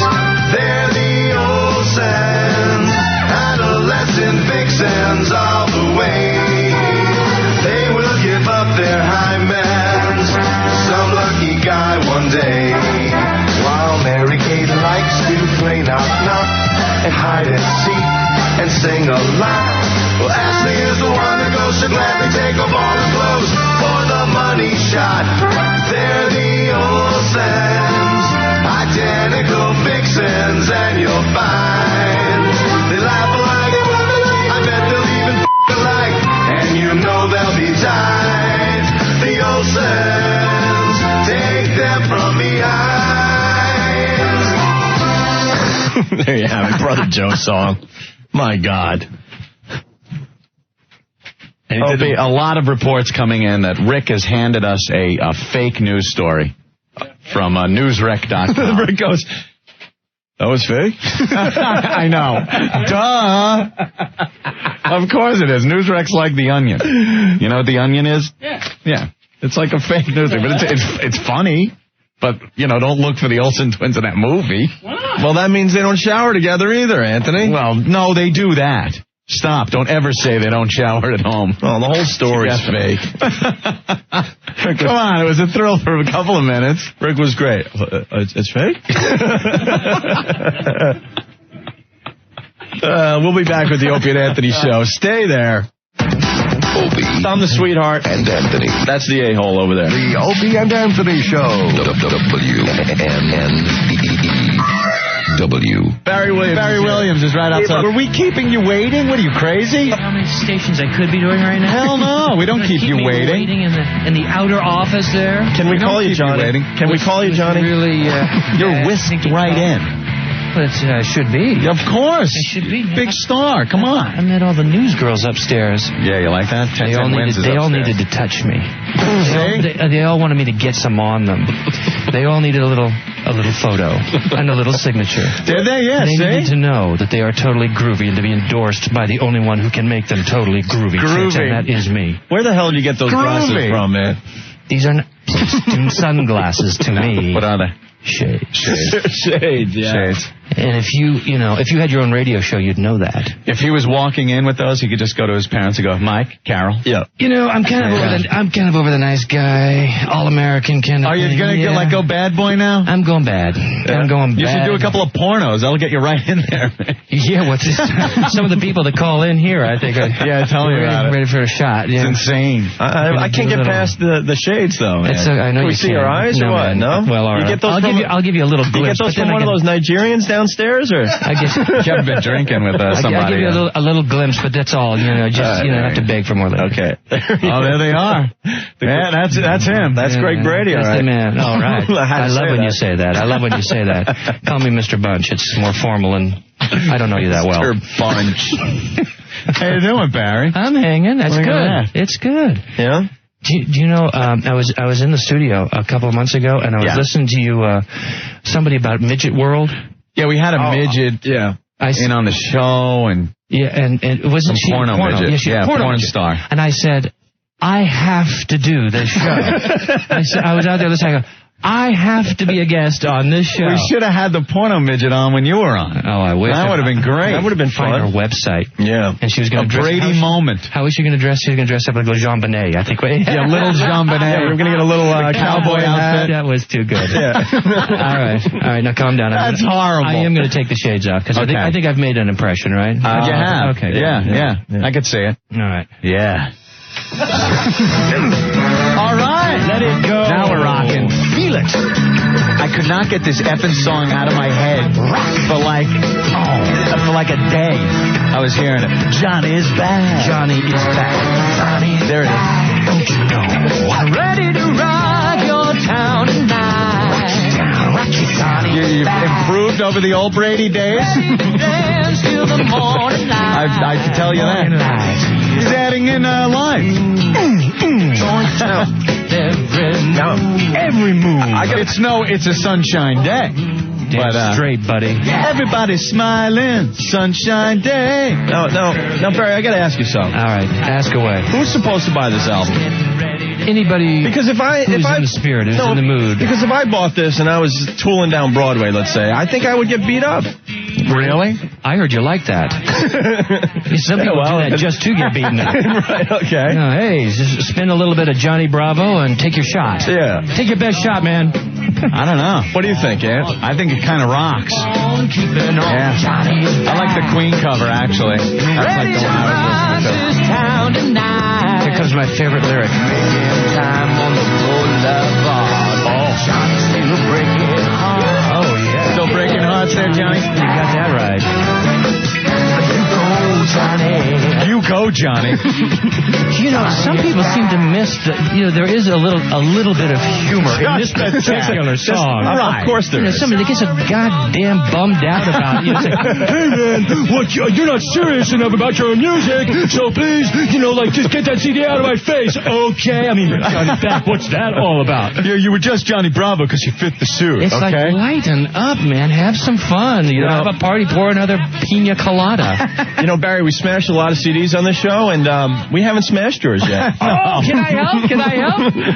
How do you do it? Do you push a button, or do you really get like a sledgehammer? No, it's usually Opie just going crazy and smash. Kathy Lee's album got just nailed yesterday. Yeah. Oh, yeah, I would definitely be around for that. But for some reason, we've played Johnny Bravo, hasn't happened yet? Johnny's back a bunch of times on the show. We haven't smashed it. I want to keep it. There's something about it. It's like a car wreck for some reason. Speaking of Kathy Lee, who is one of my favorite personalities, I would just love to get a diversion vision of her singing the national anthem at another football game real soon. Oh, yeah. Of course. She's on so DVD. talented. On DVD, because you got to get the eyes going on, with a little bit of that helplessness and looking up into the sky, pondering the question for all of America with the flag. And have Cody and Cassidy singing backup. Yes. That was always a with good choreography, which is whoa. Oh, that's right. He did try for that, didn't he? It's been so long. Well, guess what? You know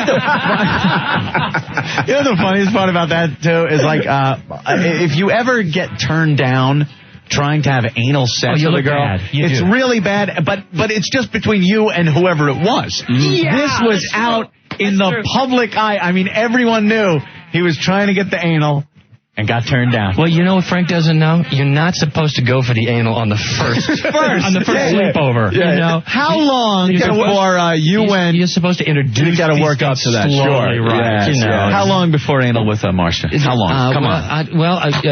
Now, do digits count? Or just, and actually she was Maureen. She was an easy sell, like about 2 pictures of margaritas and you are mine. There's been so much said about that. She is the only girl I ever let call me Greg during sex. And oh, really? That is sick. That was just a little, we were pretty bored as Quick, kids. before Mom and Dad come upstairs. Yeah, who gives a better hummer, Mom or Marcia? It's a good question. You know what used to be really cool is watching the show while you're making out with your sister. I know, it's a little incestuous, but that is really bad, but there's something really hot about it. When you're a teen star, you've kind of done it all and been there and back, and so you need things to heighten the emotion and heighten the effect. So I used to just crank that old theme song up and go. Here's the story of a lovely lady bringing up 3 lovely girls. Or just the music like when the kids were walking downstairs. Oh, we gotta.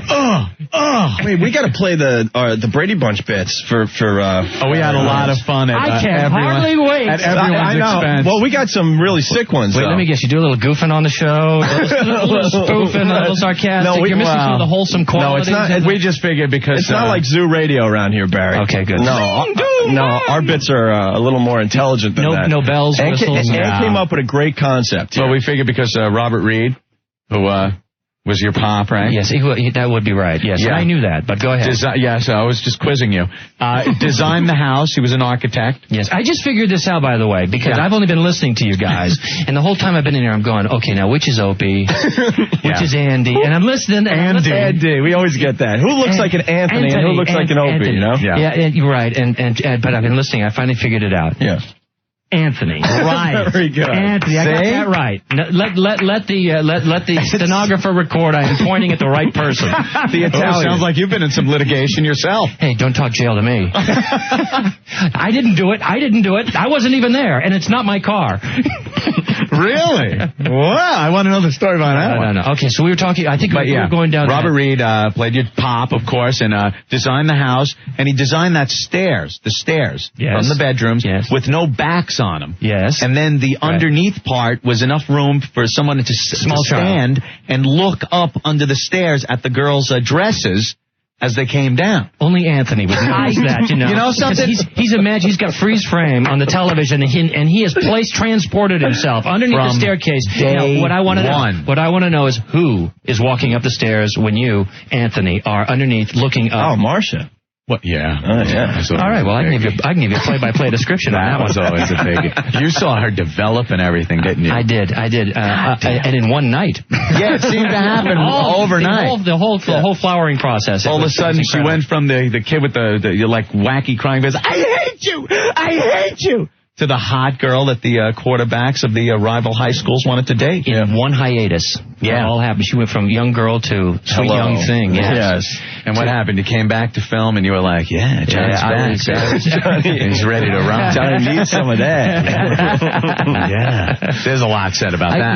I wrote the book Growing Up Brady. I was a teenage Greg, but one of the working titles I had was Growing Up Brady Inside Marcia's Marsh. And we felt it was a little too edgy. I think she had It wasn't the first time she got hit in the face and said, "Oh, my nose." Something else happening there. We have to take a quick break, but... And that damn football spit at me. Oh, my God. Oh, wow. I like you, Mary. You're all right, man. We got to take a quick break, Anthony. Yes. Bold. Well, as we Kleenex. Go ahead. I'll shut up. No, you can continue. Please don't. It's going to be more interesting than whatever you're going to read. I know that. No, we're going to play a song for you. Okay, I'm ready. Which one's this? The Marsha Brady song. Oh, yeah, I was inspired by Marsha. It's a quick Is this ditty. one of your little ditty? Yeah, this we used to do. The guys in the band. You know, you understand being a guy, the Brady. I'm so down with that. The Brady absolutely. Six. Oh, yeah. Silver platters, whatever you want to take. The name you want to go by. Okay, go for it. Yeah. All right, Joe. This is too cool. Tune it up, man. My guys. Yeah, here we go. Marsha did that. Marsha.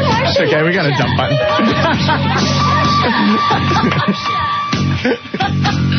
Looking at the screen, what does this feeling mean? I got this shiver way down deep in my loins. See? A blonde head beauty, and who ain't she a cutie? The best in every club that she joins. But her little sister jealous. Got his from her head to her toe. Barry's doing the dance. She wears the Brady Six dance. With a flowered print shirt. She's turning heads wherever she goes. And oh, the things she does to me. Yep. Thanks. Got my very first boner watching Marsha Brady on True. Very first boner. Watching Marsha. She's in shock, Anthony. I know. He's just pissed this isn't on the new album.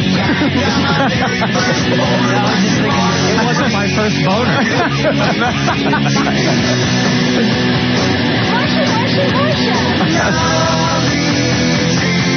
Yeah.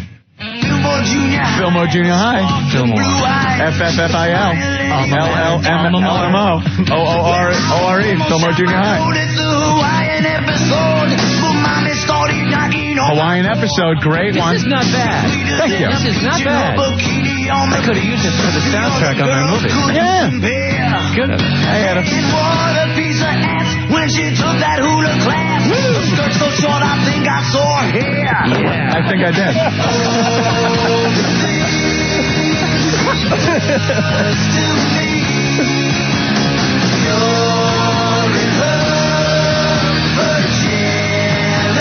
Well, not after Barry got through with her.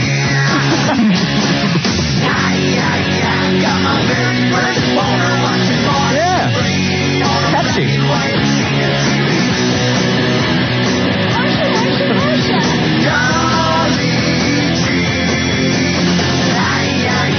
Right? See? Boner. Yeah. See, how can you fit a boner into a song, you know? I feel we're bonding. We have something in common. It's catchy, Your right? fantasy and my reality. And See, look at it. God damn, I hate you. So, here we go. I hate you. You're the guy that got the chick that I wanted. He's bowing. All right, listen, we do have to take a quick break. We got Barry Williams in the I studio. gotta talk about that. We will. I want to know. We'll do it next. 212-757-1027. We'll be back. Opie and Anthony. There's no level too low that you guys won't sink to. Don't be such a butthole. You suck. 1027 WNEW. And we're back. 212-757-1027. It's the Opie and Anthony Show. This is definitely a thrill for Ant and I. We got in the studio Barry Williams. Come on. You can call him Craig Brady. You can call him Johnny Bravo. Yeah. You could call me Hey You. Or Hey You. One friggin' episode of being Johnny Bravo, and years later it still sticks. Well, the suit still fits. Johnny Bravo. Oh, does it? Of course, I had to have it made for me, but that ensured a good snug fit. Who could forget Adios, Johnny Bravo? Oh, not me. When you finally got your balls. Buenos dias, Bravo, Johnny Bravo. Yeah, what happened there? You were all dead set against it. Adios, Johnny Bravo. Johnny Bravo returneth. Just sold out the siblings. You're going solo. Hey, blowing off college. I had the right idea.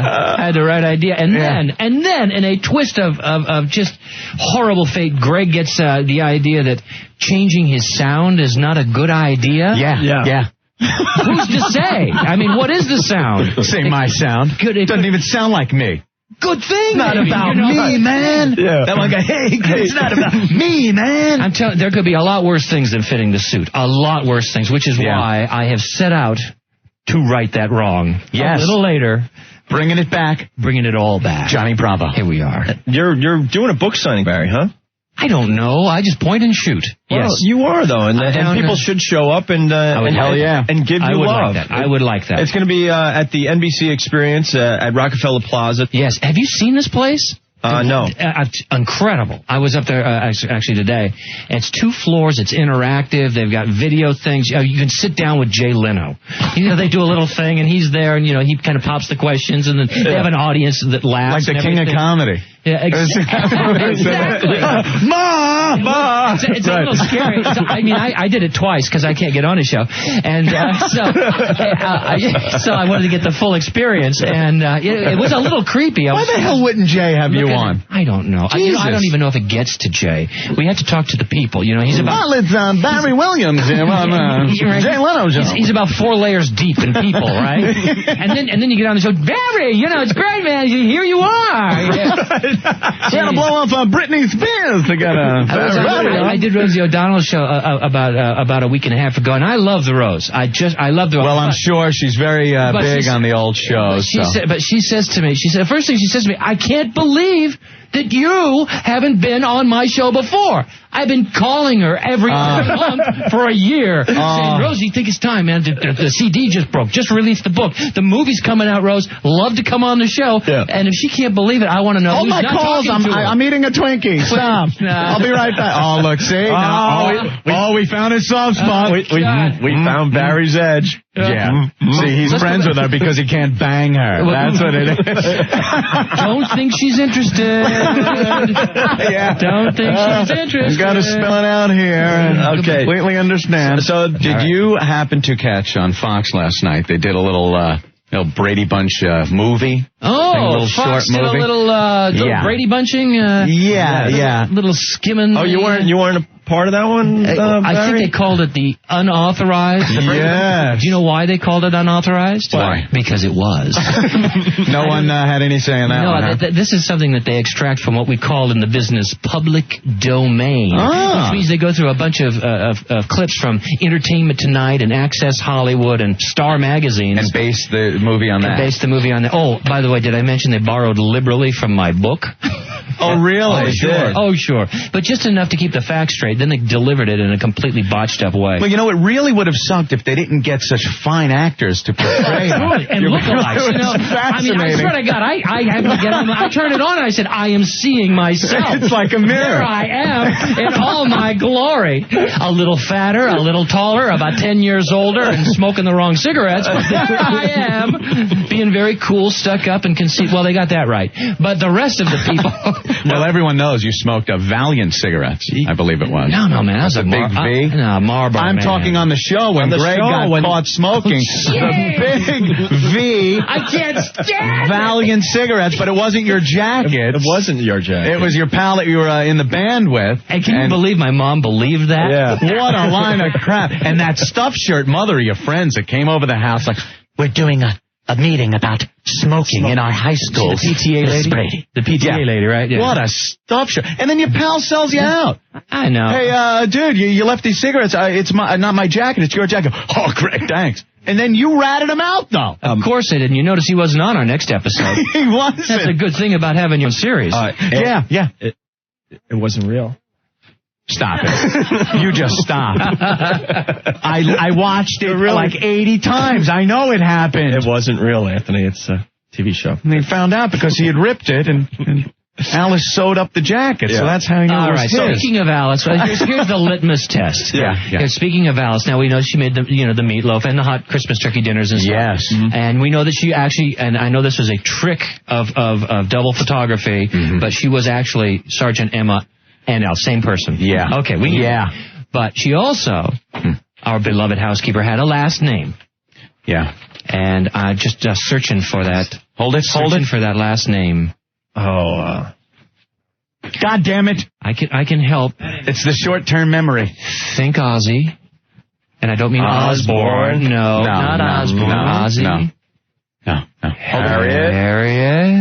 Yeah, Nelson. It was. There it was. Yeah, Nelson. Okay, now well, there'll be more. Yeah. There'll be more. Okay. I'm only giving you half a point because I could see that it was. I'm trying to think around of in the upper part of where your that brain. where that name came out in one of the episodes. But I can't remember. All right. My short-term memory is shot. Well, now that you have the next 2 nights of reading worked out for you. Yes. You'll be able to get that fact and many more. Growing up, Brady, I was a teenage Greg. Yes. You know, and we thumbed through it. I actually read one of the books. Was that your book talking about how Robert Reed was upset with a lot of the episodes and storylines? Yes. Yeah. In fact, I interviewed him over several days, and he supplied the actual memos. He said, The memos I think I've got are this great. up in the attic, and in fact, he was dying at the time. I didn't know it at that time, but he went up and he got these memos, and maybe that was part of it. He wanted to share who he was and what he was about with this show, because I think he actually improved the show.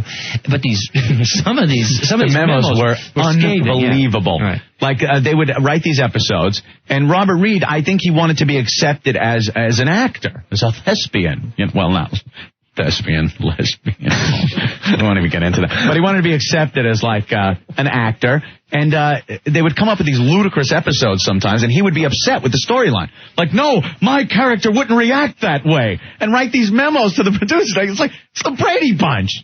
It's like fluff, fun kind of show. Sure. Well, it doesn't have to be serious. He was coming from a completely different place. He studied at the Royal Academy of Dramatic Arts. He was classically trained. He was accepted as a thespian. And did a lot of Shakespearean plays, or the Tights, the whole thing. And he Defenders, where he was nominated for Emmy Awards with E.G. Marshall. So, he did have that whole thing going on. And, of course, the other thing he had going on. Now, did you know that he was a gay man? After our second date. Really? Yes. How many times has he said that? I make light. Good kisser, by the way. Greg. Right. Just not after 5 o'clock without a second shave. No, at some point you do. You know kind of what's going on with your co-stars. Right. You know which time of the month to stay away from. Marcia, for instance. Really? All that stuff. Wow. And you know what's going on with Robert Reed because you're close. You know when to make the move on Florence Henderson because she's vulnerable and feeling lonely. Now, as per the Fox little TV movie, you got turned down by Mrs. Brady. Yeah, that's accurate. That's accurate. You went on a date. We went on this one date, right? And I was throwing all my best Greg Brady moves on her, and I had my imagination going. A little extra bottle of Wesson oil in the back seat in case, with protection. And by the way, if you ever use Wesson oil, never heat it beyond 82 1/2 degrees. It burned the heck out of your back. And so I was doing I had all my little childhood fantasies. My teenage hormones were raging and what have you. And you must have gotten so much young tail that you finally decided you wanted some older tail? I needed experience. I needed experience. I was tired of training all these, these wannabe, groupies. And I just felt that I was missing something. Now, there's Florence, with hair. You were missing hair. Whoa! Ouch. Oh, God. And then you're right. And I brought the Western oil, but not the razor blade. And so I was hoping I'd get a little instruction, but she was not in that vein, she was not for that now. She let me kiss her. She let me give her a kiss. She did, huh? She let me kiss her. Like a passionate kiss with a little peck or something? Tongue? What? No, I didn't get past her tonsils or anything. No. Little like wet lips. God, that must have just looked. Oh, it was good. It must have just but it was looked. great. It was fantastic. It must have looked so my hard movie, to get. it looks fantastic. It looks great. When is your movie? Is that the other one Sunday? Sunday night. On NBC, 9 o'clock, right? Can you believe I squeezed a movie out of this deal, too? Wow. Talk about the milk wagon. Now this, of course, I have to see. What can we expect in the movie? Well, listen. All the dark, dirty secrets. I made this movie for you. Did you? I made this movie for you. Just for me. Because particularly if you've heard some of the rumors, maybe even read the book, that kind of thing, the movie won't disappoint. But instead of just describing little romps in the swimming pool or in the bedroom, you actually see tops coming off and intertwined in the towels and the music going on and tongue going on. Passion. Yeah. Use some of the Brady Bunch with the porno version of the theme song. No, we have cool tunes going on in the background, like Crystal Blue Persuasion and that. Right, that the kind of groovy stuff. tunes of the time. Of the time, right. And that's something you kind of forget. Yeah, Marcia, come here. Yeah. I think I'm having an acid flashback. Hang on, guys. I'll be with you in a minute. Put on your Fillmore Junior High cheerleading outfit and run through the drill for me. Jan, you spastic little bitch, get over here. Was she that spastic in real life? I mean, she really came off as a tool. Say, Jan, lighten on the up. show. Just lighten up. Has she gotten to the point where she doesn't want to be associated with the thing? She doesn't. I can't get her. She doesn't want to do. And that's it's hard for her because even though she looks the least like she's changed her hair and she made it. Who can forget Dawn, Portrait of a Teenage Runaway? Yes, Jan Brady running away. Yes, all of a sudden she's like this runaway. This was shortly after the show went off. And she's a prostitute getting banged. Yeah. I was like, where do I go to get a piece of that for $1? It's Jan Brady, for God's sake. Hey, she wasn't charging enough, $50, really. Come on. It's Jan Brady, for God's sake. Let's go.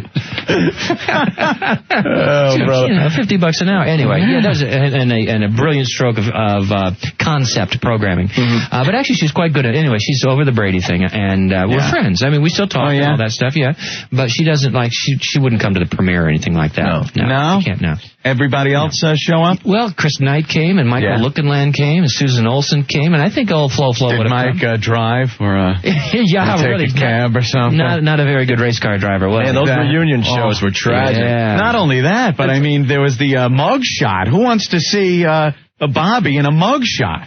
You know what the concept behind that was? They figured we did like this Boffo rating thing with a Very Brady Christmas. Yeah. So the network, like in a typical gesture of overkill, decides, okay, let's see, let's bring the Bradys back, but as a special, no. Why? Well, we'd been successful that way. As a half an hour like the original show, no, not enough Brady time. Let's just stretch this puppy out, give them a full hour every week, and let's see, it's the 90s. We can't just travel back. Let's give the Bradys problems. But like real problems. Not the kind that we're all like happy and familiar with, like when Cindy comes running down the stairs and screams across the living room past the horse at the top of her lungs saying, where's my kitty carryall? If I'm a kitty carryall, I'll just die. Chill out, Cindy. Kitty carryall, Tiger's doghouse. Worked out. You've taken kitty carryall, boys. Give it back to Cindy. Or Cindy having the sniffles. That was a bad one. That was Jan. Jan with the sniffles, right? With the dog and the things. I gotta go against you here. Cindy had the goddamn sniffles because your parents didn't want to go out on the town. They were going to have a night out by themselves and leave you and Marcia in charge to babysit. And Cindy had the sniffles, and they couldn't have a good night out because they had to keep calling the house because Cindy had the goddamn sniffles. I think we're talking two different episodes. I was talking to one where Jan was allergic to the dog. Oh, okay. So that's a different one, right? So, please let me back in the club. And wait a minute, was she indeed allergic to the dog? No, she was allergic to the new shampoo that the dog was using. Yeah, well, the flea powder, right? Yeah, the flea powder. Very good. Okay. Touche. Touche, Mr. Williams. I'm back. Touche. I am back. All right. Could someone just shoot me in the head with a small caliber weapon on the base of my skull? You're doing well, though, Anthony. Trying. You're doing Bobby, well. bring in the gun. It's okay, son. Bobby. All right, Bobby, go get me some beer. Well, we got a couple things happening here. The listeners have all sorts of questions they want to ask you. We got a surprise for you. Do you want your surprise now? I hope when we go to questions, I hope they'll ask me really tough questions like, what was your favorite episode? What is my favorite color? Barry, you don't know our listeners. Barry? No. I'm about to find out. Let me just... here's an example of one of the questions, okay? Okay.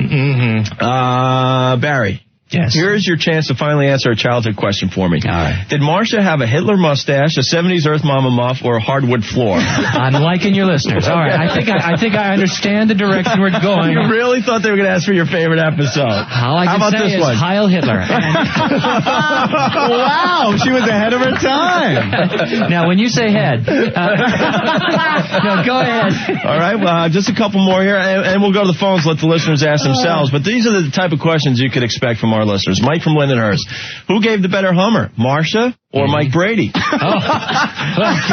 All right? Mike had the experience. I'm going to have to go to my episode guide in the back of my book for that one. Very special Hummer. My question would be, in which year? Now, this is year 3 or year 4 or year 5? That was the episode when Greg wrote in to elect the father of the year. They're coming into the room at night. These are the listeners now, so there are not twisted people out there. No, keep everybody on the... Okay. We did not write these. Joe, Greg, you got your own bed over here. You don't want to wake up Peter and Bobby in the bunk bed. Right. Joe from Jersey. Just bring me the goat, I'll be happy. Joe from Jersey wants to ask you, did you get circumcised from Marsha's braces? Whoa! How did he know? Dante from Jersey. You should have seen the cup I needed. Well, anyway. Dante from Jersey. Do Barry's fingers smell like Florence Henderson? Let me check. They have that certain Westonality. Yes. All right. Yes, they do when she's in a desperate mood. Donald from White Plains, this is a real question. Did you actually make out with Marsha Brady?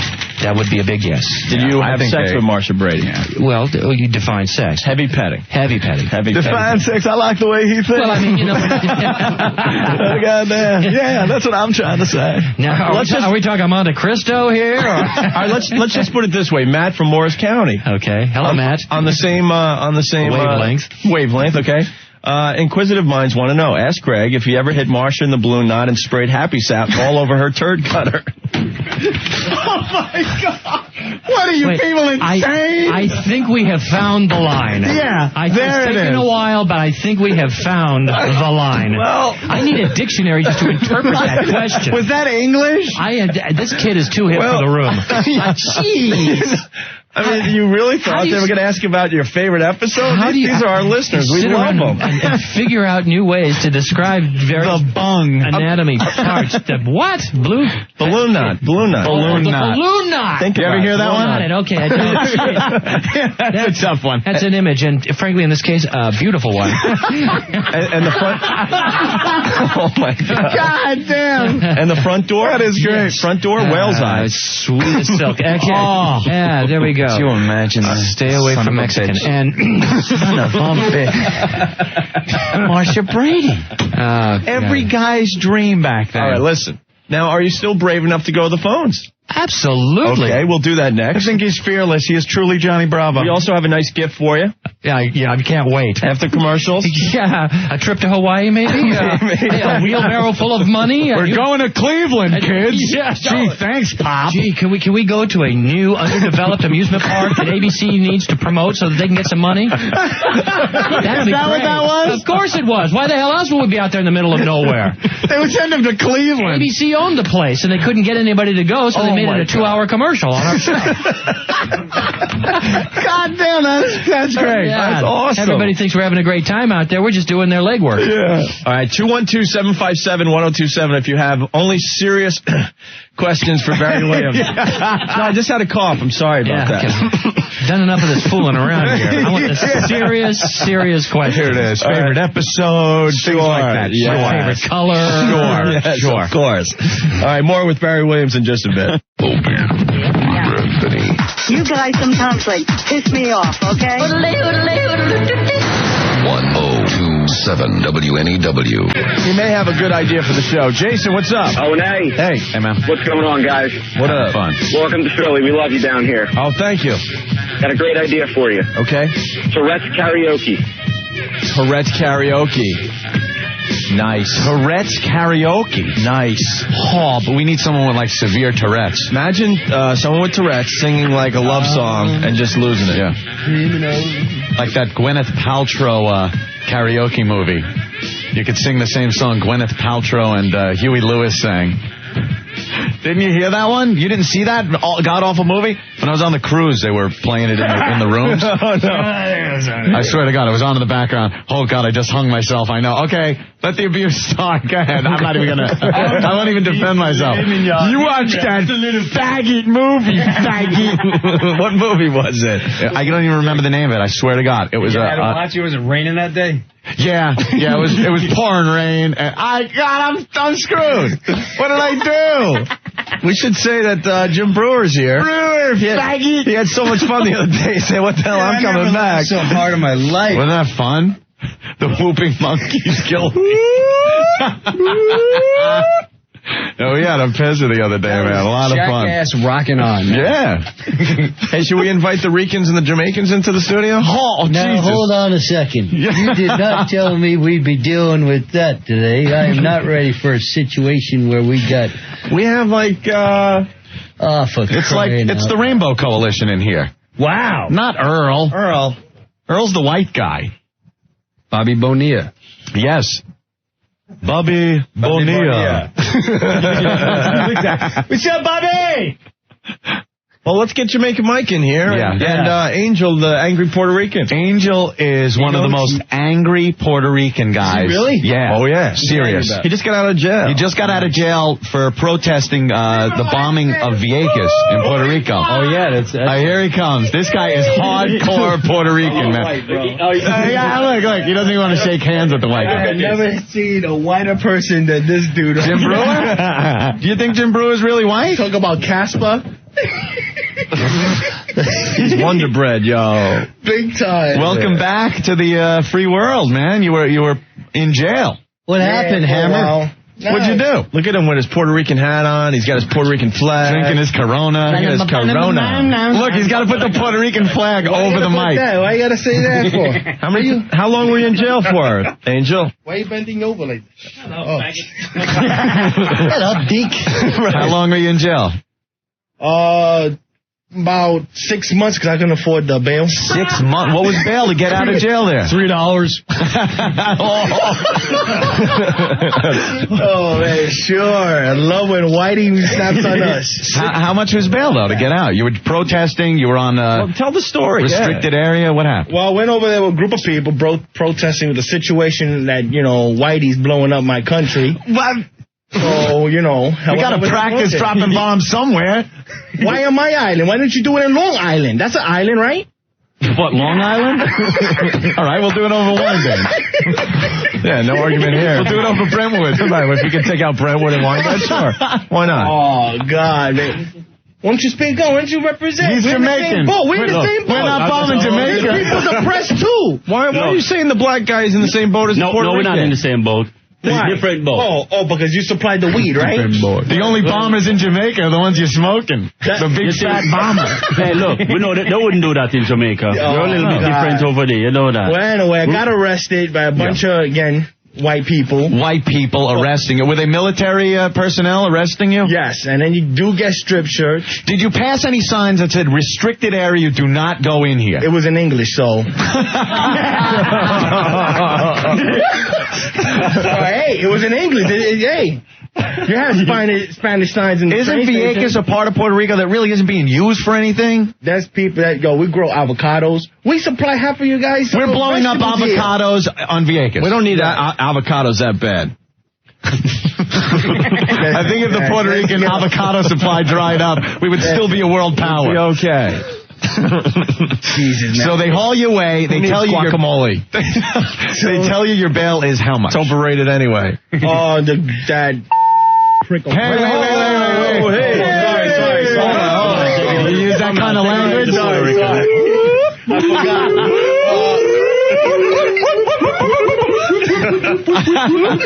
So you use that kind of language. So how much was bail? I want to know. $6,000. $6,000 because you tread on restricted ground. Yeah, and plus I started using profanity to the cops and everything, and I didn't want to be in jail, so I started making a ruckus inside. Well, to not be in jail, you don't make a ruckus. Was there alcohol involved? No. You weren't drinking the Coronas out there on the bombing range? No. But here's the cops, Puerto Ricans? No, over there, no. Oh. No? No, dominated. You see, we're under the control of you guys. You guys tell us to jump, we got to jump. We're under your payroll. You could break away. Wait, whose side are you on? Look, he's Jamaican. No. Check this out. We are the world. We are the children. Look here, check this out. We used to be under the British. Jamaica used to be under the British. We break away, man. Independent. Move on. Now there's hedonism and all kinds of fun stuff going on down there, right? Rock, Jamaica rocks. I'm saying, man. You don't got to take that. You damn right, but they're blowing our stuff. We go, no, they're throwing a missile on us. What's that all about? Leave us alone. They're not bombing the capital. They're not bombing towns. It's a bombing range. Yeah, they're just trying to improve the area. Look at Nevada. There's a whole state we bomb all the time because there's nothing going on in Nevada. Speak up, Rick. It's just it's a piece of land used as a bombing range. So what happened to you in jail? It's a little depleted uranium. I had to fight people off, Did you? Now, I heard you got strip searched. Yes. When you went in. Yes. A cavity search. How's that? Not too good. Not too good. I don't recommend it.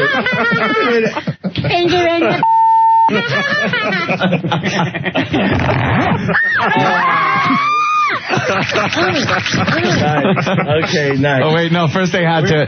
You did use a little lube so it wouldn't hurt so much. He's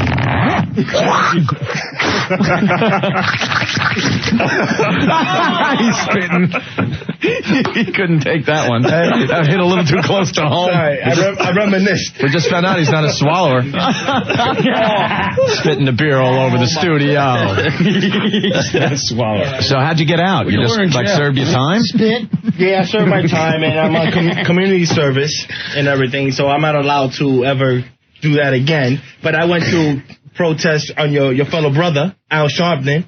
Fellow brother, Al Sharpton's Jamaican. I didn't know. You're lumping every black guy into... I'm a Jamaican. He's black. Kid. Well, he's black. Same thing. So, we got nothing to do with him. Yeah, there's different black people. Yeah, that's different. Right. Oh, you got black, but you're brainwashed. By who? Why, Whitey? Hey, Jamaica's a whole... brainwashed. Jamaica's you guys brainwashed. Not only Black Earl got brainwashed, but you got Jamaican... What's your name? Look here. Jamaican Mike. Jamaica Mike. Hey, Jamaica's 100% black. 100% black, kid. Remember that. Did you read we that the run State that Department place. doesn't want nobody visiting Jamaica right now? Who? Jamaica's nice, man. Jamaica's Go there, nice, you kid. smoke We some always weed. been nice. Number one, huh? Jamaica's being bombed right now. By who? By your own people. We're not bombing, man. We're just knocking out a Fighting and few everything. people. Listen, Well, I'm not look, talking there's about a few Jamaica, people man. gotta I'm get just talking knocked, so about just free knock out Puerto a few Rico. people. That's the way it Free is. Puerto Rico now. Angel, Free Puerto Rico. Why don't you live in Puerto Rico? Yeah. I'm trying to create some kind of movement here. I want my own currency. I want my own state. I want my own... Listen... Al Sharpton could do that for you. I want my own currency, too. Thank you for checking in, Al. I gotta buy a new big hubcap medallion. Made out of gold. I want my own currency, too. It's called Keep Away from the You-Know-What. That's worth at least $1,000 in my book, hotshot. Now, where's your donkey for a puppy in the snot box? This is America. Now, wake up or get off the toilet.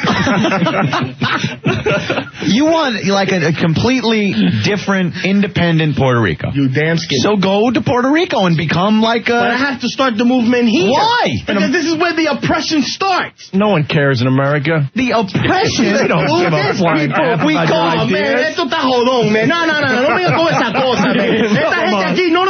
Esto está, let's stop it, man. Come on, English. Give us some English around here. What the hell was that? Give us some English around here. Come on. God, man. Yeah, even the Jamaican guy speaks English. God, you could turn off the light, honestly, man. You guys would glow in here. That's how white you guys are here. Whiter than white. You're like a bunny rabbit. Well, it didn't work out for you then, the protesting. Yeah, hey, the struggle keeps on. Are you back at work? Filling applications. Wait a minute. You're taking advantage of America?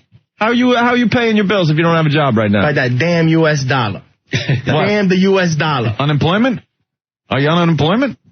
It's called government assistance. Well, the oppressive government is assisting you. You're being a hypocrite. He who asks is taken. You have no problem taking the handouts. No, I like the paper money. You could go down to Puerto Rico and work there and work to make Puerto Rico, you could maybe be a leader down there or something. Get an uprising going. I'm trying to start it here. Wait, it ain't going to work here. No one cares. We go down there for vacation. He's doing a great job by handing out the Coronas to everyone. There you go. Where's mine? And he's going to be our first spokesman right here. Right here, let me tell you something about it. Listen, all 40 of you Puerto Ricans here in New York City, and the 3 of you in the rest of the country, Hell, I'm with you. Let's free you, and maybe you go home for crying out loud. And take my goddamn wife with you, hotshot, because this is America. I'm going to go play with my donkey. Now, shut up. Oh, look who joins the party now. It's a Hispanic love fest. No, Old Dirty just came in. Old Dirty's Dominican, yo. Old Dirty's Dominican. We got Dominican, we got a Puerto Rican, we got a Jamaican. That's it. We're just white bread mutts. What you get Sam Adams for? It's Corona's right there. Right here. This is what I drink right here. Old Dirty. What up, man? Jesus Christ, there's more than you see in the hotel housekeeping department here. More Hispanics, man. Look at that. Housekeeping. Old Dirty, man. Don't show him the love. You been hearing this guy? The brother's misdirected. Angel's a little misdirected. He's a little bitter at America for some reason. Bitter ain't the word. What you collecting, son? What program you on? What program you on? Yo, what program you on? What you on, man? How many programs are there? You on the Willie? There's actually 5 programs out there. Old Dirty, what are the programs? Hold on. Let me ask Anthony. Did you know there were 5 programs? I didn't even know. All I've ever used was unemployment. That you guys are paying. All I've used ever was unemployment. It's pretty much it when I was out of work. What are the 5 programs? There's unemployment, SSI, welfare, disability. What was the last one? Oh yeah, they give you a one-shot deal for like you lose your apartment. That's it. I want to live in America. You know what I'm saying? Hold on. What's the one-shot deal? Hold on. All right, you show up to the office. Right. Sometimes you want to get Wilfredo. That's what we call welfare. Wilfredo? You call welfare Wilfredo? Yeah, Willie. He's got a name. Yo, Big Willie. It's called Big Willie. Big Willie. Big Willie. Like if somebody asks you where you going, I gotta go see Willie. I gotta go see Big Willie. So sometimes you gotta go down and be like, yo, I'm gonna lose my place. Right. So sometimes they if you don't get the welfare, then you get the one-shot deal. Can't wait for August 5th. What's this one? Who came up with the one-shot deal? So then you fill out the paperwork, then you go home and get all your receipts ready. I mean, even if you got like behind 2 months, you come in with like 6 months behind. Right. They hit you off for like $1,500, $1,700. And they pay off everything. Right there, dude. Bills, light bill, cable, everything. Brought to you by Uncle Sam. Who the hell is the guy that legislated that piece of crap? Who's the politician that slid that one under the wire? August 5th, I get brand new. August 5th. It's called Family First Card, by the way. What is it? Remember they used to do the compones? Yes, so dollar bills? Now they put in a credit card. They put in a credit card. What is it? They put in a credit card. You go in the supermarket, all you got to do is take your Family First Card. Yeah. And then they just deduct it off your account. And what's this account? Where's the money coming from in the account?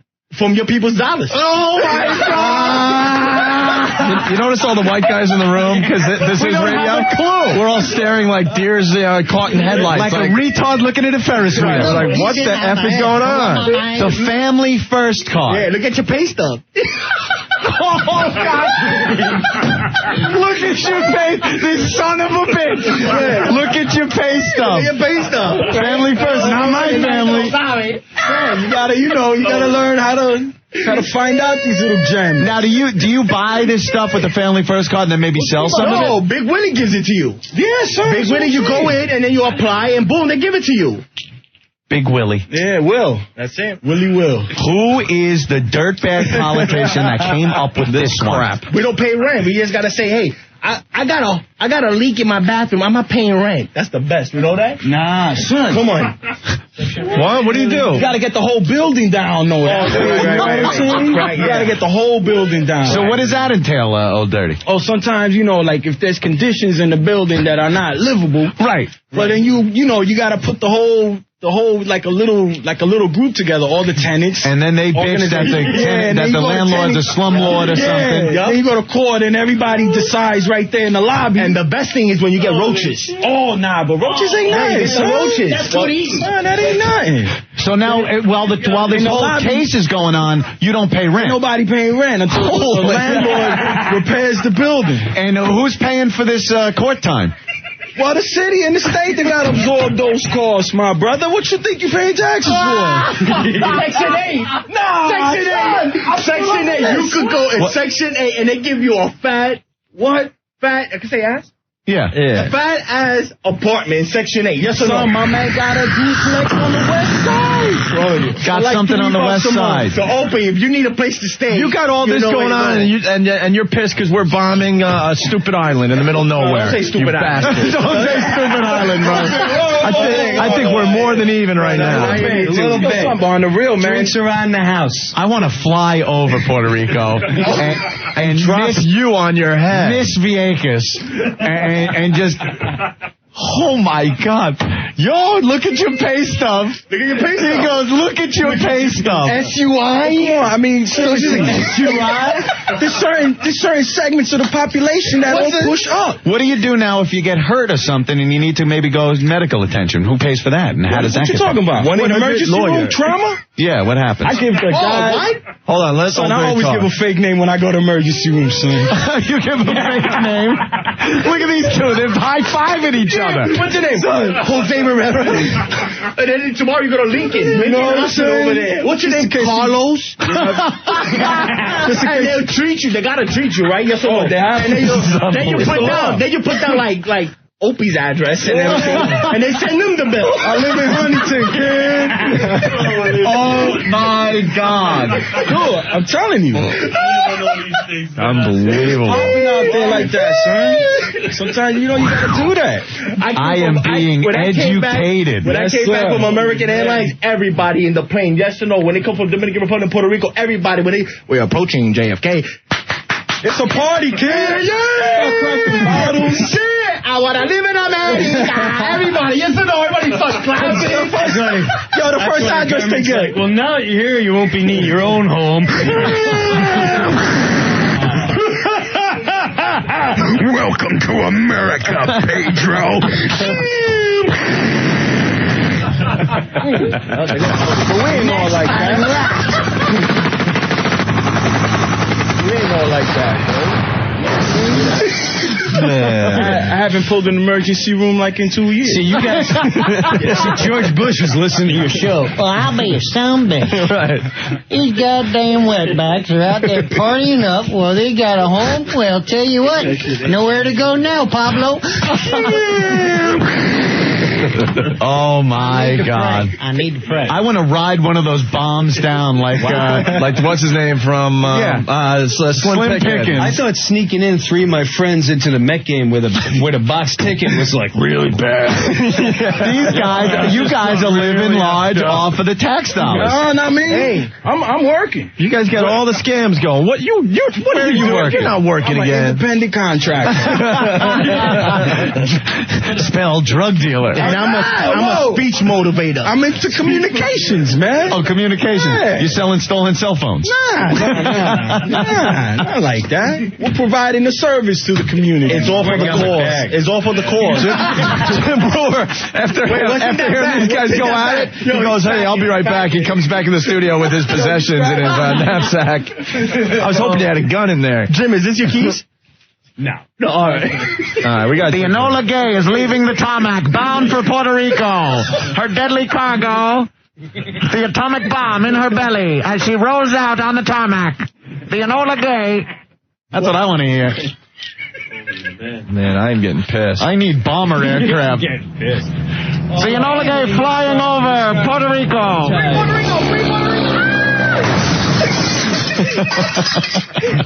Man. All right. Great. All right, Ant. I guess we'll take a break. One guy in Philly's on the line. He says, I'm never listening to you guys again. He's that pissed off. Mike, what's up? Oh, hey. Yeah. I'm from Philly, man. You guys rock. Kick these guys out of the studio right now. Well, the sad part is, though, this is reality. I didn't know this crap was going on. I didn't know they knew all the scams. Oh, man. They're laughing about it. They're laughing in our face. Yeah, hell yeah, they are. Get them out of there. Kick them. Opie, physically kick them out of that studio. Look, he already knows. Then I could go on disability. I wish I didn't live in Philly. I'd be down there kicking their sorry ass. I do it for the benefits. I do it for the benefits. Wow. We'll be back with the Opie and Anthony show. Stay there. I was watching the MTV Movie Awards, yeah, I blew which it off. sucked so bad, so friggin' bad. They had that Sarah Jessica Parker hosting. She was horrible. Ruth Buzzy in a dress. Her face is looking like Ruth Buzzy. And she's like parading around. She kept doing costume changes every 5 minutes, you know. She'd come out in a new dress and she's showing off like she's all hot and everything. But, you know, she used to keep be those hot. clothes. Exactly. In L.A. Story and a few years after that. But her boobage were getting all flat and it just wasn't working for me. The last few years have not been kind to Sarah Jessica Parker. Not working for me. And then everybody that was there, all the big celebrities that show up for the MTV Movie Awards, they're just there to hawk their movies. That's all. They had Samuel Jackson talking about Shaft. He's wearing a Shaft hat. He's up there, Shaft this, Shaft that, MRFer. They had to bleep every other word he said. And then they had, what's his facey there? It's in The Patriot. Mel Gibson. Yeah. Sorry. Mental block. Mel Gibson. I'm on first name basis with him, man. Mel. Yeah, Mel. Melly Mel. They had him because he's got a movie coming out. It's all a bunch of crap. Anybody that didn't have a movie coming out wasn't going to do the movie award. And it was obvious. They were just there to hawk their movies. There were no highlights at all? Nothing. It was boring as hell. Boring. Adam Sandler came out and read a little acceptance thing that was written from the kid from Big Daddy. And that was mildly amusing until it really started going too long. He always goes too long. And that was award shows. That was it. That was the highlight, if you can even call it that. Who do we have on the line? Hey, you want to talk about the MTV Video Awards? Dude, this thing sucked. It was so bad. I know. I mean, I thought the South Park skit would save it. It sucked, too. Yeah, it was kind of funny when the gladiator killed Kenny. I'm there like, wait a minute. Timmer! Yeah, and Timmy was in there. Timmer! Oh, really? They really tried to play that Sarah Jessica Parker thing off like it was going to be funny, but she was so bad, and she can't talk naturally. It was obvious that she's reading from cue cards, and all the MTV thing was supposed to be the hip alternative to award shows, and they all act like they're like it's the Oscars or something. They're reading off the teleprompters. They can't carry on a conversation with each other. It was ridiculous. So the first few years of the MTV Movie Awards were pretty good. It was cool. You didn't know what was going to happen. Right. Maybe, now it's structured and it's like every other award show. It sucks. They think it's oh, we're hip. Look, the presenters come down on a slide from the back of the thing. Wow, that's cool. That's different than the Oscars. And then they step up to the podium and start giving the same long-winded, dopey-ass speeches. It used to be the anti-award show. Now it's... Yeah. It's just another award show. It's too bad. It's All right, man. Thank you. Yeah, thanks, bro. All right, cool. Yeah. Sarah Jessica Parker. Hey. Hey. Who's this? You're not Sarah Opie Jessica and Anthony. Parker. Oh, these are the fellas that were just trashing me. Are these the guys? Are you Sarah Jessica Parker? I am indeed. Now, how do you prove that? How do I prove it? I don't know. How does one prove their identity over the phone? It does sound a lot like you. I got to say that. Do you listen to our radio show? No, I don't. As a matter of fact, my trailer driver had it on, and I was fortunate enough to the timing was absolutely beautifully fortuitous for me. Sarah Jessica, I got to say, your performance on the MTV Movie Awards, fantastic. I thought you did a great job. I loved the costume changes. Especially the one at the end. You're such a puss, Aunt. What? It's Sarah Jessica Parker. You don't have the balls to actually say to me what you said to your maybe limited audience? Come on, buddy. Limited audience? Come on. We get more people listening to this show than watching that Sex in the City. Really? Yeah. Hey, Are you certain of that? Positive. I watched Hey, guys, listen. I watched Take it easy. It's all right. You're absolutely entitled to an opinion. I just thought maybe I'd put a human face to... some trash talk, and I thought it would be helpful to you to actually make it less abstract and more of a person. I thought you were really hot in L.A. Story. Hello? Jeez, that means the world to me. Thank you. Thanks. So what do you guys do? You're DJs on the air in New York City? Yeah. You're chat show host? Yeah, that's all we do. We're not as famous as you or anything. No. You know. But listen, what I actually wanted to do, because I actually don't know you guys, and I don't actually listen to the radio only because I don't have time, not because I'm an elitist or I think I'm above it. Why don't you come I simply don't listen to the radio that much. Yeah. But what I thought I might do, since you've hurt my feelings so terribly, and since I actually am a person with feelings, and you seem to have an idea about me that I'm sort of hideous and awful. Hold on. Perhaps what I do, let me finish, fellas. What does she want to do? Let me have mine. What do you want to do? Perhaps what I do is I would invite you to the set if you're interested in coming. We're shooting in New York City, as you know, with our tiny little audience show called Sex and the City, which is just bigger than ever. I saw the season premiere, and I enjoyed the whole Staten Island thing you guys did this past week. Thank you.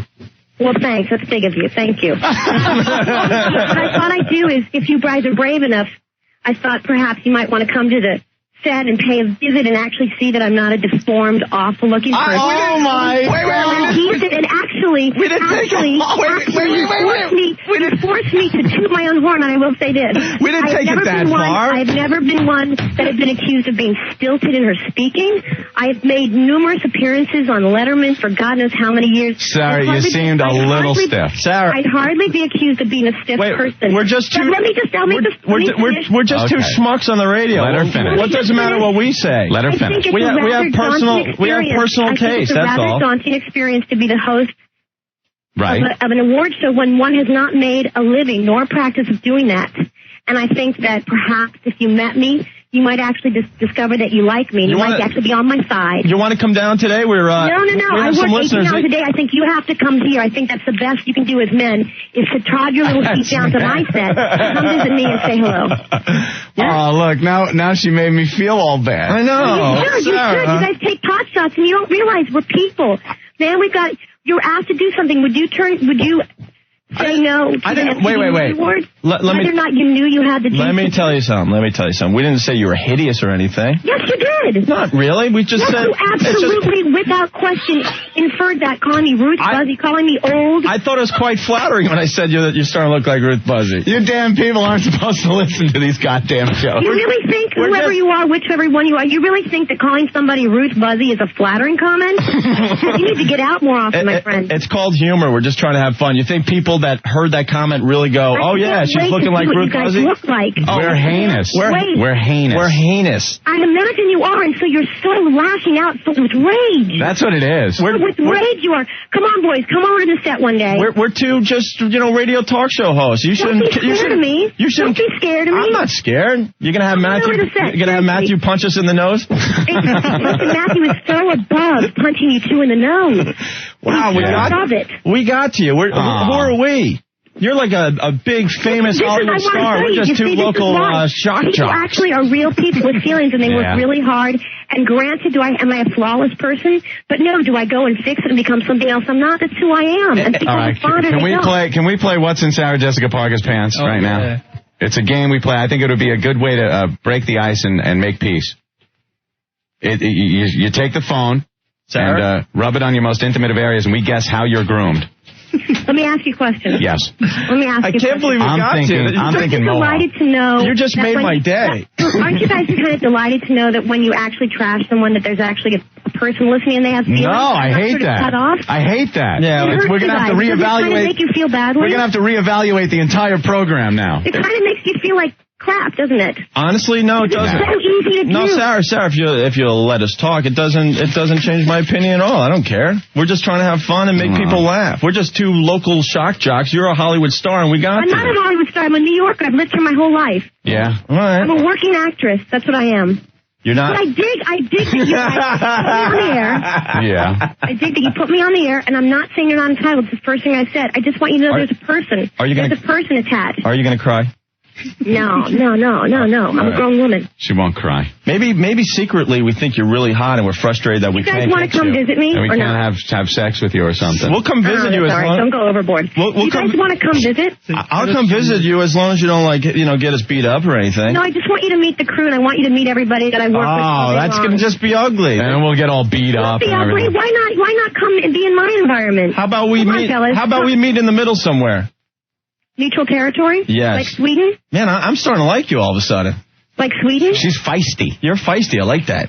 Well, Ruth Fuzzy never... unattractive women tend to be feisty. No, Ruth Fuzzy never gave me a boner. You do.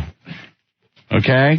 Please, fellas, don't try to backpedal that much. No, we're not backpedaling. You're getting on our good side. I wanted you to know that there's actually a human being connected when you guys. I know it's funny and I know it's charming and it's amusing to the listeners and I laughed at things in the past too. But I just want you to know there's a person. That's all. Opie's the mean one. I'm nice. I don't know which one's which, and I sort of don't care because you guys sort of did a tag team thing. No, you care because you called in. Now. I do care. I do care when you. So you just heard our voices in the background in between, filming Sex in the City, and went, "Oh my God, they're talking about me." Where were you when you heard us trashing you? We're shooting downtown on Chambers Street. Right. In the surrogate court building, which means I'm surrounded by authority. Right. So anyway, I have to go to the set. They're calling me to the set, but I just wanted to. Can we have all our listeners bring down flowers to apologize or something? I want you to bring down flowers. They didn't do anything wrong. They're just happy listeners. Trust me, I think. Right? Huh? No, they're on our side. They all feel the same way you feel. Jesus, No. Someone on line 9 is calling us pussies. Yeah. Oh man, guys, you can't win. Because now we're backpedaling. Thank you for letting me call. You're men for listening. I appreciate it. And I'm dead serious when I say come down to the set and visit. You don't have to come today. We're shooting till mid-August. We're here in New York City. Could you hold on? Our producer will just get info. If you could just give it to somebody on that end, we'll try to figure something out. I look forward to meeting you. And I secretly do watch Sex in the City, even though I can't admit it on the radio show. It's kind of a chick show.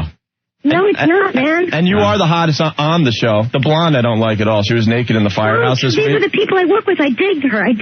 Yeah, but trash talk to me. I'm not going to jump on your side. I'm just giving my opinions again. She was naked through that whole first episode, and I wasn't feeling it. I was hoping you were going to get naked with that politician. I'll never get naked. I never have, and I never will. No, it was pretty close last night on the movie awards. All right, why doesn't your producer get the information so I can go to set and not get fired? Okay. All right, thanks, guys. All right. Thank you. Bye. Oh, man.